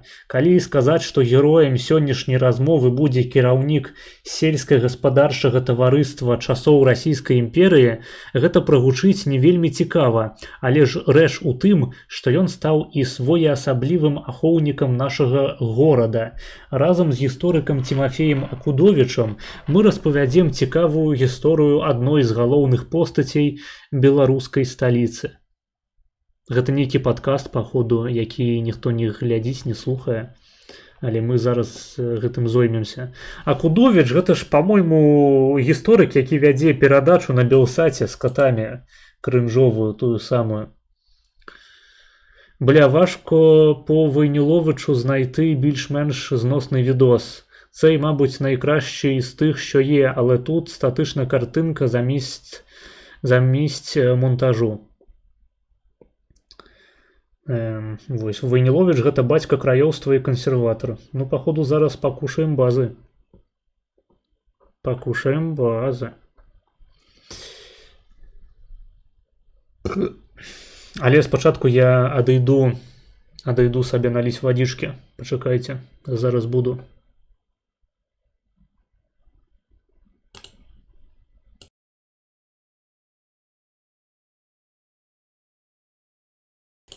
Пишут, донат дослали.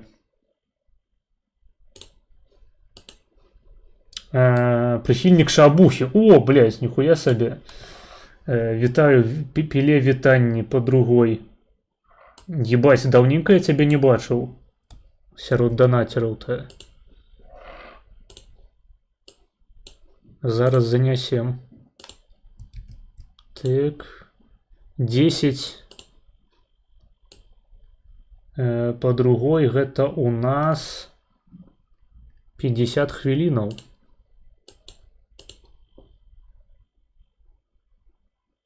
Так, ну і відос таксама тэматычны. Гэта добра. Блин, прихильник шабухи, пиздец, давно себе не было. Ну, прынамсі, я не ведаю, я просто не ведаю конкретно, які у цябе нікнейм у чаце. Я толькі магу здагадвацца. Сярод донатераў я цябе не бачыў вельмі давно. Вельмі рады цябе бачыць. Вось, чакайце, зараз прыйду. Зараз прыйду. Дзякуй за 10 еўра, так, ты неверагодная. Прыхільнік шабухі. І шабухі таксама у нас даўненька не было ў відосах. Менавіта праз тое, што прыхільніка шабухі не хапала нам. Вось, але нарэшце ты зноў у нашых шэрагах ніжняга інтэрнэту. І я цябе горача вітаю.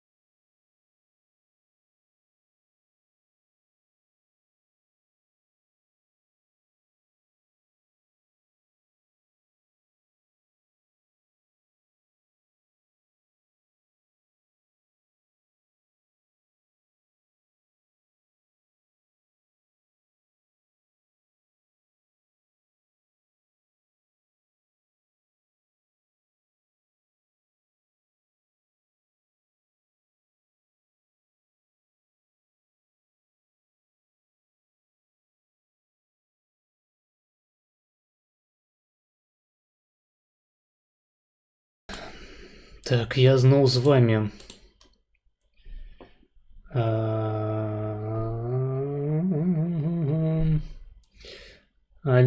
Але у мене серце болить, що Войнілович такий маловідомий, хоча це мало не батько, засновник Білорусі, імхо. Це ж такий ваш білоруський Бандера. Менавіта, так, 1-1 просто. Так само быў антыпольскі тэрарыст, вядомы, тым і праславіўся. Гэтак жа горача, як Фрэна на мінулым стрыме. Так, вось асабліва на апошняй гадзіне папярэдняга стрыму. Дарэчы, вось напішыце зноў ж такі ў чаце, цікава, ці вы ў прынцыпе бачылі папярэдні стрым, таму што на ім было так мала онлайну, і потым мне пісалі яшчэ, нібыта YouTube яго неяк заблокаў, не паказаў нікому апавяшчэнні не прыйшлі. І калі гэта сапраўды так, хацелася б дадатковых сведкаў у чаце паслухаць. Я бачыў, ну цябе я памятаю, ты быў на тым стрыме. То бок мне хацелася б ведаць, ці гэта проста праз тое, што пятніца хуёвы дзень для стрымоў. Таму што, ну, напрыклад, не ведаю, там Скабр які-небудзь стрыміць і ўсе ідуць глядзець яго, ці хтосьці яшчэ стрыміць. Ці справа была ў тым, што YouTube зарэзаў гэты стрым і нікому яго не паказваў. Таму што, ну, сёння онлайн парадачны, нават сказаў бы ахуительны. Так, глядзім відос пра Войніловіча, дакладней падкаст слухаем. Дарэчы, падкаст не замоўлены цалкам, толькі 15 хвілінаў. Там не хапае 45 секунд. Вось.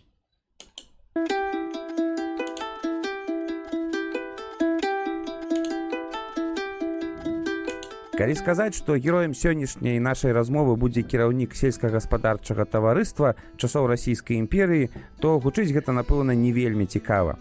Калі сказаць, што гэты кіраўнік сельскагаспадарчага таварыства можа ў хуткім часе быць беатыфікаваным каталіцкім касцёлам і стаць святым ахоўнікам нашага горада, то становіцца зусім незразумела. Пагаворым сёння пра Эдварда Войніловіча, будаўніка знакамітага чырвонага касцёла ў Мінску. Дык сёння таксама Скабр стрыміць, таму не лічыцца. Ну, блядь, хуй ведае, мабыць, хтосьці яшчэ тады стрыміў, ці была іншая прычына, па якой людзі не прыходзілі. Ну, там проста літаральна па выніку атрымалася 8, блядь, онлайну сярэдняга. Гэта пры тым, што апошнім часам было, ну, мінімум там 12, а бывала там і 17-18 онлайну сярэдняга. А тут адразу 8, блядь.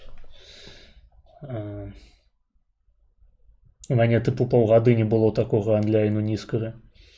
Дон Рыгуля, гэта не Войніловіч стварыў Беларусь, гэта Бандера стварыў чырвоны касцёл у Менску, каб там стаяў Ленін і Пазняк потым мог там прамаўляць пра Касцюшку з Шушкевічам і т.д.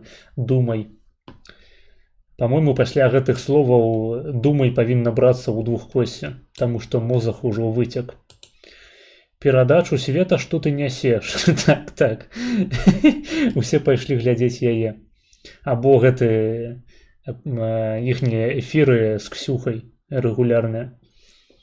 Эдвард Войніловіч нарадзіўся 13 кастрычніка 1847 года у маёнтку Вялікая Слепня. Гэты палац захаваўся на сённяшні дзень у Мінску на вуліцы Філімонава. Слепня належала роду Ваньковічаў. Філімонаў, ведаю, быў такі неўрамарфолях у Савецкім Саюзе, з якога паходзіла маці Эдварда Ганна. Самі ж Войніловічы сядзелі на Случчыне і былі вельмі старадаўнім шляхецкім родам свайго рэгіёну. У мемуарах Эдвард хваліўся, што жывучы побач з Нясвіжам і Слуцкам ягоныя продкі ніколі не служылі радзівілам. І гэта направду дасягненне. Лепей бы ён хваліўся тым, што ён не паляшук. Хоць зараз мала хто гэта зразумее. Войніловіч скончыў легендарную слуцкую гімназію і мэты... Можна на 1.25, якщо хочаш, окей. Не тое, каб не тое, каб мне было не цікава, просто у нас там яшчэ адзін відос ляжыць тэматычна, які мы можам не паспець паглядзець сёння. Нам засталося 2 гадзіны адстрыміць. Равана пачаў атрымліваць адукацыю ў сферы сельскай гаспадаркі і прамысловасці. Петербургскі тэхналагічны інстытут, сельскагаспадарчая акадэмія ў Польшчы, стажыраваўся на заводах у Бельгіі, Германіі, у Петербургу. У 1872 годзе Войніловіч вярнуўся дадому і пасля смерці бацькі прыняў усе ягоныя справы. А справ Прыняў іслам, у гэтых было як Бандера. безліч. Апроч непасрэдна самой гаспадаркі, якая пры Эдвардзе працягвала расці, умацоўвацца, Войніловічы займаліся актуальнай грамадскай дзейнасцю. Чырвоны касцёл гэта сховішча польскай шляпы. Гэта так, гэта як цэнтральны камунікацыйны порт, бункер жыдоўскі. І справы бацькі перайшлі да сына. Ён займаўся вырашэннем судовых справаў, узначаліў шматлікія рэгіянальныя паседжанні, засядаў у апякунскіх камісіях па самых розных установах. Ва ўспамінах Эдвард жаліўся, што за 30 гадоў сваёй актыўнай дзейнасці змог толькі 2 разы выехаць за мяжу за вялікай загружанасці. І васьмінута грамадская дзейнасць Эдварда Войніловіча дазваляе нам сёння казаць пра яго як пра выбітнага чалавека міншчыны, а можа нават шырэй усёй Беларусі. Пасля паўстання 1863 года грамадскае жыццё ў краі знаходзілася ў поўным заняпадзе. Каталіцкія школы і установы былі закрытыя, праваслаўныя былі малаактыўныя, кантакту паміж тутэйшымі элітамі і прыезджанымі чыноўнікамі. Гэта, дарэчы, галоўная аснова крытыкі паўстання 63-64 гадоў, што яно як бы таксама ніхуя не прынесла для Беларусі і для Польшчы ў тым ліку, акрамя закручвання гаек і там ссылак у Сібір, рэпрэсіяў, закрыцця навучальных установаў. І я схільны, прынамсі ў некаторых пунктах з такой крытыкай пагадзіцца. То бок гэтае паўстанне было не падрыхтаванае, яно вялося, абсалютна неяк хаатычна, неарганізавана. Яшчэ да пачатку паўстання у саміх шэрагах паўстанцаў узнік падзел на белых чырвоных, і з самага пачатку было ясна, што ніхуя не атрымаецца. Яшчэ і быў падабраны такі кантэкст гістарычны, неўдалы, што там толькі-толькі быў знесены прыгон, прыгоннае права, і тут адразу паўстанне з нейкага хуя. Вядома, што адмена скасавання прыгоннага права ў расійскай імперыі адбывалася не па найлепшым шляху яно ішло, але, гэта не рэвалюцыйная сітуацыя ніхуя. Там дахуя рэчаў было зроблена неправільна, і героізуючы постацяў гістарычных тыпаў Кастуся Каліноўскага, трэба пра гэта памятаць. Ну як польшчынне прынесло, імператор звільнив польських хлопів з кріпацтва. Так гэта яшчэ да паўстання. Прыгоннае права было знесенае ў 61 годзе. Паўстанне адбылося пасля. Не было. І памянялася гэтая сітуацыя крыху дзіўным чынам. Міністр унутраных спраў расійскай імперыі Леў Макаў, які меў у Мар'інай горцы сваю сядзібу, гэты палацык на беразе Цітвы да сённяшняга дня захаваўся ў Мар'інай горцы, вырашыў даць адпор уплывовым мясцовым польскім панам і заснаваў у Мінску мінскае сельскагаспадарчае таварыства, уваходзіць куды маглі толькі асобы расійскага паходжання. Але высветлілася, што мала хто з тых асобаў расійскага паходжання, якія жылі на той момант у Беларусі, разбіраліся ў сельскай гаспадарцы. І дзейнасць таварыства аказалася чыста фармальнай і паступова затухала. Збіраліся гэтыя людзі раз на год, заносілі ў залу паседжання вялікую драўляную саху, як сімвал сельскай гаспадаркі, і мала што маглі абмеркаваць. Так, беларус, пан сахі і касы. Сваіх земляў мелі тут не шмат і не дужа цікавіліся агульным развіццём гэтай сферы ў рэгіёне тагдашняга паўночна-заходняга края. Праз 2 гады было прынята вельмі складанае рашэнне дапусціць у таварыства мясцовых землеўласнікаў. І адным з першых, каго запрасілі, быў паспяховы і паважаны гаспадар Эдвард Войніловіч. Вельмі складана было гэта зрабіць, вельмі невідавочна. Што землеўладальнікі гэта аснова, нацыі, ну да ладно. Калі для расійскіх чыноўнікаў таварыства было хутчэй забавай, то для тутэйшых землеўласнікаў яно сталася легальнай пляцоўкай гуртавання і развіцця сельскай гаспадаркі ў рэгіёне. Таварыства пачало вельмі актыўна расці. Гэтае таварыства арганізоўвала сельскагаспадарчыя выставы, папулярызоўвала новыя тэхнікі работы на зямлі, адкрыла таварыства ўзаемнага страхавання ад агню, вельмі страшная праблема таго часу. Заснавала ў Клецку банк, дзе дробным землеўласнікам давалі крэдыты для іх бізнеса. Адкрыла даследча-эксперыментальную базу ў Тугнавічах, дзе праводзіліся эксперыменты з новымі сартамі раслін. І шмат што яшчэ. Але такая канцэнтрацыя гаспадароў, бізнесоўцаў не магла заставацца толькі ў сельскагаспадарчым полі. І таму Гаспадароў проста без газ. Завочна таварыства Без газу стала мець пэўныя палітычныя ўплывы ў рэгіёне. Напрыклад, калі ў 1880-х гадах збіраўся першы ўсерасійскі з'езд землеўласнікаў, які не адбыўся з загібелі Александра II, то абіралі на гэты з'езд людзей. Не в польскому царстві кріпацтво скасували окремо після повстання, і не як у решті імперії, а по-справжньому польські хлопи стали землевласниками. Почекай, а хіба на той момент яшчэ польскае царство існавала? Я не памятаю. Калі польскае царство перастало існаваць? Нашага рэгіёна менавіта праз сельскагаспадарчае таварыства, а не праз земства, як это адбывалася ў расійскай імперыі. Апроч гэтага таварыства абараняла інтарэсы каталікоў у краі, наладжвала кантакты з расійскай адміністрацыяй і рабіла шмат чаго яшчэ, каб актывізаваць грамадскую і нават крыху палітычную дзейнасць у рэгіёне Міншчыны. Драйверам усіх гэтых працэсаў быў якраз Эдвард Войніловіч. Уплыў таварыства па выніку стаўся такім вялікім, што Міншчыну часам паўжартам называлі мінскай дзяржавай, а Войніловіча яшчэ большым паўжартам кіраўніком гэтай дзяржавы. На пачатку 20-го стагоддзя ў таварыства ўваходзіла каля 700 землеўласнікаў. Як буйныя паны кшталту Скірмантаў, Друз Любецкіх, Чапскіх, Войніловічаў, так і дробныя землеўласнікі. Шмат якія пазітыўныя змены, якія адбываліся ў Мінску ў гэты час, Моя Рымская імперыя. Польскае царство з'явілася недзе ў 1815 і не скасоўвалася. Царство не каралеўства. Рэальна? Бля, ну ладно. Тады я праёб. прасоўваліся якраз праз таварыства. Але, па-мойму ж там у іх таксама былі праблемы тыпу універсітэт закрылі. Не закрылі універсітэт варшаўскі. Ну, сапраўды палякі карацей менш хуяку пасмакталі, чым беларусы. Можна прынамсі на гэтым пункце пагадзіцца, але я не шару. Я не гісторык ніхуя. Якога быў якраз граф Карль Чапскі, знакаміты мінскі кіраўнік. На хвалі папулярнасці Войніловіча 3 разы... Віленскі універсітэт, па-мойму, зачынілі пасля паўстання. Ці гэта яшчэ пасля паўстання 30-х?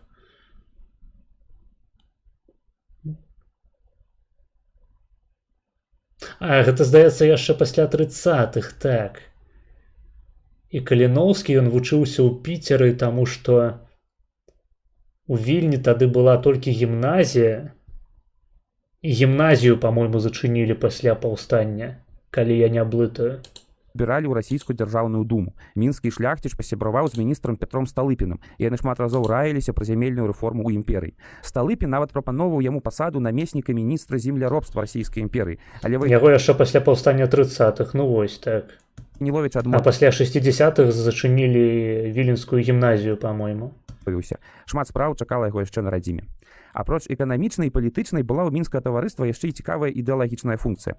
Амаль што ўсе землеўласнікі, якія ўваходзілі ў таварыства, гаварылі па-польску, называлі сябе палякамі і амаль ужо не ўзгадвалі стары тэрмін літвін, прызнаўшы такім чынам пэўным сэнсе знікнення нават ідэі Вялікае княства літоўскага. У 1907 годзе на базе таварыства было нават створана польскае таварыства асвета, якое мусіла супрацьстаяць русіфікацыі ў краі і адпаведна арганізоўваць польскамоўнае навучанне для дзяцей. Але дзіўным чынам па выніку якраз гэтае сельскагаспадарчае таварыства сталася той пляцоўкай, дзе ў тутэйшых землеўласнікаў закраліся сумневы, што польскамоўны паляк у Беларусі гэта правільна. Што Палішук не паляк, карацей. Ёсць нейкія, блядь, адметныя рысы мясцовага насельніцтва. Там зачынілі горадскую сельскагаспадарчую акадэмію, апошняя ВНУ на Беларусі таго часу. Потым былі толькі семінары і нейкія, карацей, ПТУ. А Віленскую гімназію яе зачынілі ці не пасля паўстання Каліноўскага? Менавіта тут адбыліся першыя дыскусіі пра тое, як суадносіць тутэйшую беларускую культуру простага народа з тутэйшай польскай культурай шляхты. Гэта не былі простыя размовы ў клубах, гэта былі складаныя, пакутлівыя напрацоўкі са спробай зразумець, як жыць у існуючай культурнай сітуацыі. І вынік гэтай работы быў. Шмат хто з кіраўнікоў таварыства падтрымалі нараджэнне беларускай нацыі. Геранім Друц-Любецкі, вельмі буйны землеўласнік з Міншчыны, шмат выступаў у абарону беларускага народа і апраўдваўся перад польскімі землеўласнікамі тым, што ён не вінаваты, што над ягонай калыскай пяялі не беларускія, а польскія песні. І таму ён з'яўляецца прадстаўніком менавіта польскай культуры. Але па сваім нараджэнні, па сваёй зямлі ён хутчэй Расстраляць. беларус. Як суаднесці ў сабе вось гэта польскую культуру і тутэйшы Позачынялі ўсё нахуй, па-мойму. Ну, хацелася б канкрэтыкі. нараджэнне было складанай і яшчэ раз Але я не шару за той перыяд. Ну так, гэта мае словы літаральна. паўтаруся пакутлівай праблемай для шматлікіх землеўласнікаў таго часу на Міншчыне. І менавіта ў сельскагаспадарчым таварыстве была магчымасць гэта ўсё абмеркаваць з людзьмі падобных поглядаў. Роман Скірмунд, вялікі землеўласнік з Палесся, увогуле па выніку ўвайшоў у раду БНР. Гэта значыцца не проста прызнаў Беларускую рэспубліку, а стаў на яе чале. Сам жа Вайніловіч ва ўспамінах напісаў: «Для дакладнасці магу заўважыць, мой род мясцовы, беларускі». Да пачатку 20-го стагоддзя Вайніловіч гэта стары ліцвін, карацей. жыццё Вайніловіча складалася неверагодна паспяхова. Як Роман Кунігас. Удалы Не, бізнес. я наадварот, я паважаю такую плынь у беларускім русе нацыянальным. Калі б гэтыя людзі былі ў авангардзе, а не ебаныя сацыялісты, то, магчыма, беларускі праект адбыўся б прынамсі, а то і быў бы больш паспяховы за суседнія дзяржаўныя праекты. Бізнесмен. Паспяховая грамадская Прынамсі ў аспекце эканомікі. дзейнасць, прызнанне ў грамадстве. Выбраны быў ажно ў дзяржаўную думу. Добрая сям'я. Па дакументах я паляк, так, а па нумары РКН я Іван Підарас. Вайніловіч гэта ў пэўным сэнсе настаўнік Скірмунта. А Скірмунд гэта ў пэўным сэнсе настаўнік Бабарыкі. Праўда. А хто з них сацыялісты? Не, я кажу пра тое, што БНР у выніку быў сацыялістычным праектам. А вось калі б яны, гэта спадары-кансерватары, землеўладальнікі, паны так званыя, былі ў авангардзе беларускага дзяржавабудаўніцтва, то, магчыма, беларускі праект быў бы больш паспяховы, чым ён рэальна быў. Але на мяжы стагоддзяў на Вайніловіча пачалі падаць страшныя выпрабаванні. І першая з іх была звязана якраз з сям'ёй. У 1897 годзе памёр ягоны 12гадовы сын Сімеон. А ў 1903 годзе ад усім іншай хваробы проста так выпадкова супала памерла 19гадовая дачка Алена. Для сям'і гэта быў, канешне, страшны удар, які мог зваліць любога, нават самага дужага чалавека. Але Вайніловіч працягнуў сваю дзейнасць. Калі ў 1905 годзе Мікалай II абвесціў свой маніфест аб свабодах, то Вайніловіч з жонкай вырашылі пабудаваць у Мінску новы касцёл. Яны выкупілі на ўскрайку горада зямлю і пачалі будаўніцтва, якое завершылася ў Пачакайце, а як гэта звязана адно з другім? Таму што гучыць, нібыта вось было скасаванае прыгоннае права, і яны вырашылі пабудаваць касцёл. Навошта? Гэта проста адбылося пасля, ці адно зрабілася прычынай другога? Просто наратыўная нейкая памылка. 1910 годзе. Цяпер касцёл святых Сымона і Алены адна з візітовак нашага горада. І, напэўна, адзін з найвялікшых цудаў горада Мінска, бо ён прастаяў 70 год побач з галоўным савецкім будынкам дома ўраду і так і не быў разбураны. Хаця мы ведаем, што... Так, пра гэта сёння казалі. А тое, што ён не быў разбураны, гэта яшчэ пытанне часу магчыма. Будзем спадзявацца, вядома, што будзе стаяць далей. Непрыгоннае право, рэволюцыя, більше свобод. А, бля, я праёб. Выбачайце, я просто, я уже плыву. Гэта пра свабоду рэлігіі, рэвалюцыя 5-го года. Блядь. Ужо пасля вайны я праебаўся. Існавала ажно 5 планаў знішчэння чырвонага касцёла і пабудова на яго месцы. Тады мае месца. Гэта было на месцы, карацей, за ўвага тая. На маё меркаванне, адзіны палітычны рух у Беларусі першай паловы 20-го стагоддзя, які меў які-кольвек патэнцыял, гэта краёўцы. Шкада, што іх русня захуярыла ўсіх у пізду яшчэ ў нулявых. Шкада. У прынцыпе, любы кансерватыўны рух ён быў бы лепей, чым тое, што мы па выніку атрымалі. Гэтых братоў Луцкевічаў, ластоўскіх усялякіх крынжовых сацыялістаў. Самых розных будынкаў, але нібыта напраўду Божая рука адводзіла ад гэтага будынку ўсе гэтыя праекты. Ва ўспамінах засталася ўзгадка, чаму Войніловіч выбраў менавіта такі стыль храма. Гэта цікава. Мне не хацелася спыняцца на гатычным стылі. Па-першае, таму што ён стаў занадта распаўсюджаным, дзякуючы запланаваным будаўніцтве каталіцкіх храмаў Расійскай імперыі. А па-другое, занадта адрозніваўся ад храмаў усходняга абраду, якія існуюць у нашым краі. Гэты стыль акцэнтаваў бы ўвагу на адрозненні веравызнання розных сацыяльных класаў, паколькі большая частка сялянаў была праваслаўная, а землеўласнікі каталікі. Таму я спыніўся на раманскім стылі, які квітнеў у эпоху згоды паміж усходняй царквой і Рымам. Такім чынам Войніловіч спецыяльна не будаваў Гэта цікава. гатычны касцёл і ў цэнтры Мінска не Ну, белы яшчэ жывы, яго не захуярылі, і ён гадуе новае пакаленне. Так, гадуе гэтае новае пакаленне сваімі камавымі шарамі. стаіць зараз гатычны касцёл, каб не аддзяляць яго залішне далёка ад праваслаўнага насельніцтва горада. У нашыя часы такое адчуванне стылю і ўвагі да камфорту іншых людзей, як яно было ў Войніловіча 100 гадоў назад.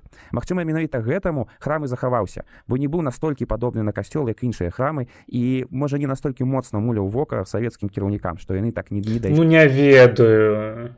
Любы чалавек, так ці іначай пабачыўшы гэты касцёл, ён сцвердзіў бы, што гэта, блядь, касцёл.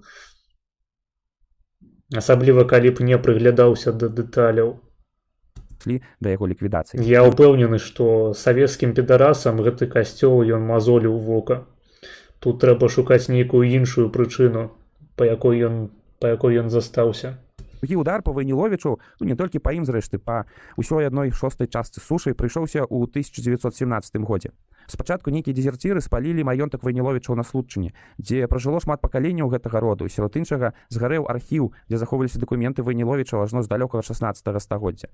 Пасля было выгнанне, з'езд у Польшчу, пакінутыя маёнткі, гаспадарка. Пасля быў страшны рыжскі мір. Тутэйшыя каталікі, паны маянткоўцы, маючы культурную сувязь з палякамі ў Польшчы, лічылі, што яны ўсе маюць агульнае ўяўленне пра ідэалы старой Рэчы Паспалітай да 1772 года і пра яе межы. Але высветлілася, што караняжы, так называлі палякаў з Польшчы, бачаць у Беларусі толькі ўскраіну. Малаварты рэгіён, які яны без шкадавання аддалі бальшавікам, пакінуўшы ў СССР ва ўсходняй Беларусі тысячы і тысячы сваіх адзінаверцаў. Для Войніловіча і ўвогуле для ўсіх выхадцаў з сельскагаспадарчага таварыства это, канешне, быў вялікі удар. Бо яны ўсвядомілі, што сваю радзіму яны разумеюць зусім па-іншаму, чым іхнія адзінаверцы і адзінамоўцы з тэрыторыі самой Польшчы.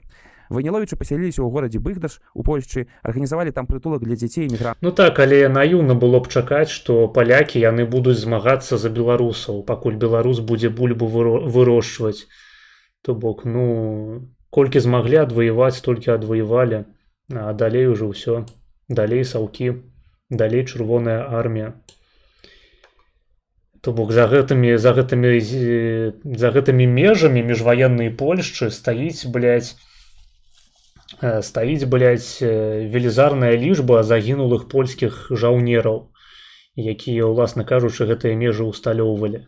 Вядома, і беларускіх жаўнераў таксама, але у пэўны момант проста беларускіх жаўнераў было недастаткова для таго, каб захапіць і трымаць, што важна, усходнюю Беларусь. Таму як бы вось. Хаця б заходняя Беларусь была не ведаю, ці вызваленая будзе тут добрым пасуючым словам, але так ці іначай пазбаўленая ад досведу калектывізацыі, раскулачвання, расстралянага адраджэння. Так, Ніцытос яго нашчадак, я ведаю. Ой, ну камон, у Віцебску ўзарвалі ў пізду цалкам праваслаўна выглядаючую царкву. Да там дахуя гэтых цэркваў падарвалі. Пізду. Некая капіпаста, я сапраўды павінен гэта чытаць. Władając językiem białoruskim równie dobrze jak polskim, od kilkudziesiątków lat byłem w stałym kontakcie ze wszystkimi objawami ruchu białoruskiego najprzód w Mińsku, gdzie spotykałem się z Łuckiewiczem i Kostrowickim Łomnym.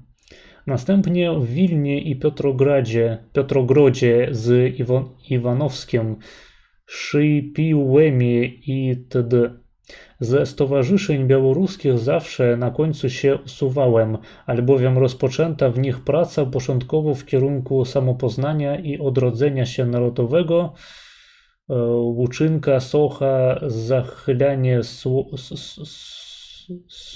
słońce w nasze okonce itp. Zwykle ku końcowi przybierała hasła i kierunek socjalistyczny, któremu wbrew swym przekonaniom hołdować nie mogłem. Це з його автобіографії. Ну ось, база. Это пиздец, блядь. Кринж. Дык адваявалі ж больш проста ад Беларусі і Укра адмовіліся. Ну, адна справа адваяваць, іншая справа трымаць. Разумееш? Гэта розныя працэсы. Утрымаць усходнюю Беларусі, усходнюю Украіну было б цяжэй значна. Як мінімум прыйшлося польскія войскі рассеяць па гэтых тэрыторыях і такім чынам аслабіць уласную абароназдольнасць, калі казаць пра міжваенную Польшчу. Адмовіліся ж ад гэтых тэрыторыяў не проста, каб савок усласціць, каб подлізацца саўку. Не, просто баяліся, што гэтыя тэрыторыі ўтрымаць не ўдасца. З Беларусі, бясплатную сталовую і шмат чаго яшчэ. Згубіўшы ўсё, яны працягвалі дапамагаць людзям ажно да самай сваёй смерці. У палітыку Войніловіч не пайшоў прынцыпова і нават пасяліўся ў Быгдашы, а не ў Нясвіжы, куды яго запрашалі спецыяльна для таго, каб не турбаваць сваю памяць аб сваіх маёнтках, якія засталіся на савецкай тэрыторыі і да якіх ён відавочна ўжо ніяк не мог патрапіць. У чэрвені 1926 года Эдвард Войніловіч памёр і быў пахаваны. Войніловіч гэта карацей Зянон Пазняк з пачатку 20-го стагоддзя, які хацеў падарыць беларусам незалежную краіну, а беларусы хацелі калхоз. Як бы ніхуя не атрымалася па выніку. То бок такі няпрызнаны геній у сваёй жа краіне, у сваёй жа айчыне. Шовінішчі польсцы чынілі мне нават з паводу моих sympatii białoruskich zarzut, że nie jestem Polakiem, ale Białorusinem, co już na odpowiedzialność autorów tej koncepcji i pozwalam sobie pozostawić. Ну, гэта маецца на ўвазе хутчэй за ўсё НДЦ. Я не тое, каб аматар НДЦ. У чужым для сябе горадзе Быгдаш. Але ў 2006 годзе па рэшткі мінскага шляху я ў рот ебаў НДЦ. Хаця эканамічныя погляды НДЦ яны былі, ну прынамсі у Дмоўскага, нашмат бліжэйшыя мне, чым санацыя. Пробашча чырвонага касцёла Владзіслава Завальнюка перазахавалі ў чым у прынцыпе тых палітыкаў, якія праводзіліся ў міжваеннай Польшчы. Касцёле. Яны зараз там і спачуваюць з левага боку ад уваходу ў касцёл. Больш за тое, у 2016 годзе пачаўся працэс біатыфікацыі Эдварда Войніловіча. Гэта значыцца працэс прызнання яго святым. Асноўны упор у аргументацыі робіцца на тым... Сумняюся, што пілсудскі і пілсудчыкі назвалі б Войніловіча... што яны не назвалі б яго палякам у шырокім сэнсе гэтага слова, у сэнсе федэрацыйным. Што жыццё Войніловічу... Але так-то я не разумею, у чым абраза-то. Ну, беларус і беларус. Не ўсім жа быць палякамі, правільна. Падобным да жыцця... Камусьці прыходзіцца быць украінцам, камусьці беларусам, камусьці літувісам. Але ў шырокім сэнсе усе мы палякі. Ну так, сранні НДК також спрычынылася до руйнування краёўскага руху. Ну, ось. Нацыяналізм хуйня, што я магу вам сказаць. Што польскі нацыяналізм, што украінскі, што беларускі. Гэта ўсё крынж. Палякам, беларусам, украінцам, літувісам, латышам чэхам трэба пераадольваць свой уласны нацыяналізм крынжовы месцяшковы на карысць федэралізму і месцяшковаму такому месцяшковай самаідэнтыфікацыі на больш лякальным узроўні, не на ўзроўні штатаў, так бы мовіць, а на ўзроўні сваіх мястэчкаў. Біблейскага Іова, у якога Бог забраў усё і сям'ю і Таму гаспадар. што белыя людзі пасварыліся, карацей, як правільна жагнацца трэба і якой мовай карыстацца. Просто тупізна, блядь. Арку, каб праверыць ягоную веру. У Войніловіча адбылося падобнае. Спачатку ён страціў дзяцей. Маргинес, как относишься к Сергею Числову Бульбе? Ніяк. Ён прыйшоў да Пятрухіна аднойчы на інтэрв'ю, абяцаў паказаць дакументы, па якіх ён з'яўляецца уладаром гэтай прасторы, па-мойму, там ці то беларускі дом, ці то беларускі хаб, неяк так, у Варшаве. А выніку ніякіх дакументаў ён не паказаў.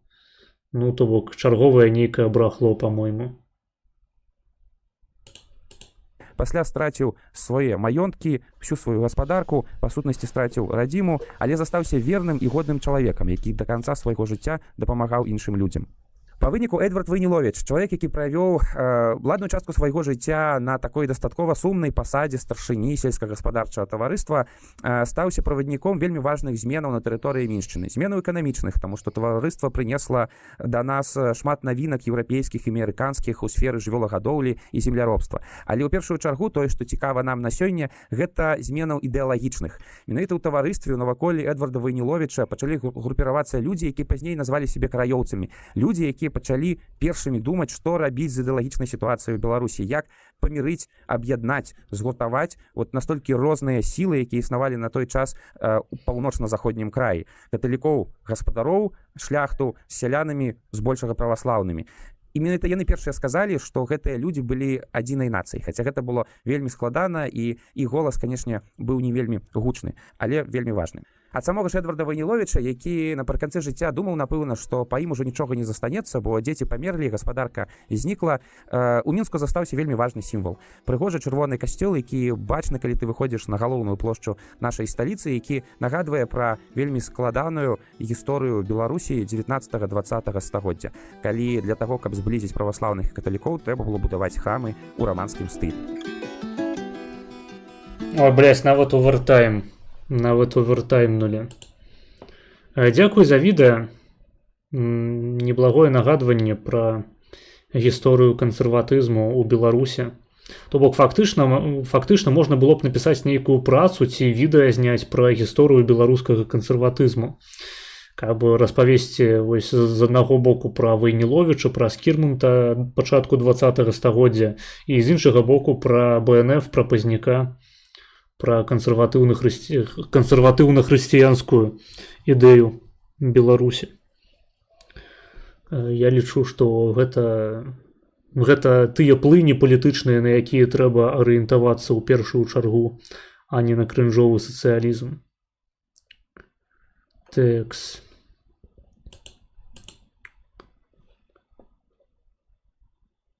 Так. Регулы Дон напісаў паведамленне, але вырашыў яго выдаліць чамусьці. Окей. А вось написал: «Przeciwko połączeniu z Polską odpowiedzieli się obaj przewodniczący, Roman Skirmund i Edward Wojniłowicz. Все jeszcze baza?» Контекст, коли ласка, контекст. Контекст важный. Я не ведаю, что был за контекст. Донатим адзіцюкі. Ну, у нас там есть видос у другой чарзе яшчэ. Мы, мабыць, паспеем яго пачаць хаця б глядзець. Так.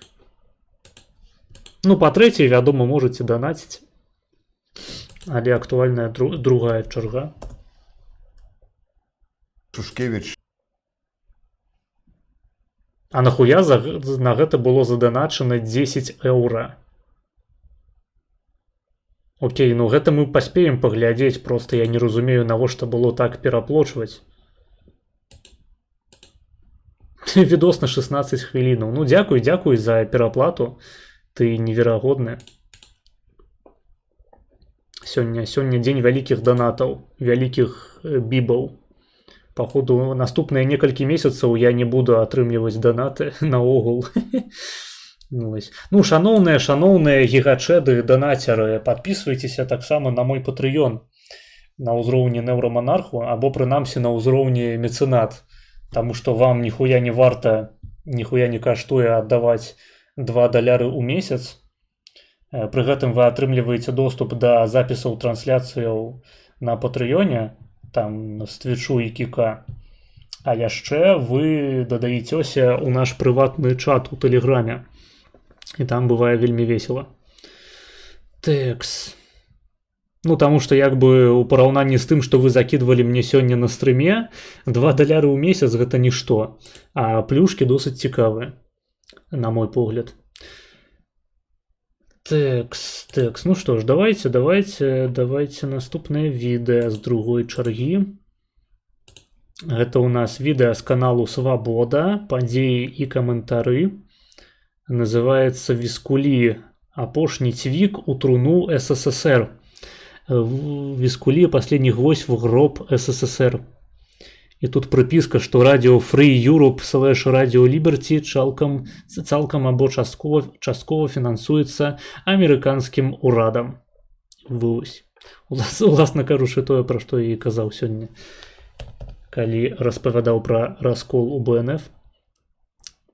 Так. Ну, гэта Юры Дракахруст, по-мойму, а гэта Навумчык. Вось, таму зараз таксама пакушаем контенту пра незалежнасць Беларусі. Ну, давайте падабайку адразу улепім, чаму б і не. Пагналі? А, дарэчы, я паставіў падабайку на папярэдні відос. Не паставіў, давайте паставім. Нашая падабайка будзе першая. Так, ось, ну і цяпер гэты відосик пра Вискулі. Шушкевич нічога такога падпісваць не збіраўся. Падзеі бы пайшлі іншым шляхам, якім мы не ведаем. Дастаткова было б аднаго батальёна. Ёсць такая ілюзія, што інакш не магло быць. Я сядзеў побач і бачыў, як ціхіня ціснуў кнопку. Такія падзеі часта сканчаюцца велізарнай кроўю. Дзе гэтыя людзі все былі ў снежні 91-го і пазней? Саюз нерушимый попал под машину.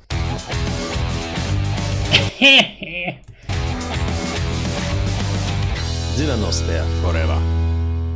8 снежня 1991 года у Белавежскай пушчы у Віскулях кіраўнікі Беларусі, Украіны і Расіі падпісалі пагадненне, якое паставіла кропку ў існаванні Саюза Савецкіх Сацыялістычных Рэспублік. Ну вы глядзіце, то бок, блядь, я пра гэта, здаецца, памятаў, але я забыў канкрэтныя даты. Людзі звычайна любяць казаць, што Шушкевіч з'яўляецца айцом-заснавальнікам Незалежнай Рэспублікі Беларусь, таму што ў Віскулях быў падпісаны дакумент пра роспуск СССР. Але, блядь, гэта проста фінальны этап ужо. Ужо была дэкларацыя аб незалежнасці, ужо быў наданы ёй статус канстытуцыйнага закону, і ў самы апошні момант ужо Шушкевіч, блядь, паехаў падпісваць гэты дакумент. Прытым, па ўласным жа прызнанні, ён не хацеў падпісваць гэты дакумент, бо яны там збіраліся не дзеля гэтага, яны збіраліся, каб абмеркаваць нейкія пытанні эканамічных стасункаў. І па выніку вырашылі падпісаць док пра роспуск СССР і стварэнне СНД. Што думаеш о Навумчыке? Я, у прынцыпе, добра думаю пра Навумчыка. Мне наогул падабаецца тое, што ён робіць. То бок я яго так пазітыўна ацэньваю, хаця, ну, у параўнанні з Пазняком, канешне, бывае крынжуля трошкі. Асабліва калі спрабуе каментаваць амерыканскую палітыку. Ось, але наогул заслугоўвае увагі. Я падпісаны на ягоны тэлеграм-канал, там перыядычна выходзяць цікавыя артыкулы, то бок я таксама лічу, што Навумчыка варта пазнаваць менавіта ў кантэксце ягоных артыкулаў, але у сэнсе літаратуры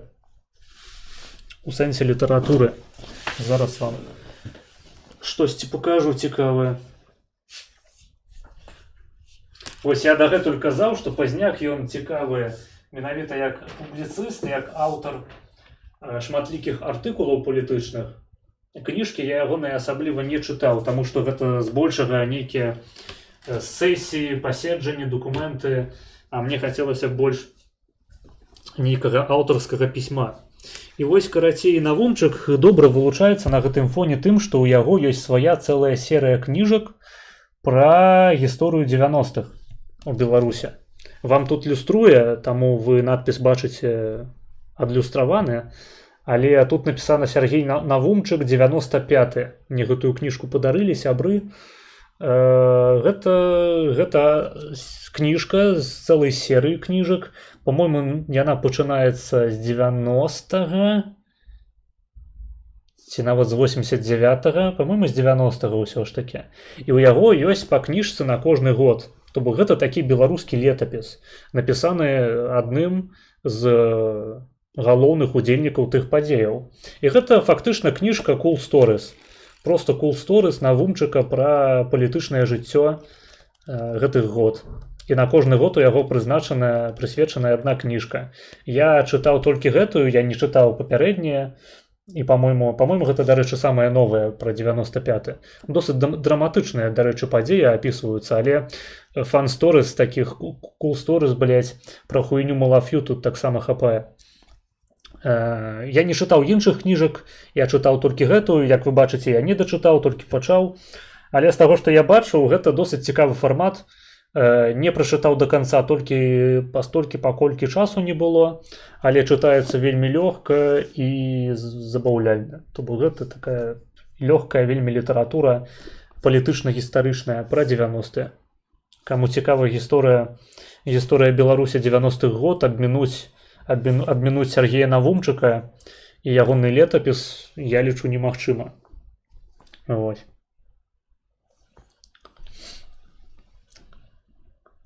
А хто круче, Навумчык или Антончык ці Гандончык? Я думаю, Бэтмен круцейшы за ўсіх.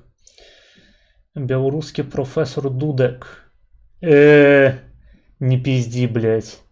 Професор Дудек гэта пиздец які крынж. Навумчык нашмат лепей. І як гісторык, і як аратар, блядь, і як палітычны арыентыр. Дудек нават блізка не ссаў.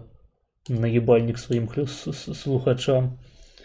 Мне зараз даслалі, як беленькі потым кушае свае раздрукоўкі са слязамі на вачах, бо яму сорамна, што ён сёння не маліўся на Пазняка.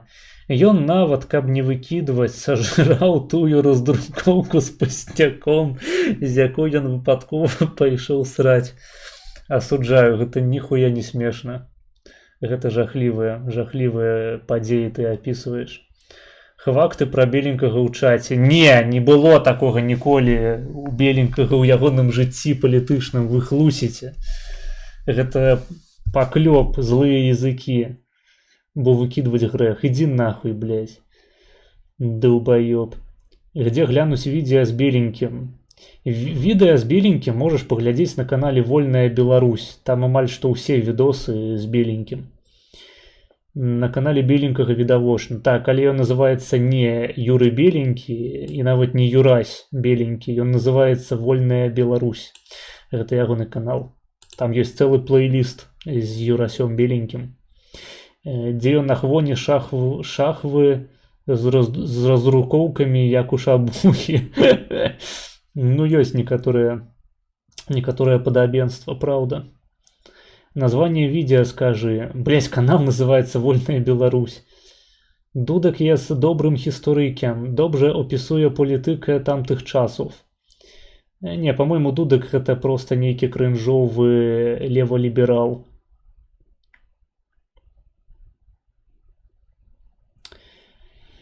Давно не выпускал видео с беленьким на Вольной Беларуси. Ты мне гэта кажаш, блядь? Я не аўтар канала Вольной Беларуси, прабач. По-моему, Дудек, дарэчы, лічыць, што смаленскі самалёт таксама сам упаў. Я лічу, што гэта замах. Яшчэ он есть знакомітым спецыялістам ад служб спецыяльных. Не ведаю, контент Дудка, які бачыў я, мне не падабаўся. Ён мне падаўся крынжовым нейкім палітызаваным лівацкім гісторыкам. Я чуў, што Дудак крынж, але чаму не? Дудкові бліжэй є з цэнтру. Ну, улічваючы зрух цэнтру, так бы мовіць, гэта проста лівацкая хуета. Ну, для мяне любы спікер, які безапеляцыйна трымаецца тэорыя аб тым, што смаленская катастрофа гэта вынік таго, што самалёт зачапіўся аб бярозу, робіцца крынжом. Выбачайце, ўсё іншае мне не цікава. Факты сам па стороне Дудка. Не хачу цябе расчароўваць, але мне вось больш цікава, хто ты такі, спадар паляк, пане паляку, хто вы? Як вы патрапілі на гэты цудоўны канал? Туз койцам народу, ну ясна, карацей. Ясно, гэта троллинг. Давай дальше слушать этих старых пердунов, реально. Давайте. Протягнем. То вина Туска не знalazłem jeszcze pracy. Kto wina Tuska spadła mi kanapeczka z tacy. To wina Tuska znowu mama jest na mnie wściekła. To wina Tuska.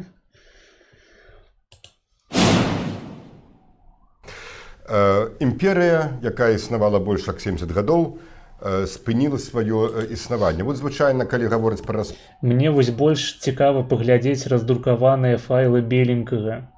Ну дык заданаць, паглядзім. Пад СССР называюць гэтую дату, хаця вось вакол гэтай падзеі існуе некалькі такіх мітаў. Ну, першы, самы галоўны, імперія распалася не ў адзін дзень. За некалькі месяцаў да гэтага все рэспублікі былыя, акрамя Казахстану, абвясцілі да юры. Чау, спадару паляку ў чаце, паспрабуйце троліць трошкі танчэй. Незалежнасць. Мы не настолькі нулёвыя ў польскай палітыцы.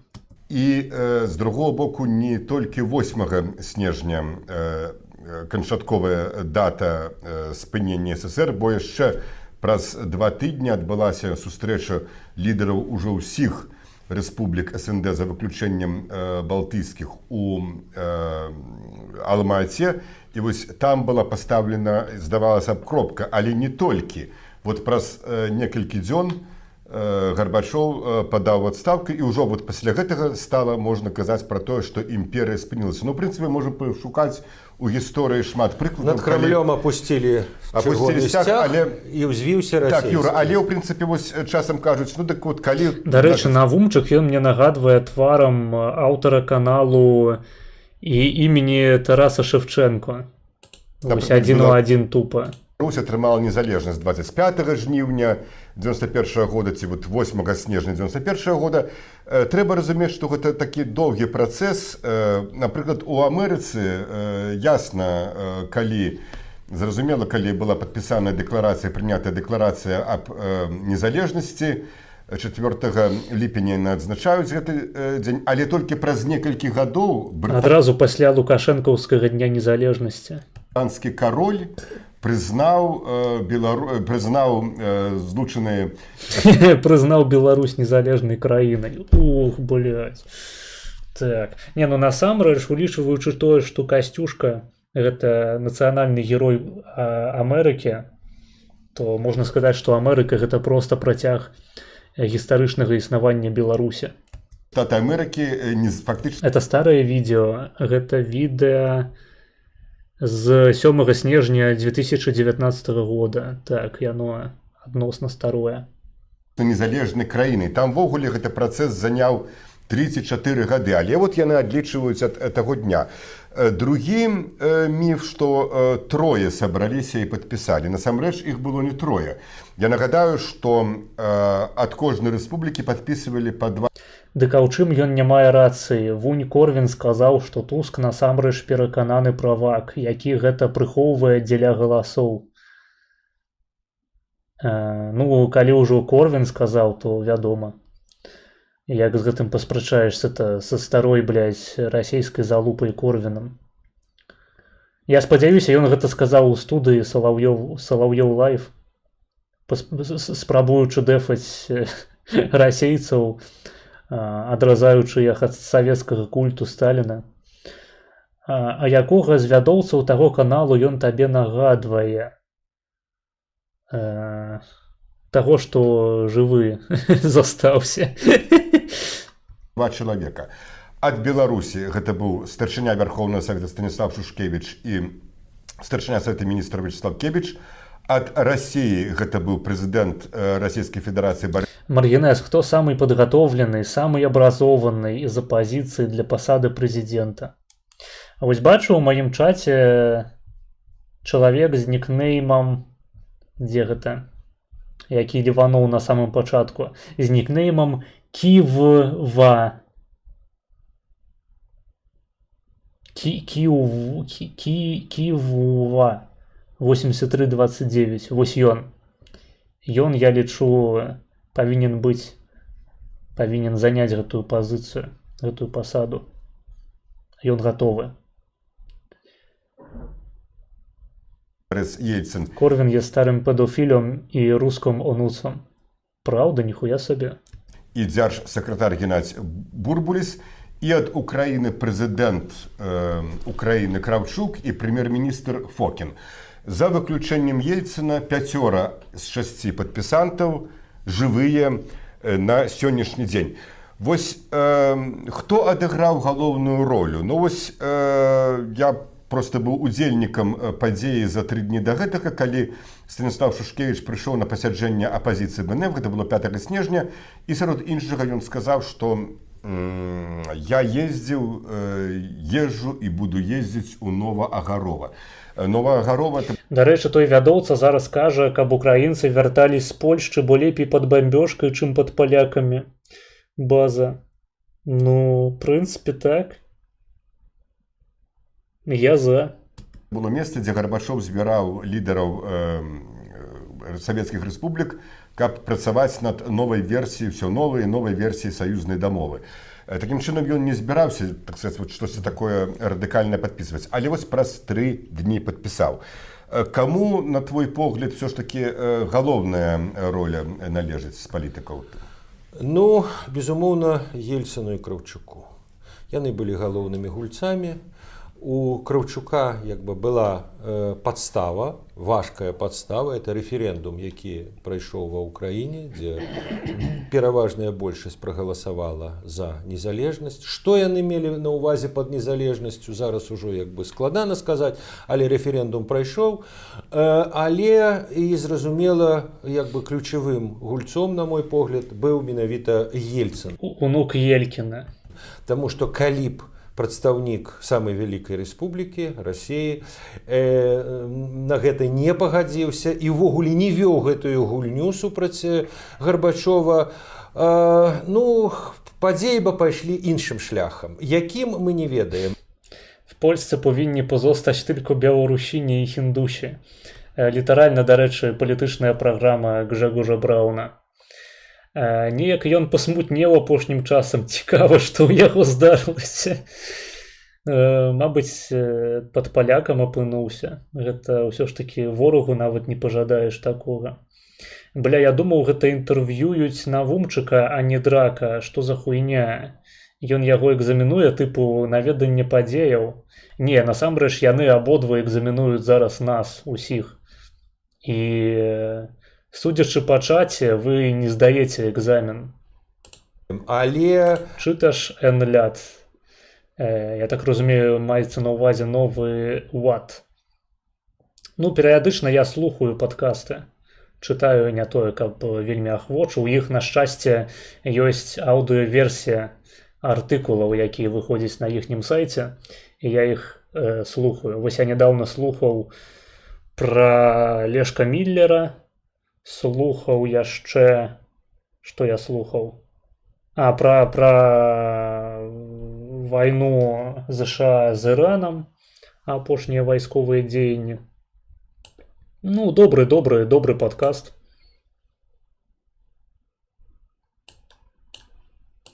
Ягора... Прынамсі, не тое, каб я там падзяляў палітычныя погляды людзей, якія яго вядуць, але бываюць цікавыя тэмы. І з цікавых пунктаў гледжання яны разглядаюцца. Роля тут была, зразумела, вырашальнай. Ну, я сказаў, што вось па маіх уласных, скажем, адчуваннях, да і аб'ектыўна Шушкевіч нічога такога падпісваць не збіраўся, але па факце трэба сказаць, што ягоная роля была там важна, таму што калі мы уявім, што скажем, што, напрыклад, Шушкевіч туды не паехаў, альбо на месцы Шушкевіча быў Дземінцей, які заяўляў потым шмат разоў, я ему абсалютна веру, што ён ніколі б не падпісаў такое пагадненне, то і пагаднення б у прынцыпе не адбылося. Адна Расія з Украінай, так вельмі важная рэспублікі, але недастатковы. Заставаліся б две ядзерныя рэспублікі Беларусь і Казахстан, і тут бы, конечно, можна было пагуляць. Северин там написал, что Украина преграла еще в 2024. Рады за его, я не ведаю, кто это. А я слухаю, зроблено у Польщі і...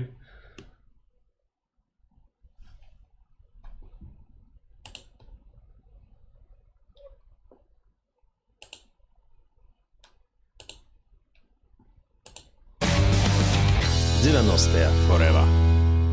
Ну, а вось ці быў у Гарбачова шанец адкруціць сітуацыю назад?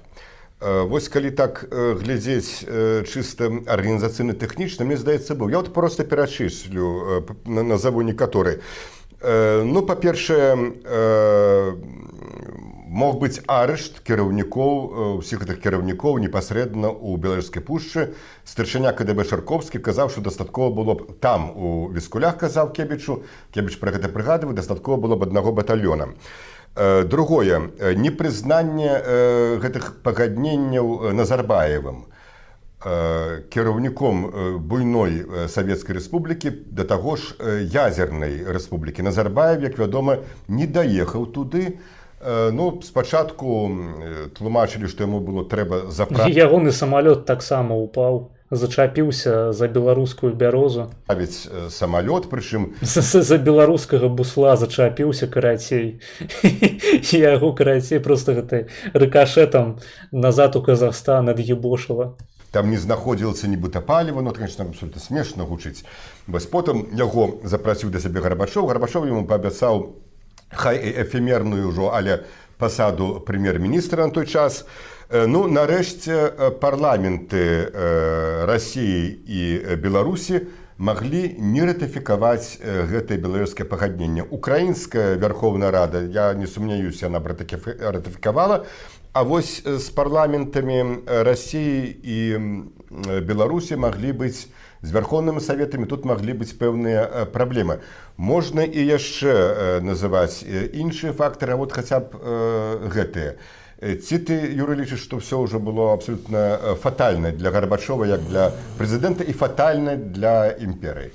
Ну, ведаеш, калі здараюцца вялікія падзеі, то вельмі часта ёсць такая ілюзія, што інакш не магло быць. Інакш магло быць. І той жа Кебіч прыгадваў, што калі б быў вот гэты батальён. Але з іншага боку, Гарбачоў у той момант быў палітычна настолькі слаб, што маглі не выканаць. Акрамя таго, пасля Вільні, пасля Тбілісі ён не хацеў ліць кроў.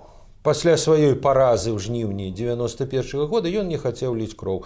Бо і все тады як бы глядзелі, мерылі досведам і Югаславіі ў тым ліку. І ўсе разумелі, што глядзелі на расійскую гісторыю, што такія падзеі часто сканчаюцца велізарнай кроўю. І тое, што як бы вялікай крыві гэты распад не суправаджаў, ён не суправаджаўся вялікай крывёй, но это часткова і заслуга ўсіх, у тым ліку і Гарбачова, што ён як бы вот ратовать Советский Союз ценой велизарной крови, потому что, да, могли бы там роту, батальон послать, но это не значит, что это была бы опошняя кропка.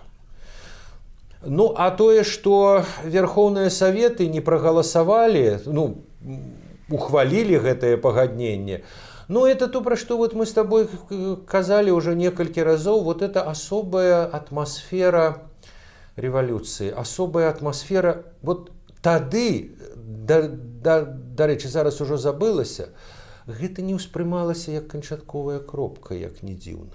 Бо стваралася ж СНД, стваралася адзінае войска, адзіная там фінансавая сістэма, все это было прапісана. І в этом сэнсе многія ўспрымалі гэта, вот у сакавіку прагаласавалі за абноўлены саюз. Вот это и есть обновленный союз. Многие так вспрымали.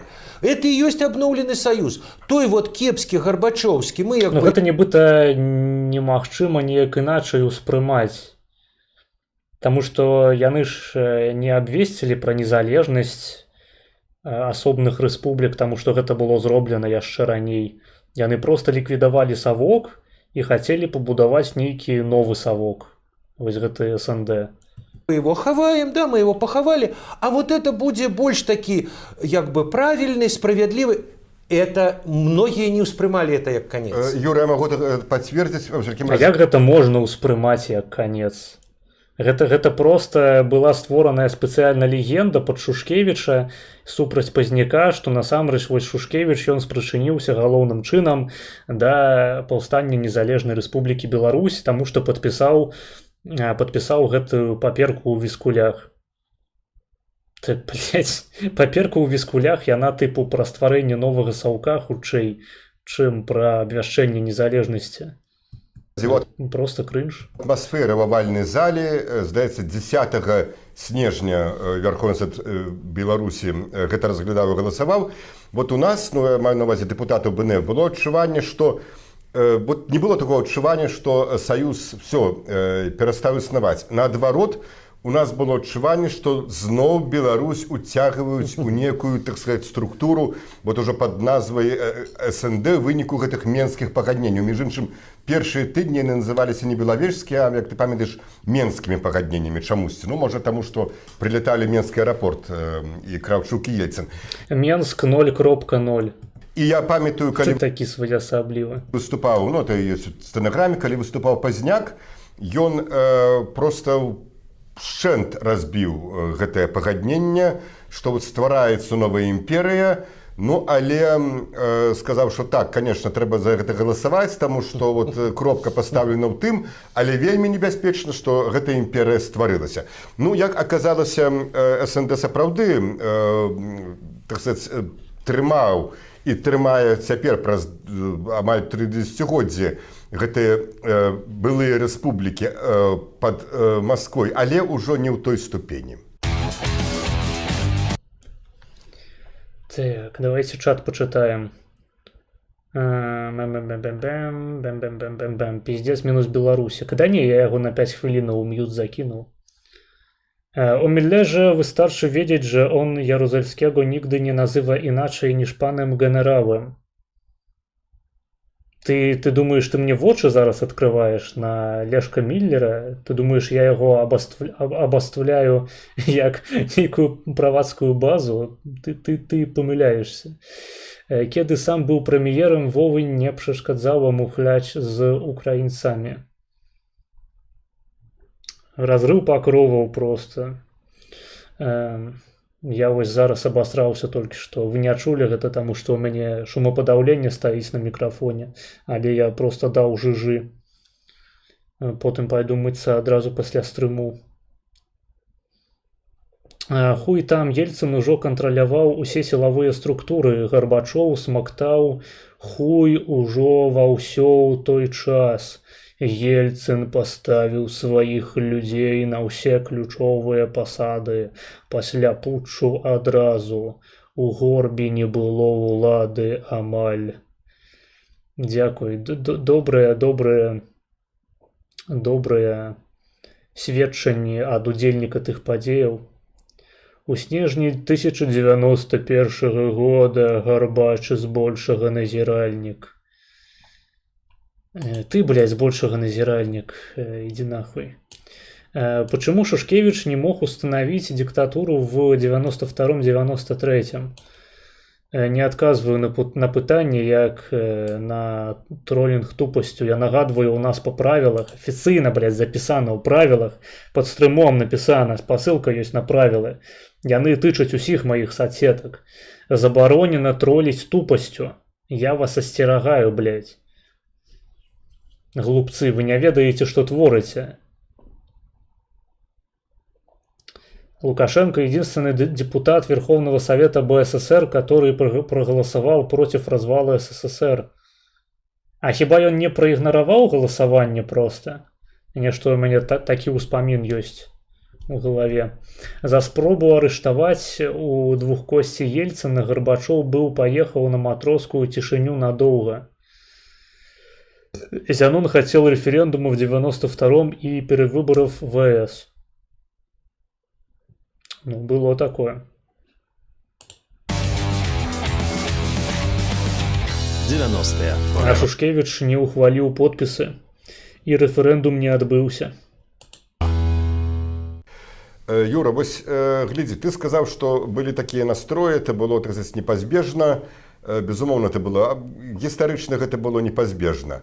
Парламенты, мы ведаем, все тры... Не голосоваў przeciwko. Окей. Парламенты ратыфікавалі гэтае пагадненне. Магчыма, мы гэта зараз пачуем у відэа. Лукашенко не галасаваў супраць у Верховным Савеце. Опа! Парламенты, мы ведаем, все тры парламенты ратыфікавалі гэтае пагадненне. Між іншым, Лукашенко не галасаваў супраць. Спадары нахуй, Википедия веды ў чаце, посмакчыце бібан. Ідите нахуй, як вы заебали, блядь. Супраць у Верховным Савеце Беларусі галасаваў Цікіня. Я сядзеў побач і бачыў, як Цікіня ціснуў кнопку. Але праз 5 гадоў у сакавіку 96-го года Верховны Савет Расіі дэнансаваў гэтае пагадненне. Навумчык врет. Не гэта, в прынцыпе, не мела паклёп на Лукашенку. Такога юрыдычнага значэння. Пра гэта, можа быць, мы пазней пагаворым, калі будзем гаварыць пра 96 год. А вот зараз у мяне такое пытанне. Глядзі, распадаецца імперыя, якая існавала доўга-доўга. Праз 3 дзесяцігоддзі... Если долго-долго-долго... Вялізная частка, скажем, жыхароў Расіі лічыць, што гэта была катастрофа. Яны просто... Кому-ка. Камсасуес, хуес, мактала.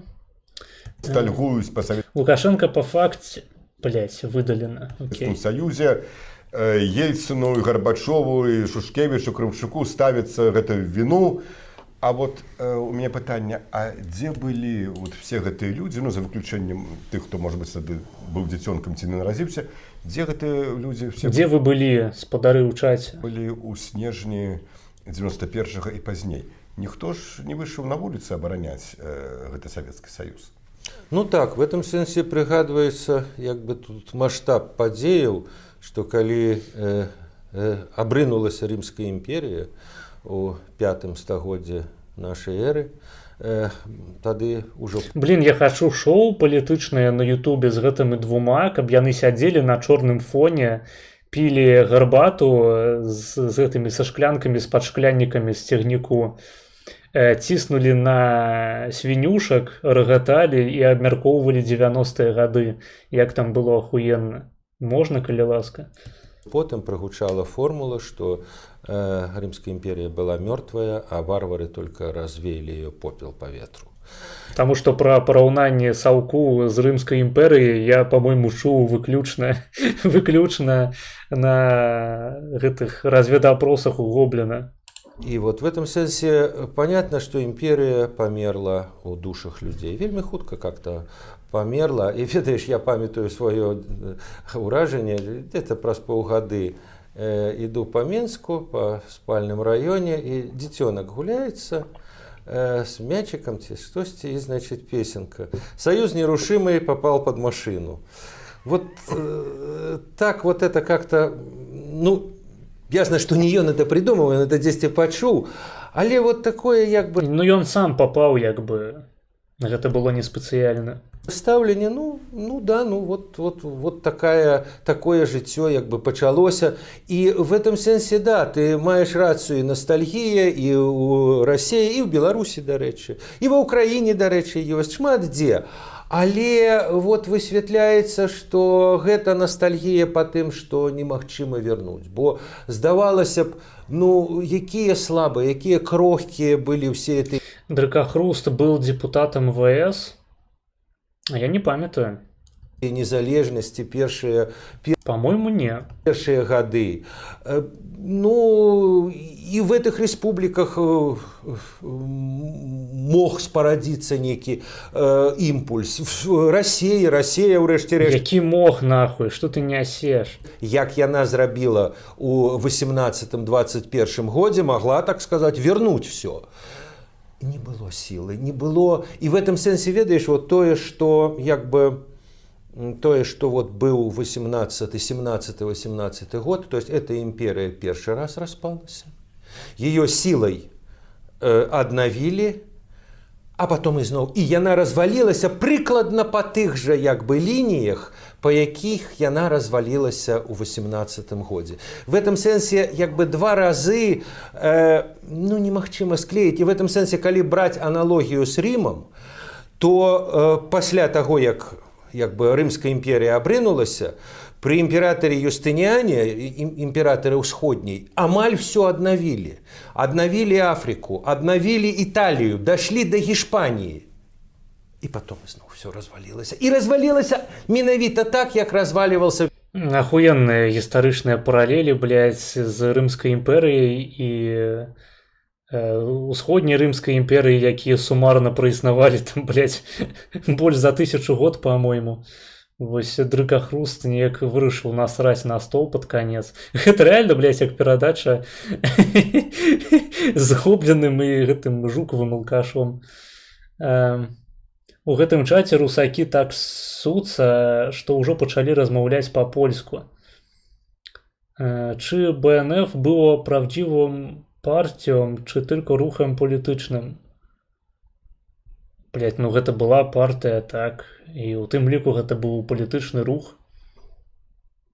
БНФ быў такі рух проста яшчэ да выбараў у парламент гэтага ВС 12-го, по-моему, склікання. А дэпутатамі БНФ было вось тыя самыя 27 чалавек. Так, але гэта не азначае, што БНФ складаўся выключна з гэтых 27 чалавек. БНФ быў самым шырокім рухам, і бадай што на тыя часы. Прынамсі, самыя масавыя палітычныя дэманстрацыі былі арганізаваныя ў рамках дзейнасці БНФ. Першы раз. Так што у 91 годзе як бы... Савецкі Саюз праіснаваў 70 год, Рымская імперыя, блядь, праіснавала сотні год. Ну падумаеш, блядь, адна і тая ж хуйня. Доўгае рэха 18-го года. Ну і у прынцыпе вось тое, што ты сказаў, двойчы яна развалівалася.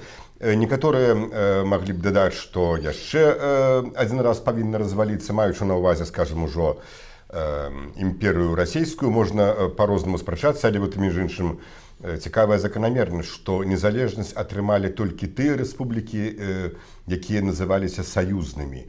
Ніводная... Нет, самыя крупныя паліцілы аставались камуністы. А я казаў пра грамадскі рух, не было ніякага руху у камуністаў. Прачніся, ты абдрыстунькаўся. Вже було про те, що імператор Юстиніан – це така Тихановська свого часу. Пакуль што не, але магчыма ў якіх-небудзь іншых відосах. Аўтаномная рэспубліка ў складзе СССР ці... Мабыць, Юстиніан – гэта Бабарыка. Расіі незалежнасць не атрымаў. Або Тихановскі. Скажем, Татарстан, хаця ён у шмат разоў больш. Ён таксама паехаў у ЗША, каб вывучаць ангельскую мову. Молдова. Ён незалежнасць не атрымаў, ці Чачня, якая праліла проста вельмі шмат крыві за гэту незалежнасць, таксама не атрымала.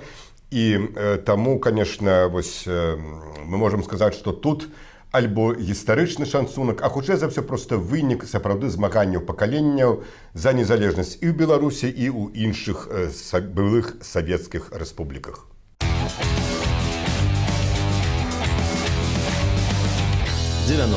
Forever. І гэтае відэа мы таксама паглядзелі.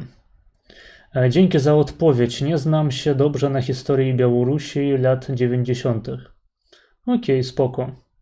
Усіх депутатаў БНФ нядаўна забраў Маравецкі з парламента. Не паспрачаешся. У Чечні былі маральныя аснаванні стаць рэспублікай. Да у каго ж гэтых маральных аснаванняў не было? Ва ўсіх яны ёсць. Нават у Расійскай Федэрацыі. Мы паглядзелі эту, другую чаргу. Яна пустая зараз. Там пераплачана было пиздец. Я думаў, мы будзем глядзець до конца, але у нас яшчэ ёсць час. Можна паглядзець якое-небудзь больш-менш кароткае відэа. По другой чарзе, другая актуальная. Потому что у першай там видосы не по теме, там Путин, Хуютин. Дарэчы, видос с маўжа. Ну там есть парочка видосаў, якія ускосна датычаць Беларусі, але не по теме стрыму. Давай посмотрим Федуту. Ну, дык замаўляйце Федуту. У Сасквы быў раз'езджаны анус. А у Москвы... Ну, Москвы, маеш на увазе які перыяд. Маральныя аснаванні для маральныя асновы для існавання дзяржавы можна прыдумаць, для любой абсалютна дзяржавы. Гэта не аргумент. У прынцыпе, не існуе ніякіх законаў, па якіх дзяржавы ствараюцца. Проста цябе або прызнаюць за міжнароднага суб'екта, або не прызнаюць, і тады табе пізда. Нават калі ў цябе ёсць моцнае войска, эканоміка, калі ты сабе не будзеш здольны выгандліваць прызнанне на міжнародным узроўні, тваёй краіне хана. Фядута Ганна Соусь. Карацей, замаўляем што-небудзь яшчэ. У нас ёсць амаль гадзіна часу. Можам глянуць. Спасылкі знаходзяцца ў апісанні. Правілы замовы на экране зверху справа. Магчыма, я іх змяню до наступнага разу, таму што сёння, ебанутая атрымалася сітуацыя, калі людзі змагаліся за... Было змаганне паміж 20-й чаргой і 40-й, што абсурдна трошкі. А потым мы зноў вярнуліся ў другую. Трэба геаметрычную ствараць шкалу. Геометричную шкалу для стримов. Стыдно и больно. Для замовы відео. Стыдно и больно. Так, донат. Mam niedaleko białoruską księgarnię. No to kup coś w tej księgarni. Polecam tłumaczenia Bykowa. Zwłaszcza długą... Jak ona się nazywa? Jak ona była tłumaczona? Długa droga do domu? Możliwe. Nie wiem.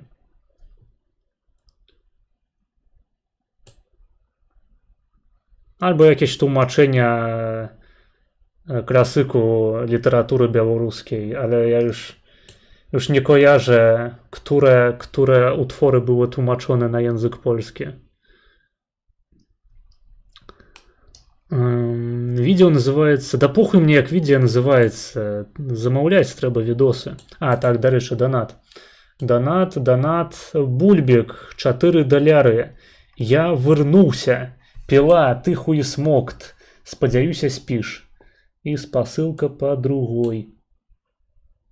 Пила, ты гэта чуў? Ён усё яшчэ залупаецца на цябе. Я спадзяюся, гэта не відос, блядь, з каналу Валентин. Нет, блядь, это видос с канала Валентин. Сука, блядь, Пила. Пила, ты спишь, ці не, Пила? Блядь, Пила, ратуй. Тут, блядь, зноў видос, нахуй, от Валентина. Сука. Зноў замоўлена 20 хвілінаў по другой. Мы вярнуліся, карацей, на пачатак гэтага цыклу. Блядь. Сука, блядь, якая мразь просто. Мразота, блядь, опущенная. Як же ты заебал, блядь. Пила. Магчыма, табе прыйдзецца з рысу перайсці на ваду чыстую, таму што, блядь, мне замовілі по другой чарзе видос с каналу Валентин.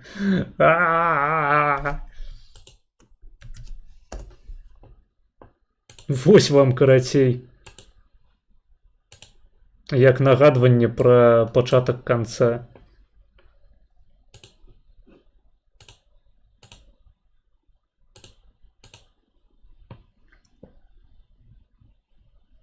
Вы сур'ёзна хочаце гэта глядзець?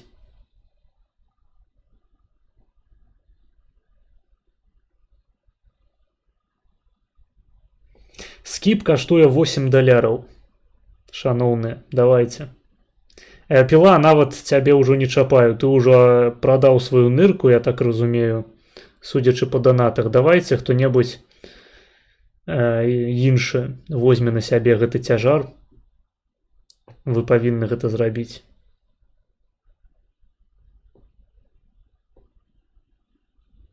$8 або 8 евро.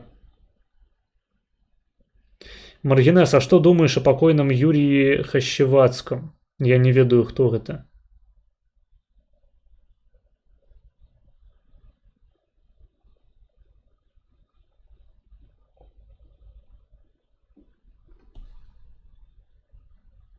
Гэта не нацыянальныя людзі, гэта агентура, гэта людзі, якія скампраметавалі сябе, гэта маргінез, якія зайшлі ў тупік. Дзякуй. Прыхільнік шабухі даслаў 5 евро по трэцяй.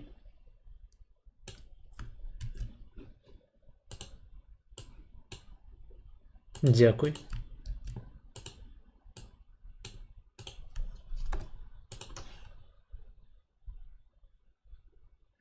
Давай Хащевацкого посмотрим, обыкновенный президент. Чал, ты разумееш, як у прынцыпе працуюць вось прагляды відосаў на стрымах, у тым ліку на маім. Ты не просто пішаш у чаце, які відос мы хочам глянуць. Ты донаціш, блядь, бачыш на экране расцэнкі. Вось там яны, вось там расцэнкі, вось там далёка. Там написано замова відэа, нулявая чарга бясплатна, але потым першая $1 за 10 хвілінаў або еўра, другая чарга $2 або еўра за 10 хвілінаў. Людзі плоцяць, каб мы глядзелі відэа, і гэта не бясплатна, блядь, чал.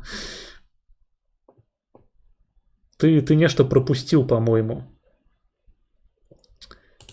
Так, колькі гэта у нас будзе? 5 на 3. Гэта 16 хвілінаў 40 секунд. Дзякуй табе, прыхільнік шабухі, вялікі за 5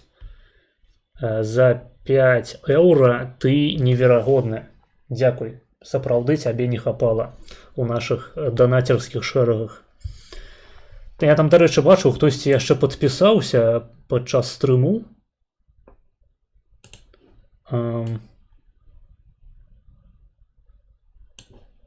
Ці мне падалося?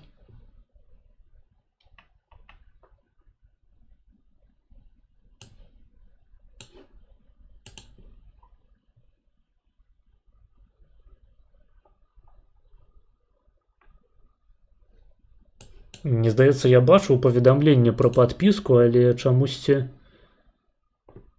не бачу гэтага зараз. Мабыць, яшчэ не апрацавалася інфа. Дзіўна. Ну ладно, я просто хацеў агучыць новага падпісчыка.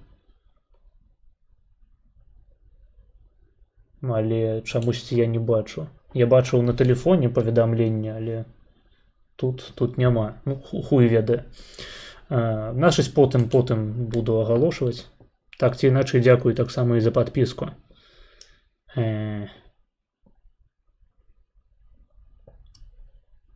Так, що там у нас у трэцяй? Вось. Гэта мне падабаецца нашмат больш.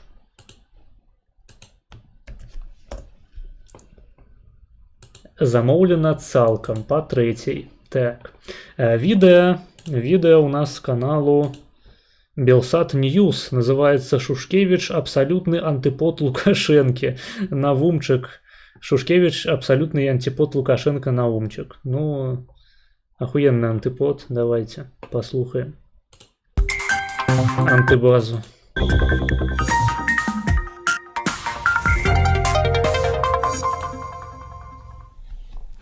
Прывітанне, гаспадарства. Працягваем жывы эфір Белсату і зараз, як заўсёды, аналітычная праграма «Размова». З вамі вядучы Віталь Цыганкоў. Як выглядае палітычная спадчына Станіслава Шушкевіча, першага кіраўніка незалежнай Беларусі? Мы ўжо сёння пабачылі, як выглядае ягоная палітычная спадчына. Шчыра кажучы, яна не ўражвае асабліва. Які сёння пайшоў жыцця. Што напішуць так, пра яго? Дарэчы, так, гэта, паходу, відос 22-го, так, 5 траўня. Я быў на пахаванні, ну, не на пахаванні, а на службе у касцёле, прысвечанай пахаванню. То бок гэта адпяванне называецца, ці як, я не ведаю, я не шару. Перад тым, як пахавалі Шушкевіча, гэта ў Менску было. У будучых падручніках. Ці магла гісторыя Беларусі... І там, дарэчы, уся гэтая лукашэнкаўская савецкая номенклатура сабралася, каб Шушкевіча справадзіць у апошні шлях. Я літаральна бачу там і Канапацкую, і Грыба, по-мойму. То бок, ну... Гэта пры тым, што там на венках была БЧБшка у самым касцёле. 90-х пайсці іншым шляхам. Гэта, по-мойму, вуліца... ці праспект Машэрава. Гэта, карацей, касцёл, который знаходзіцца насупраць верхняга гораду у Менску. Гэтыя ды іншыя пытанні абмеркуем з сённяшнім госцем размовы. На сувязі былы дэпутат Верховнага Савету Беларусі 12-го склікання, аглядальнік беларускай службы радыё «Свабода» Сергей Навумчык. Сергей, прывітанне. Вітаю. Ну, сёння так шмат было напісана пераважна добрых словаў пра Станіслава Шушкевіча, і больш яны былі эмацыйнымі, апісвалі нейкія падзеі, нейкія асабістыя ўспаміны тых людзей, якія пісалі. Але вось калі паспрабаваць сапраўды адказаць на гэтае пытанне, якое паставіў пачатку нашай перадачы, якая гістарычная спадчына, што ў будучых подручников, не в тых, которые при теперешнем режиме, где Шушкевич... Костел Пресвятой Девы Марии, площадь Свободы, так, это и оно. Зусім няма, дзе ўлада яго выкінула з усіх узгадак. А ў будучых падручніках у свабоднай незалежнай Беларусі... Гэта адна з тых падзеяў, якая прымусіла мяне у далёкім 22-м годзе перайсці на беларускую мову. Будзе выглядаць ягоная роля. Што самае галоўнае засталося ад яго палітычнай спадчыны? Калі казаць пра падручнікі, нават больш... Што гэта было? Калі казаць пра падручнікі... Асцярожней. Спадару Навумчык. Нават больш шырока пра... Спадару Сергею. Гістарычную літаратуру, ці гістарычныя даведнікі, то... Та хопіць ужо, хопіць. Sorki, jeżeli się powtarzam, ale jaki ty masz stosunek do Szuszkiewicza? Neutralny stosunek. To bok, no, na fonie komunistów on wyglądał адносна адэкватна. Але як мы сёння ўжо глядзелі, як у прынцыпе раней мне гэта было вядома, Шушкевіч выступіў за незалежнасць Беларусі ў самы апошні момант. Доўгі час называючы гэты праект жартам. Нават пасля здабыцця незалежнасці адмовіўся праводзіць рэферэндум аб новых выбарах у парламент, у Верхоўны Савет у 92 годзе. І гэта спрычынілася ў значнай ступені да таго, што ў 94-м камуністы здолелі ўзяць рэванш пасля таго, як Лукашенко перамог на выбарах. Шушкевічу занадта шмат заслугаў прыпісваюць насамрэч. І да ніякай незалежнасці ён не спрычыніўся па сутнасці. Ягоная заслуга гэта тое, што ён намаляваў гэта апошні штрых, правёў, які скончыў існаванне Савецкага Саюзу, але пры гэтым распачаў існаванне СНД, Саюзу незалежных дзяржаў, то бок новага саўку. Чалавек, які выступаў супраць беларускай незалежнай валюты, які лічыў, што Беларусь не можа існаваць эканамічна незалежнай ад Рашкі.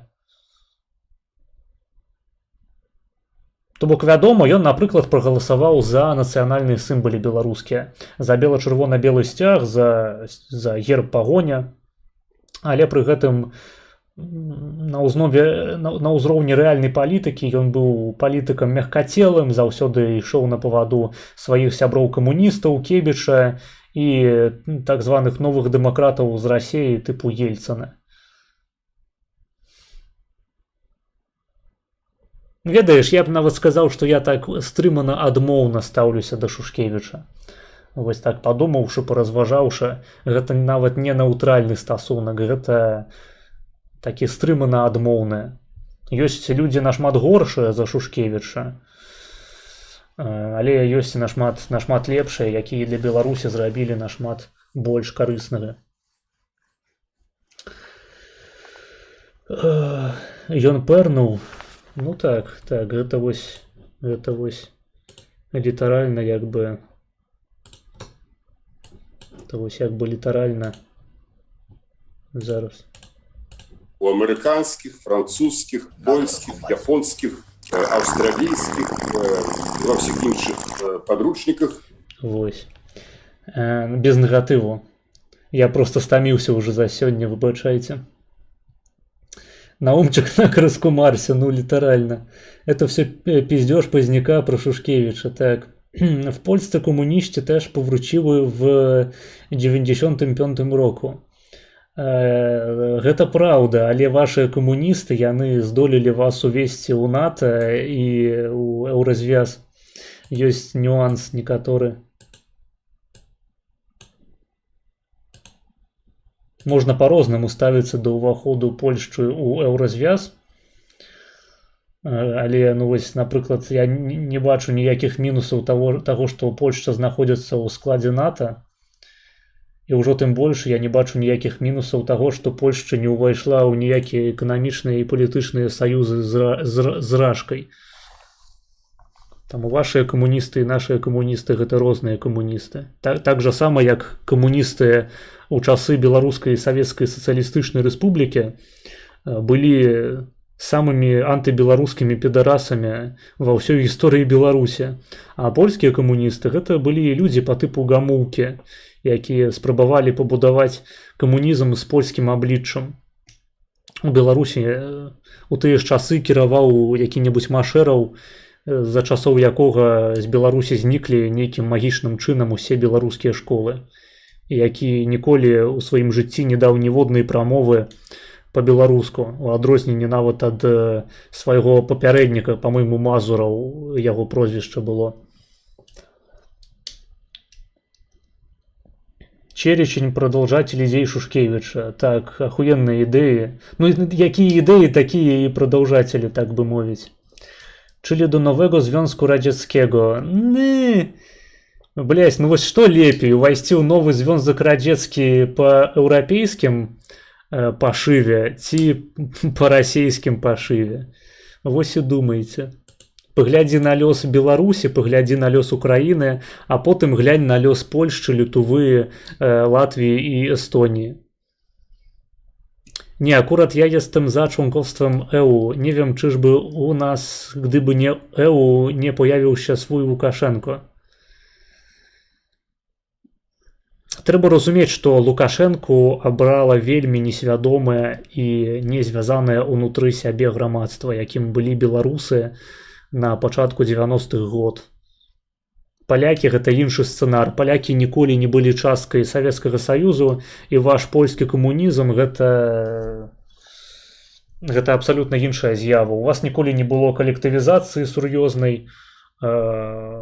У вас заўсёды камунізм успрымаўся як варожая знешняя ідэалогія. Польская мова, нягледзячы на ўвядзенне абавязковай расійскай у польскай сістэме адукацыі, польскае насельніцтва размаўляла па-польску і хадзіла ў касцёл. Беларускае насельніцтва нічым з гэтага не характарызавалася. Калектывізацыя, знішчаная вёска, знішчанае рэлігійнае жыццё, знішчаная мова, у прынцыпе, любая нацыянальная ідэнтычнасць, любыя формы гарызантальнай самаарганізацыі насельніцтва, якое магло б арыентавацца на касцёл, але ніякага касцёла ў Беларусі не было. Гэта нашмат горшая сітуацыя, чым была ў палякаў на пачатку 90-х ці канцы 80-х. Менавіта таму палякі, якія знаходзіліся ў горшым эканамічным становішчы напрыканцы 80-х і пачатку 90-х, здолелі за 30 год пабудаваць паспяховы дзяржаўны праект, а беларусы і украінцы не здолелі. Здолелі толькі бібу хапануць. І біба гэта не дыскатэка. Наш польскамоўны глядач, таму што, хто не ведаў, біба па-польску азначае дыскатэку, літаральна. Гэта так перакладаецца. Біба азначае кутас, хуй.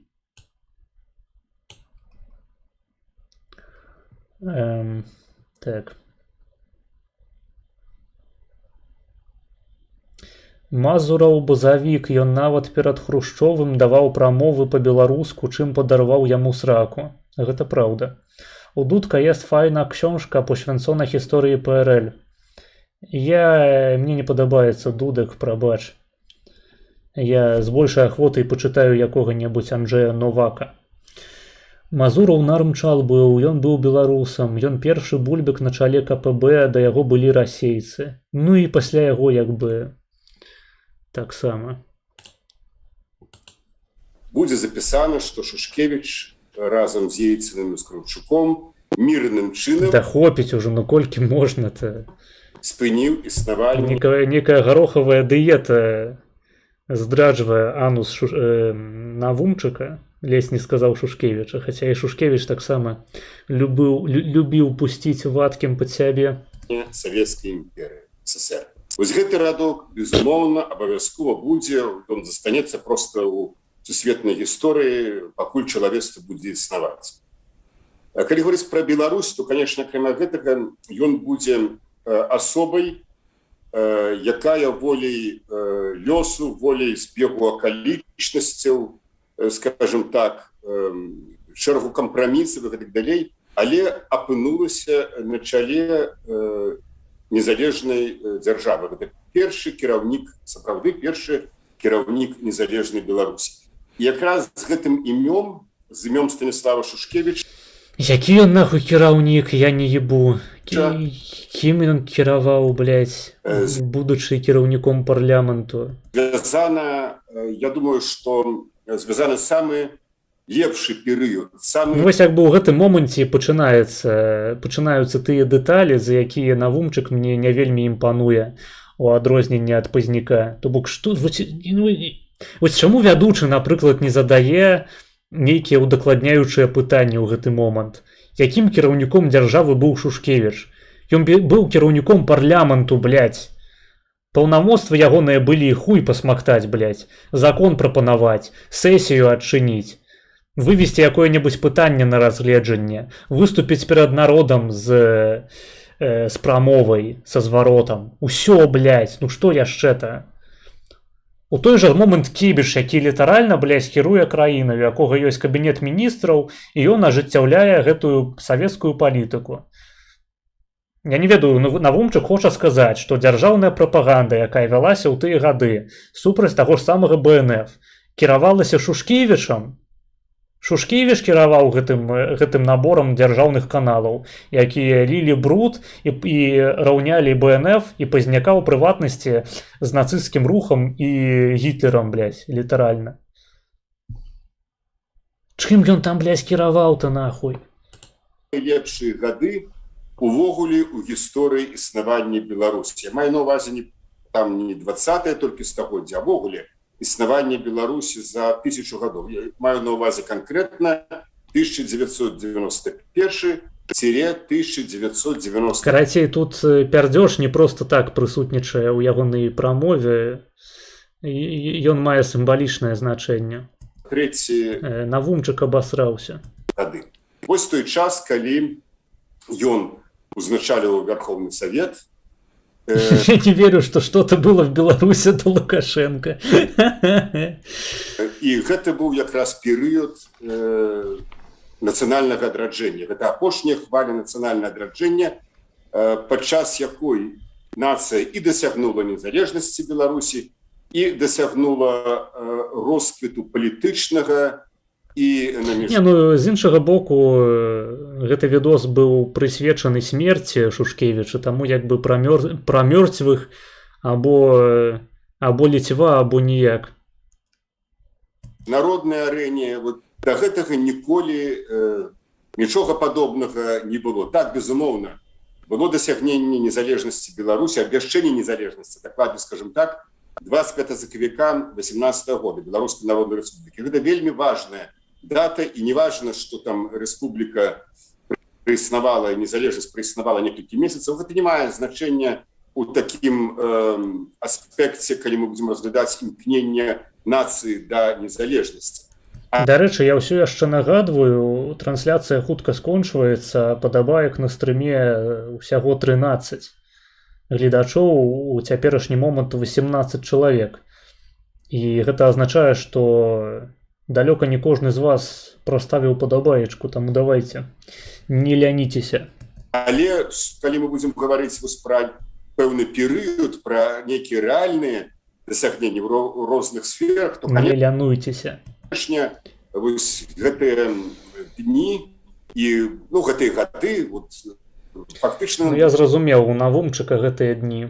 На чале дзяржавы, скажем так, 2,5 гады. Нават менш, 2,5 гады. Гэта зусім не шмат. Але вось, калі мы паглядзім на той час, то, канешне, гэта вельмі шмат было зроблена, а галоўнае, былі закладзеныя пачаткі беларускай дзяржаўнасці. Вось все тое, што... Ведаеце, як зразумець, што Навумчык абсіраецца?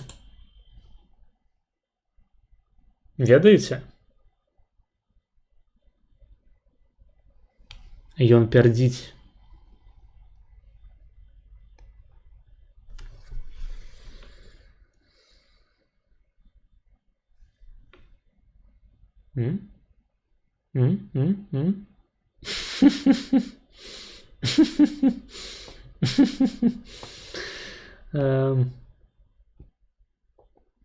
Маргине слышал, что вирус дал заднюю и объявил о прекращении деятельности из-за того, что белорусам неинтересна борьба за его идеалы.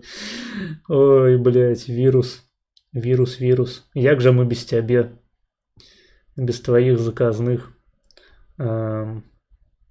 зліваў ад КДБшнікаў. Новак jest bardziej stronniczy nawet od liberała Dudka. А я лічу, што ён бліжэй цэнтру, а? Як табе такое? Trzeba pamiętać, że kandydaturę Nawrockiego właśnie Nowak ogłaszał. Minusy. Nawrocki on bezpartyjny naogół. No i Nowak mocno przepada za tym, żeby żywić nasz narodowy resentyment. Ja гэта не так бачу. Пра мёртвых або добра, або нічога акрамя праўды. Пра ніяк гэта перакручванне. Блін, якая ты дасведчаная, просто вось Ніяк не магу налюбавацца на сваіх топавых донатараў, якія вы ўсе разумненькія ў мяне. Маргінес, тебе нравится бородка на Авумчика? Так, мне падабаецца, што яна выглядае як задніца Деда Мороза ці Санта-Клауса. Гэта дзве такія булачкі валахатыя. Існуе, дзякуючы чаму існуе Беларусь, была закладзена пры ім. Я не хочу сказаць, што Шушкевіч менавіта ён, так сказать, гэтага дасягнуў. На пэўным этапе сваёй палітычнай кар'еры мы ведаем, што Станіслав Станіславович нават выступаў супраць незалежнасці Беларусі, скажем, беларускі. Да ладно, гэта было даўно, няпраўда і ў прынцыпе не лічыцца. Грошы там называў жартам, што... Валынская разня пачалася ў 1943. Жарт. Ці ў першы дзень сесіі, надзвычайнай сесіі 24 жніўня 91 года, ён тады Святого Миколая, так. Трымаў прапанову апазіцыі. Святого Туска. ЦБНФ пра наданне дэкларацыі аб суверэнітэце статусу конституцыйнага закона. Его бородка — это бабушкина пизденочка, старенькая и небритая. Олег Френ, калі ласка, залогіньте. Гэта нереальным. Але калі сітуацыя на сесіі вот за некалькі гадзін змянілася... На сісі. Сісі незалежнасці, хочу такую кніжку. На завтра... Блять, чарговы стрым, які павінен быў быць копіумным, такім пераможніцкім, незалежніцкім, скаціўся ў жарты пра пиздёнышкі, пра Олега Френа, пра пердёж. Быў адпраўлены в адстаўку Дементей, Шушкевич павёў сесію і просто ідэальна зрабіў, і большасць думаю, што можа быць якраз душой ён быў заўсёды за незалежнасць, але ён як старшыня, але вельмі гэта прыхоўваў. І як такі палітык, асцерагаўся бегчы наперадзе асноўнай масы дэпутатаў, асцерагаўся разам з Беларускім народным фронтам быць менавіта занадта наперадзе гістарычных падзеяў. Так, таму ён прыводкаваўся ззаду, так бы мовіць, і пачаў трахаць, блядь, садзіць на кутас. Ну, у нейкім сэнсе я б з гэтым пагадзіўся, і я б сказаў бы, што ён стаў закладнікам, у пэўным сэнсе закладнікам вось гэтай сітуацыі, закладнікам таго, пра што людзі вельмі часта забываюцца, і калі называюць яго першым кіраўніком незалежнай Беларусі, бо ён не быў кіраўніком дзяржавы у тым сэнсе... Блядь, я праслухаў нешта, мне падалося, ён сказаў, што Шушкевіч быў кіраўніком першым Беларусі. Ці у нас пераабулка адбылася. Я просто, выбачайце, 6-я гадзіна стрыму, я ўжо не здольны трымаць сваю ўвагу. Хто заўважыў, як бы, ягоны поінт, напішыце, ці ён зараз не пераабуваецца. Бо у мяне ёсць такое адчуванне трошки. У якім, скажем, кіраў... Туск ойцам нам ест, так... Застемпчем только, chyba. А вы меліще дзядка эсэсмана. Хто такі дзядак эсэсман? Это нейкі нямецкі Швенты Міколай? Дзяржавы, дзе-нибудь прэзідэнт, альбо, скажем, функцыі, калі прэм'ер выконвае моцныя функцыі, ён быў вышэйшай службовай асобай, вось калі гаварыць па Канстытуцыі. Ён кіраваў, і то і не кіраваў Верховным Светам. Ён не мог, скажем, я быў звычайны дэпутат, ён мне не мог загадаць. Ён нават не мог праверыць, ці прыйшоў я на сесію, ці не прыйшоў, а калі не прыйшоў, усяго толькі ён мог там апеляваць да майго сумлення. Ён быў першым сярод роўных, скажем так. Так. І яго былі, трэба гэта памятаць, ведаеце, у яго былі вельмі абмежаваныя магчымасці. І, конечно, яму даводзілася балансаваць паміж, з аднаго боку, апазіцыі Беларускага народнага фронта, якая выстаўляла рэвалюцыйныя ідэі. Не проста гэта былі ідэі, гэта былі законапраекты ў эканамічнай сферы, фінансава-бюджэтнай, у плане маёмасці, рынкавых рэформаў, дзяржаўнага будаўніцтва, конечно, стварэння войска, грошай, мытні, гэтак далей. З аднаго боку, а з другого боку... Маргінес, гэта ж ты пярдзіш, што ты перакідваеш адказнасць, як на Авумчык уладу на Шушкевіча?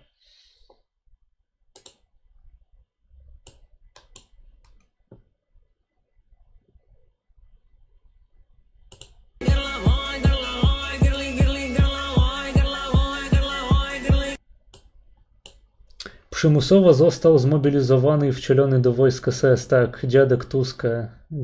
Туска dziadek był w SS. Осуждаю такую дезинформацию. Шушкевич спиздил гвозди. Шушкевич пернул. Смачно пернул. Боку вось гэтай парламенцкай большасці, якая была спачатку камуністычнай, потым пракебічскай. Прызнайцеся, вы спецыяльна замовілі гэты відос, каб мы паглядзелі на тое, як Навумчык пярдзіць. Таму што ён сядзіць у навушніках і не чуе, як бы, усе тыя гукі, якія выдае, і атрымліваецца няёмкая сітуацыя. То бок дзед як бы звар'яцеў, распярдзеўся, але сам не ў курсе. Так з асцярогай глядзела вось на гэтыя нашыя прапановы дэпутатаў. Ну, з іншага боку, гэты Цыганкоў павінен быў яму заўважыць, што як бы дзеду здавай, як бы стрымай свае парывы. Бо, ну, з розных прычынаў. Яны... Заткні як бы чымсьці гэтую дзірышку, якая выдае гэтыя дзіўныя смешныя гукі. Ім гэта, па вялікім рахунку, ім гэта было з аднаго боку не трэба, як у тым мультфільме да нас і так неплохо кормяць. Дэзінфармацыя полага на тым жа вцале не прымусова. Не, у прынцыпе, ўсё, што ты напісаў сёння за стрым, гэта дэзінфа. Дэзінфа. А з другого боку, от, ну, неякім не верылася, што Беларусь можа быць незалежнай краінай. Ну, як гэта так, вот, без Москвы, без России, як это вот... Так, ну, Сергей, вы так узнёсло пачатку нашай размовы сказали про пачаток 90-х. Вы только что так узнёсло пернули, что я уже просто не могу трымацца. Зараз сам побягу на унітаз. Так менавіта як першыя гады... Там открываю, блядь, дзверы ў туалет, а там беленькі сядзіць з партрэтамі Пазняка раздрукаванымі і дрочыць, блядь, імі.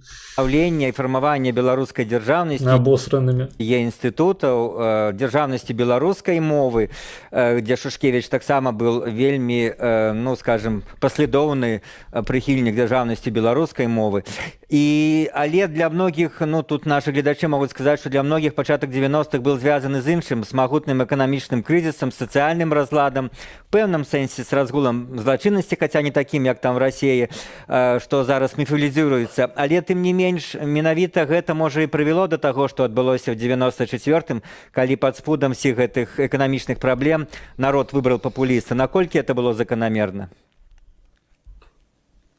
Вось я, Віталь, з вами абсолютно пагажуся, што вось гэтыя фарбы цёмныя, чорныя, якімі малююць пачатак 90-х гадоў, асабліва у нас ёсць адзін такі Не вось адчыняе гэты Навумчык дзверы ў туалет, бачыць там беленькага і кажа такі: «Стой, можна я з табой?»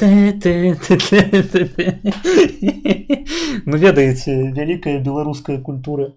Так, які вельмі любіць, так сказаць, гэта рабіць. Ну, в прынцыпе, вся ягоная кар'ера пабудаваная на хлусні.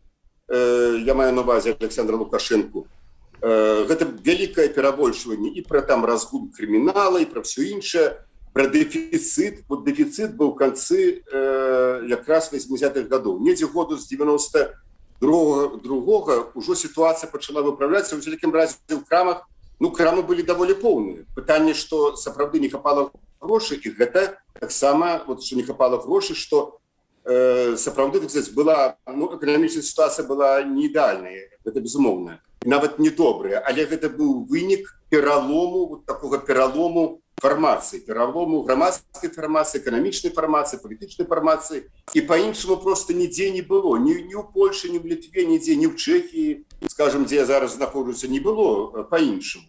Проста людзі разумелі, што гэты этап трэба перажыць, што зато галоўнае яны маюць свабоды, яны маюць... Ну так, яны гэта разумелі, хаця зноў ж такі са сваімі агаворкамі, бо ў Польшчы ўсё ж такі камуністы яны вярнуліся да ўлады, так званыя посткамуністы. І ў Чэхіі, падазраю, таксама нешта падобнае адбывалася. Вось проста, ну, умовы, у якіх апынуліся гэтыя рэспублікі на пачатку 90-х год, усе былі зусім розныя. Вось, у выпадку краінаў варшаўскага блоку і краінаў былога Савецкага Саюзу. Гэта проста непараўнальна. Беленькі нарісаў, што хоча маленькага хлопчыка белнаца пажадана з ружовымі валасамі, каб друкаваць разам. Напішы гэта ў чаце іншага беларускага стрымера. Залежная краіна. А вось у нас, на вялікі жаль, з прычыны неспеласці грамадства і асабліва нізкага ўзроўню нацыянальнай свядомасці, людзі просто, большасць я маю на ўвазе, яны не ацанілі тую свабоду, якую яны маюць. Мінус вайбек быў, карацей. І так, пад уплывам у тым ліку і прапаганды, што я маю на ўвазе, што сродкі масавай інфармацыі электронныя, телебачення, рада, все ж таки, вядучыя газеты былі ў руках Кебіча, номенклатуру это раз. А па-другое, бачыце, у людзей склалася, тады адбыўся такі вельмі парадокс, пра які цікавы, пра які забываюцца. Справа ў тым, што існавала, вяшчала на Беларусь некалькі каналаў расійскіх тэлебачення. В основным людзі іх глядзелі. А там гаварылі, што дэмакраты ва ўладзе, Ельцин, там, Бурбуліс, Гайдар, Чубайс, там, все іншыя, Собчак. І у людзей складалася такая аберацыя ўспрымання, што раз у России дэмакраты, а мы ж, в прынцыпе, так сказать, мы ж таксама разам будуць грошы ходзіць. Расійскія у нас. Людзі яшчэ не глядзелі на Беларусь як на цалкам незалежную дзяржаву. І іх была ілюзія, што там і дэмакраты, і БНФ, і пазняк, так сказать, апозіцыя, у сэнсе БНФ, яны, Шушкевич, дэмакрат, ва ўладзе, ён жа старшыня Верховного Совета, ён жа самы галоўны. І дэмакраты вінаваты тым, што развалілі. Блять, кожны пярдзёж як пацверджанне ягоных словаў, блять. Просто як гэта вось, як у гэтага у Кадырова, нахуй, слова «дон», так у Навумчыка. Вельмі тонка папрацавала прапаганда і пэўная служба. І калі Сергей говорит пра людзі прагаласавалі. Про особу Шушкевича и Лукашенко, то Лукашенко, як пришел до влады в 94-м, с той поры фактически неизменно проявлял свою ненависть до Шушкевича. И я думаю, это тлумачится тем, что Шушкевич был его полным антиподом и человечным, и политичным. С одного боку профессор, член-корреспондент, адукаваны человек, с другого боку, питерский Скорына, так званый историк Лукашенко. С одного боку человек ветливый, интеллигентный, с другого боку грубость и хамство. С одного боку человек европейско адукаваны и европейски накіраваны. З іншого боку человек, який каже, что белорусы русские со знаком якости и гэтак далей. Во всім гэта былі антиподы, и менавіта гэтым можно патлумачыць тым ліку такое негатыўнае стаўленне Лукашэнкі. Так, безумоўна, менавіта гэтым. Абсалютна асабістыя прычыны, абсалютна безумоўны антыпод. Гэта хутчэй сведчыць аб тым, наколькі пакрыўджаны чалавек сам па сабе Лукашенко. Бо Шушкевич абсалютна ніякай пагрозы ніколі як палітычнай, так і ідэалагічнай для Лукашэнкі не уяўляў. Але праз тое, што Лукашенко быў дэпутатам Верховнага Совету, а Шушкевич пэўны час быў як бы над ім нібыта начальнікам, у Лукашэнкі выпрацаваўся нейкі глыбінны рэсентымент, глыбінная крыўда да Шушкевіча, пры тым, што,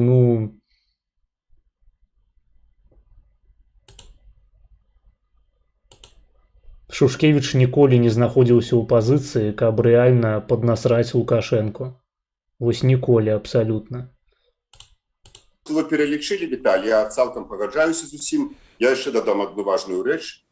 Шушкевич фактычна сышоў, быў адправлены в адстаўку, так, з пасады кіраўніка Верховного Совета, з вышэйшай пасады, з тым, з чым ён і прыйшоў. Гэта я магу проста сведчыць. Я не так часта з ім там быў в контактах, калі ён быў старшыня Верховного Совета, як не часта. Але, в прынцыпе, дзесяткі разоў і ведаў па тых яшчэ часах і ягоную жонку Ірыну Кузьмінічну, якой я сёння, так сказать, перадаў. Таксама ў кірзачах і з трубкай, як Сталін. Спачуванне вялікае ад сябе нашай сям'і. Але гэта былі вельмі сціплыя людзі. І Шушкевич быў вельмі сціплы чалавек у матэрыяльным сэнсе. Абсалютна. Гэта проста рэальна. Да яго... Выбачаюся за параўнанне са Сталіным. Я без негатыву. Да рук нічога не ліпла. калі Это просто неяк по-мудацку прогучала, ажно самому зрабілася неяк непрыемна. потым калі вот Дзе Шушкевіч, а дзе Сталін? Лукашенко Не настолькі я хуёва стаўлюся да Шушкевіча. Вось спадар Сергей, калі ласка, пёрніце ў пацверджанне маім словам. прачытаў гэты свой знакаміты псевдакарупцыйны даклад, дзе была помесь поўных хлусні Ён не хоча пярдзець. і напал хлусні, і там было пра Шушкевіча праз некалькі тыдняў была даведка, якую між іншым адзін з нашых дэпутатаў БНЭП зачытаў на сесіі, там за подпісам Кевіча было, што гэта все хлусня абсалютна. Але пра гэтую даведку ніхто, конечно, так сказаць, тая ж самая афіцыйная прэса не пісала, і Лукашенко не прызнаў, што он чарговы раз схлусіў. Ну, ён наперадзе яго будзе, так сказаць, шмат хлусні. Так і гэта поўная супрацьлегласць. Па-першае, таму, што рабіла тады атачэнне Кевіча, і ўжо Шушкевіч быў яшчэ чалавек адукаваны, прычым адукаваны не як Лукашенко, блядь, на гістарычным факультэце Магілёўскага дзяржаўнага універсітэту, а ён быў загадчыкам кафедры, па-мойму, кафедры фізікі, нейкай там, па-мойму, ядзернай фізікі на Беларускім дзяржаўным універсітэце. Давайте, дарэчы, чэкнем. Шушкевіч. По-моему, ён ядерной фізікай займаўся.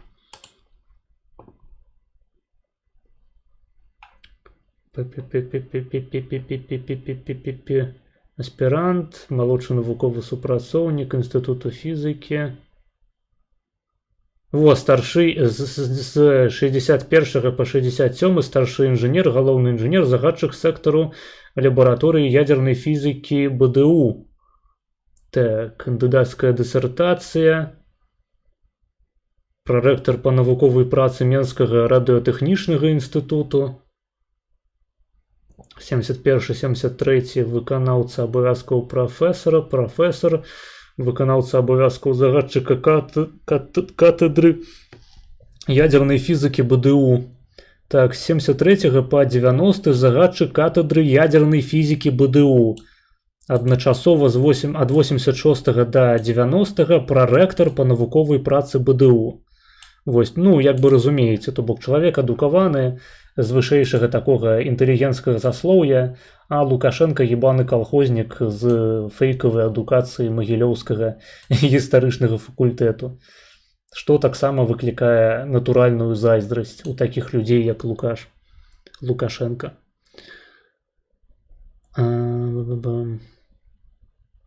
Форс пра пазняка гея пайшоў праз тое, што да сталага ўзросту жыў з мамай, потым позна ажаніўся, а дзяцей у яго не было. Плюс яшчэ дакопваюцца да яго выкшталцонага стылю ў маладосці. Ну, вядома, гей гэта чалавек, які не можа мець дзяцей. Поўная супрацьлегласць. Вот гэта ягоная сціпласць. Я думаю, што пазняк натурал, а не гей. Так, пазняк натурал, а я гей. Таму, што рабіў і робіць Лукашенко... Ну, навумчык не перданова, значыць, я нахлусіў, гэта быў байт. І вся гэтая банда, якая вакол яго гэтыя 28 гадоў, якія проста як пацукі. Але большасць чату жыве з мамай. Ну, я, напрыклад, жыву з тваёй мамай. І што такога? Напіліся на гэтую беларускі смокчуць, дзея кроў. Гэта, безумоўна, это, кстати, вот поўная супрацьлегласць, поўная тыпот. Гэта, безумоўна, Шушкевіч, калі падсумоўваць, застанецца, нягледзячы на многія тыя, памылкі, скажем, я маю на ўвазе рэферэндум, які прадатэрміновыя выбары, які ён тады не падтрымаў, ініцыятыву Народнага фронта, нягледзячы на гэта, на ўсё, ён застанецца светлай асобай у гісторыі Беларусі. Дзякуй, Сергей, пра светлую асобу беларускай гісторыі, пра Станіслава Шушкевіча, першага кіраўніка незалежнай Беларусі, які учора пайшоў жыцця. Мы гутарылі з Сергеем Навумчыкам, былым дэпутатам Верховнага Савета 12-го склікання, аўтарам некалькіх... Пердзіць там нешта яшчэ на фоне. Кніжак пра гісторыю 90-х, аглядальнік... Так, кніжку я ўжо паказваў сёння адну з... беларускай службы Радыё Свабода. Размову правёў Віталь Цыганкоў. Заставайцеся з Белсатам.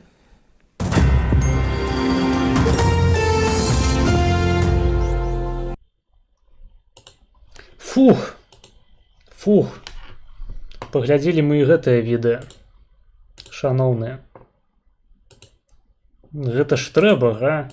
Замовілі, блядь, відос з каналу Валентин, а мы яго так і не адгледзелі. Вялікі вам за гэта дзякуй.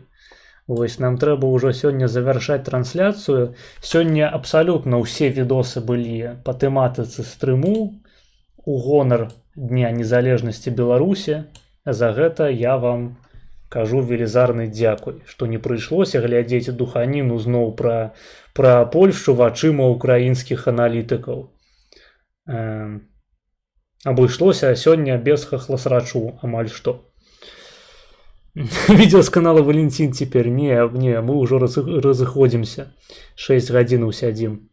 Чаму Маргінес не чытае маіх інсайдаў? Таму што ты фейкамёт. Я цябе асуджаю. Мне здаецца, табе больш падабалася пісаць проста гэтыя інсайды, чым каб я іх чытаў. Вось, ну што ж, дзякую вам вялікі ўсім, асабліва хто сёння данаціў, вы проста неверагодныя. Мне за стрым сёння прыляцела, не ведаю, даляраў, блядь, 250, мабыць. Гэта дохуя. Гэта дохуя, асабліва для маіх стрымоў. Вось, вялікі дзякуй тым, хто проста глядзеў. Не забывайце ставіць падабайкі на трансляцыю, шэрыць яе сярод сваіх сяброў, знаёмых, сваякоў. Маме сваёй пакажыце абавязкова. Не забывайце падпісвацца на Patreon. Дарэчы, Patreon, хачу падзякаваць сваім наўраманархам, Александры, Зміцеру Наскаўцу і Патрыку. Але таксама там сёння далучыўся нейкі новенькі нібыта персанаж, але мне чамусьці Patreon не хацеў паказваць, хто гэта. Магчыма, зараз з тэлефону гэта пабачу. Не бачу. Мабыць, заўтра дайдзе навіна да мяне. Я не ведаю, чаму так, чаму ён не паказвае новага падпісчыка, хаця ён нібыта быў. Вось, ну, карацей, далучайцеся да нашага прыватнага чату ў Тэлеграме за $2 ў месяц праз падпіску на Патрыёне. Падпісвайцеся на канал на Ютубе, на Твічы, на Кіку, на канал у Тэлеграме. Падпісвайцеся на X, на Інсту, далучайцеся да нашага серверу ў Дыскордзе.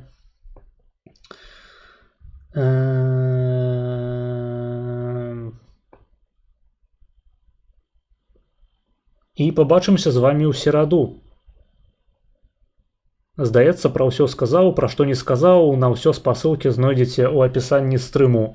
Не забывайце падтрымліваць мяне фінансава, спасылкі зноў ж такі там жа. І усім добраноч, давайце, да пабачэння.